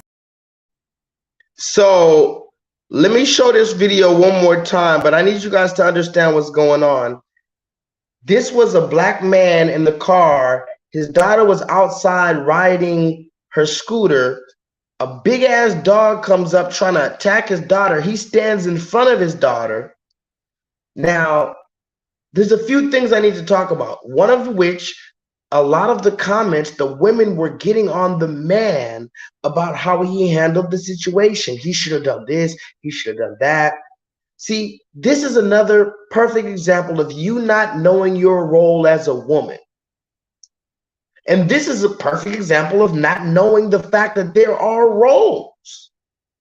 And yes, let's just nip it in the bud. A woman could defend her child against a dog or a bear or a tiger or a lion or a gun.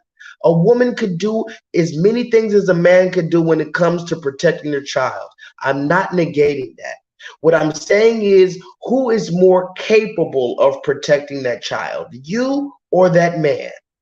This is the question that you need to ask yourself before you go running the motherfucking streets thinking that you can do both.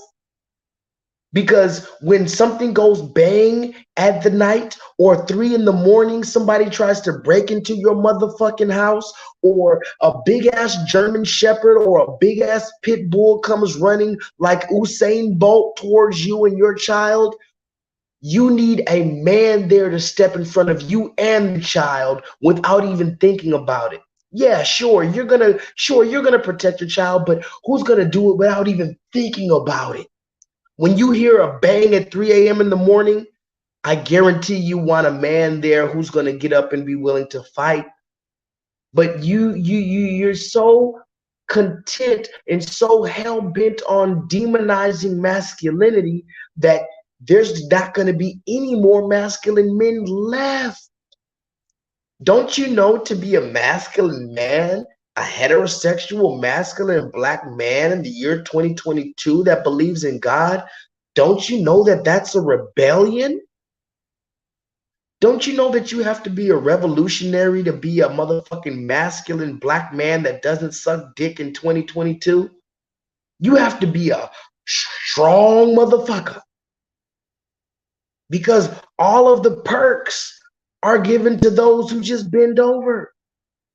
So to the women, you need to understand why the scripture says that in the final days, 7 women are going to hold on to one man and beg him to be part of his household, beg him to be called by his name. Because in the final days, you're going to be begging for that nigga. It's going to be harder than finding a needle in the motherfucking haystack.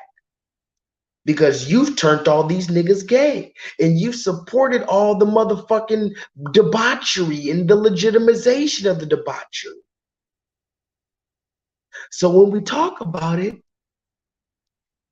a real black man who's going to stand up against whatever comes against him, that's just like that little boy Messiah who they tried to make him pee on his pants and tried to humiliate him, and he still stood up. Now, mind you, who is the #1 threat to Messiah? Not even the children, not even the motherfucking other children that's going to make fun of him, not even the teacher who's going to ostracize him, not the police officers who came to arrest that little boy who pissed on his pants. Who is the #1 threat to that little boy? His motherfucking mother. Look how she's talking to that little boy. She said, don't show them your true colors, and yelling at this little boy. And do you see how he was rebellious against everybody else until his mother spoke? Now he's, yes, ma'am. Yes, ma'am. This is the problem of Adam. I need you guys to notice. Adam is the one who listened to the motherfucking woman. Adam is the one who listened to the woman. I apologize as a black woman for protesting. Knowing in the back of my head it probably... I apologize as a black woman for protesting. I apologize as a black woman for protesting. I apologize as a black woman for protesting. Knowing in the back of my head it probably wouldn't have helped. I just didn't think it was going to get as worse as it did. While we're protesting, it didn't cross my mind that the pandemic was causing black men to go up the ladder and increase the murder rate. Because the statistic was initially 6.5 hours, or 6.5 hours. Now it's 5.5. I'm sorry for protesting, not realizing that a lot of black women probably aren't here today because of what we did. Shut up, bitch. Bitch, I will fuck you up. I apologize as a black woman for protesting. Knowing in the back of my head it probably wouldn't have helped. I just didn't think it was going to get as worse as it did. While we're protesting, it didn't cross my mind that the pandemic was causing black men to go up the ladder and increase the murder rate. Because the statistic was initially 6.5 hours, or 6.5 hours. Now it's 5.5. I'm sorry for protesting, not realizing that a lot of black women probably aren't here today because of what we did. I'm sorry for protesting, knowing that they would not do the same thing for us and have never done that for us, but we've always protested for them. I'm sorry that several black women risked their lives and their jobs and just their livelihood in general.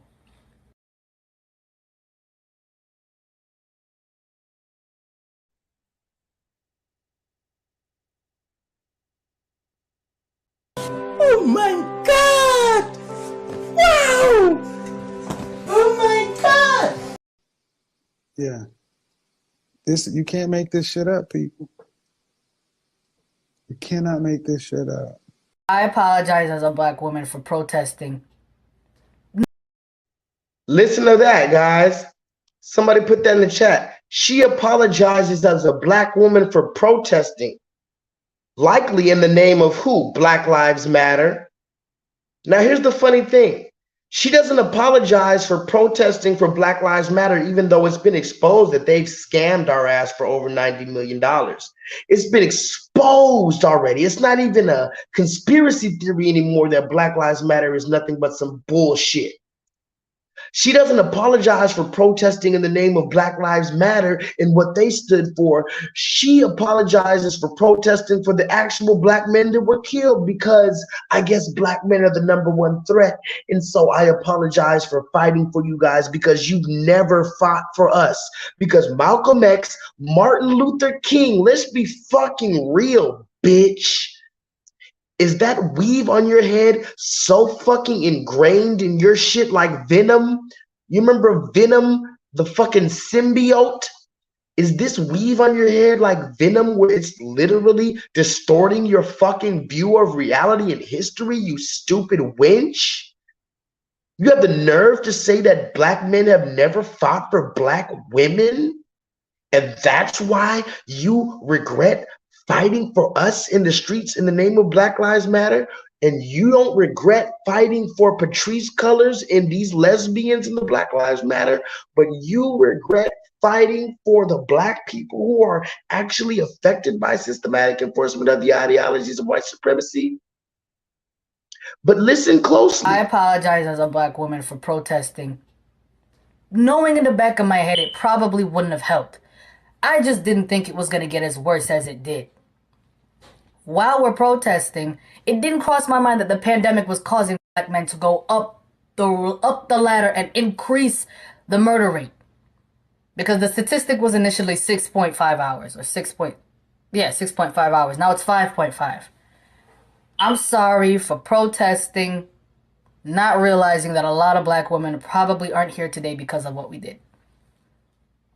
I'm sorry for protesting, knowing that they would not do the same thing for us and have never done that for us, but we've always protested for them. I'm sorry that several black women risked their lives and their jobs and just their livelihood in general. You hear this, right? This is the lie that the serpent told to Eve, guys. Isn't it a beautiful time to be alive? This is the lie that the serpent told to Eve. Can you hear me? The literal lie that the serpent told to Eve. And now she's regurgitating it and she believes it and she's gaining a following. She doesn't even have to study anything. She could just come out and say what she feels. Remember, nothing is more important than destroying the black man, because the black man created the atomic bomb that dropped on Hiroshima and Hiroshima or whatever the fuck.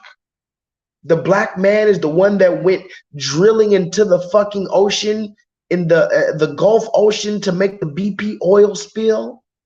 The black man is the one that has these turtles and the dolphins dying from all this plastic in the ocean. The black man is the one that did every fucking thing. That still doesn't, wait, before I get out of here, because I gotta leave, guys. I really gotta leave. You know what's the craziest thing before I get out of here? The black man did everything. Fair enough. The black man created the atomic bomb. The black man literally created everything wrong.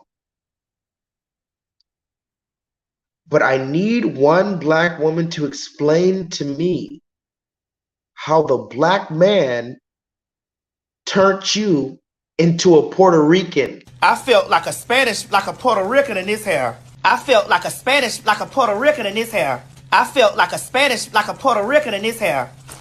I felt Puerto Rican. I felt like a Spanish, like a Puerto Rican in his hair. I felt like a Spanish, like a Puerto Rican in this hair. I felt Puerto Rican. I felt like a Spanish, like a Puerto Rican in this hair. I felt Puerto Rican. Y'all know I loves me some Puerto Rican. Like a Spanish, like a Puerto Rican in this hair. I felt Puerto Rican. I felt like a Spanish, like a Puerto Rican in this hair. I felt Puerto Rican in this. Rican. Fellas, do not fall for the cap when these women out here tell you that they only wear weave and they... That's stupid, guys. Is this camera on me? Yes, it's on. That's stupid. Use your common sense. But just use your common sense. Stop it. Y'all quit playing. Quit playing. Y'all killing me with this. Y'all just don't want to believe the truth. You don't want to believe it. I felt like a Spanish, like a Puerto Rican in this hair. I felt like a Spanish, like a Puerto Rican in this hair. I felt like a Spanish, like a Puerto Rican in this hair. I felt Puerto Rican. I felt like a Spanish, like a Puerto Rican in his hair. I felt like a Spanish, like a Puerto Rican in this hair. I felt Puerto Rican. I felt like a Spanish, like a Puerto Rican in this hair. I felt Puerto Rican. Y'all know I loves me some Puerto Rican. Like a Spanish, like a Puerto Rican in this hair. You see? I told you before, it's a beautiful time to be alive because they're telling on themselves. The sisterhood is exposed. The sisterhood is fighting against each other. The sisterhood is fighting against the LGBTQ community. The sisterhood is fighting against their own children. The sisterhood is fighting against their own man. But guess what? I'm not mad at the sisterhood because the black man, we need to get in order to get them in order. You see these black women talking about they feel Puerto Rican. They're all over TikTok. Somebody put that in the chat. These bitches is all over TikTok talking about, I feel Puerto Rican in this hair. I feel Puerto Rican. The bitch feels Puerto Rican. I told you before, that's the reason why you got all that baby hair slicked to the side. You know what I'm talking about. You got all that baby hair trying to look Brazilian and motherfucking European and Puerto Rican now. Oh, forgive me, guys. I used to call it the European hair hat, but let me up that. That was back in the day. We solo dolo, we need to stick to the times. We can't just talk about the European hair hat. That was old school. That's some 1970s shit, guys.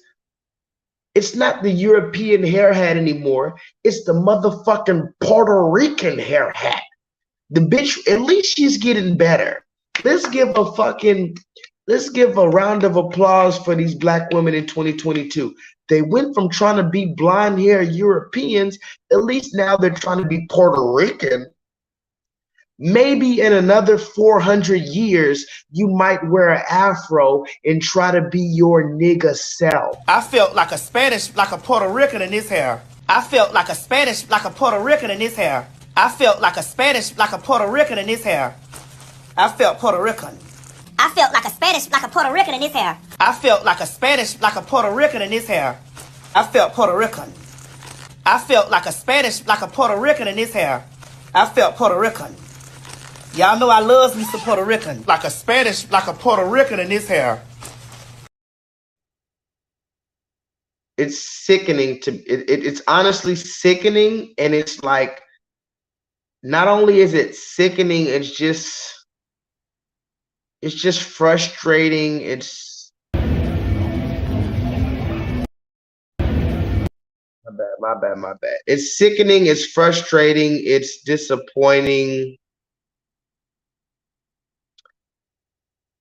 But remember, this is the reason why, hold on. Yeah, I'm about to get out of here, guys. But remember, this is the reason why the government has given, I'm going to say this before I get out of here. This is the reason why the government has given the woman.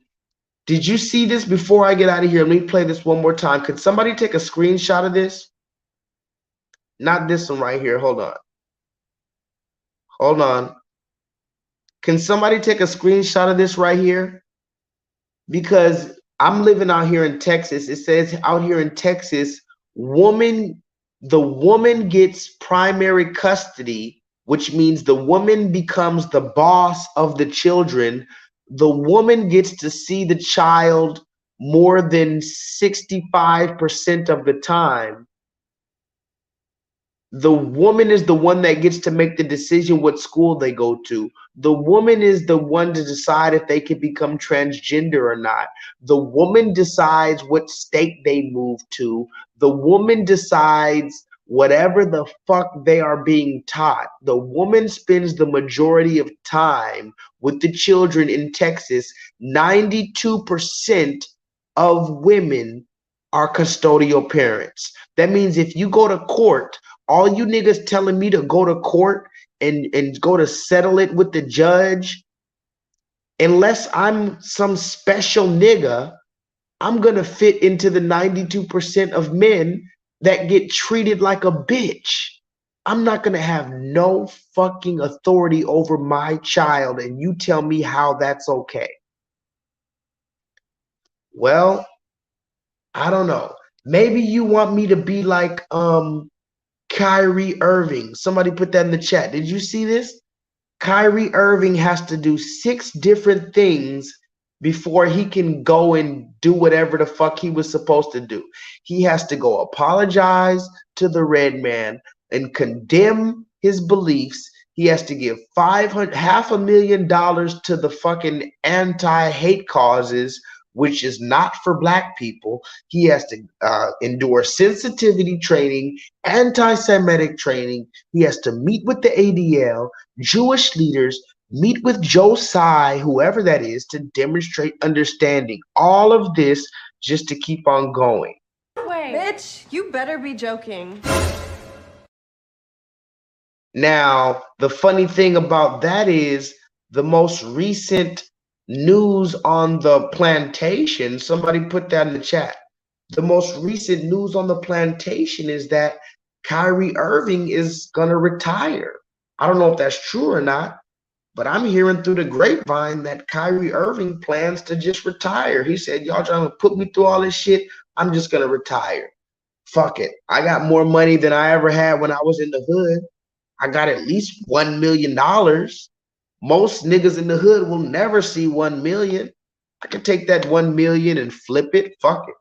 And a lot of people still fuck with Kyrie, so he might be able to fucking just get some donations, open up a fucking GoFundMe. Who knows? You don't need the goddamn red man. We don't need the goddamn red man.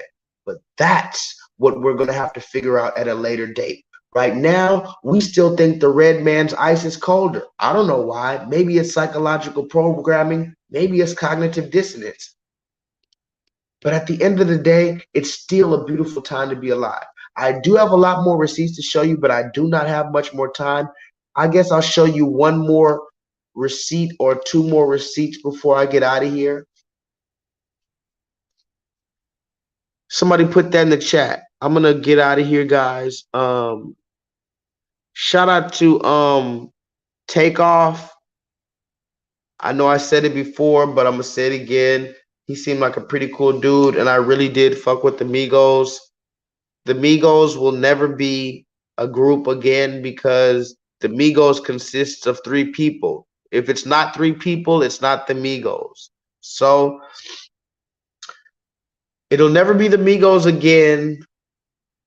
It'll never be Kobe Bryant. I'll never see Kobe Bryant again. We'll never see Nipsey Hussle again. We'll never see, Kevin Samuels again. But these are all variables. So shout out to Takeoff. Shout out to Quavo. Shout out to Family. Shout out to Black Family. Shout out to The Real Integrity. Shout out to Not Bending the Knee to the Motherfucking Devil. Shout out to speaking the truth. Even if they have a gun in your face, somebody put that in the chat. We have to learn how to, even if they're trying to threaten us with death, we have to speak the truth. I mean, think about it. Imagine you're on camera being a bitch ass nigga, and they can play that 100 years from now, 1,000 years from now. They got the footage of you being a bitch ass nigga on camera just because you were trying to save your ass. You weren't thinking about your kids. You weren't thinking about your grandkids. You weren't thinking about your legacy. You just wanted to save your own ass. Imagine they show you the footage 1,000 years from now to your grandkids of you being a bitch ass nigga just because you wanted to save your own ass. I would rather get killed on camera for standing up what I believe in. At least if my children and my grandchildren, my great-great-great-grandchildren see me getting killed on camera for what I believe in, at least they'll understand, or they'll at least research why I was standing for what I believed in. But if I'm lying on camera, being a bitch ass nigga on camera just because I want to save my ass, I might as well be a motherfucking bitch. I was rooting for you. We were all rooting for you. How dare you? Learn something from this. Tell Shaquille O'Neal to learn something from this. Tell motherfucking Charles Barkley to learn something from this. And most of all, tell LeBron bitch ass James, even though I love you, brother, and I know you're in a very serious situation because these red people will kill you and kill your children if you don't run along with their fucking game. But LeBron James, I'm going to tell you like this, nigga. It's a beautiful time to be alive. And all those workouts and all those slam dunks that you're doing, it means nothing if you're not going to stand for the name of the Most High God in these final days. Amen. So go get the fucking vaccine and stop being stupid, hoe. So go get the fucking vaccine and stop being stupid, guys. So with that being said, I got to get out of here, guys. This wasn't an online pro bono interactive learning course in which like-minded and some not so like-minded individuals gather in order to discuss nuances, sometimes controversial topics that may possible getting motherfucker for the life of answer and move forward. But it was something like that. It was just a regular live stream because I'm not in class. I'm on the run. I wasn't even supposed to do this. Maybe the police are on the way right now. I'm going to talk about some more shit later because I do have more receipts, but I just don't have more time. But a few more things I'm going to talk about. I guess I'll play one or two more receipts just to show you that I'm the receipt king. Since we're talking about Takeoff and Quavo, shout out to Takeoff and shout out to Quavo, shout out to Offset, shout out to the Migos, shout out to Black Family, shout out to Black Culture, and shout out to Being on Code. Can somebody put that in the chat? Shout out to Black Family. I need one person to put that in the chat. Hashtag Black Family. Then I need another person to put that in the chat. Hashtag Black Culture. Okay, so we got Black Family, Black Culture. And then the last thing that I want you to put in the chat is hashtag On Code.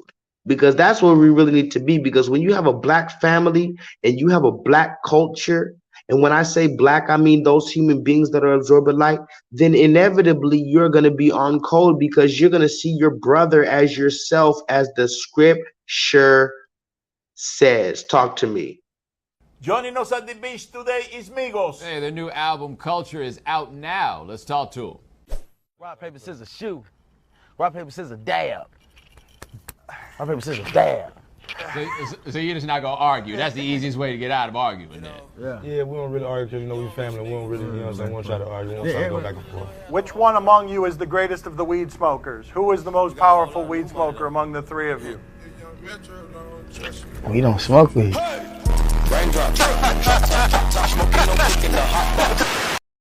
Oh my God! Wow!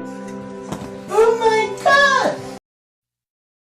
Joining us at the beach today is Migos. Hey, their new album Culture is out now. Let's talk to them.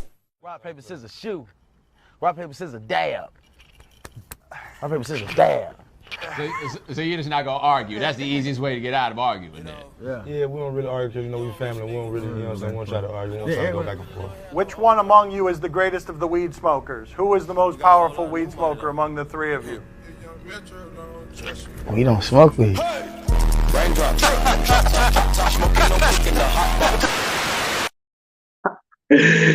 Shout out to the motherfucking Migos. That's my niggas from day one. I really was fucking with them before they were popular. I know everybody says that once somebody dies, but I was lit. You can go listen to my videos. Go watch my live streams. I was literally playing the Migos from the beginning. So it is what it is. Until the next time I see you guys, look, I wasn't even supposed to be here tonight, but I was here. So, you know, holla at your boy if you would like to contribute to a nigga's Cash App or my PayPal or my Venmo, or better yet, if you want to join my patreon.com/JLEETHAL7 for $3 a month, which is 10 cents a day, I would suggest you do that. If not, it's all good. But either way, I'm a runaway slave, and I only came back because I love you guys. I didn't have to do this stream tonight, and I didn't have the time. I didn't have the motherfucking energy, and I definitely didn't have the money, but I had to come back and see you guys. Until the next time I see you, holla at your motherfucking boy. I can't play you a nice song and all that to get out of here because we're not in class. But until the next time I see you, please holla at your boy. It was a beautiful time to be alive. If I don't see you until the next time, we'll see you some other time. Put a 7 in the chat. I'm going to read all your comments. Thank you guys. And please be safe until the next time I see you. I really enjoy you guys. Thanks.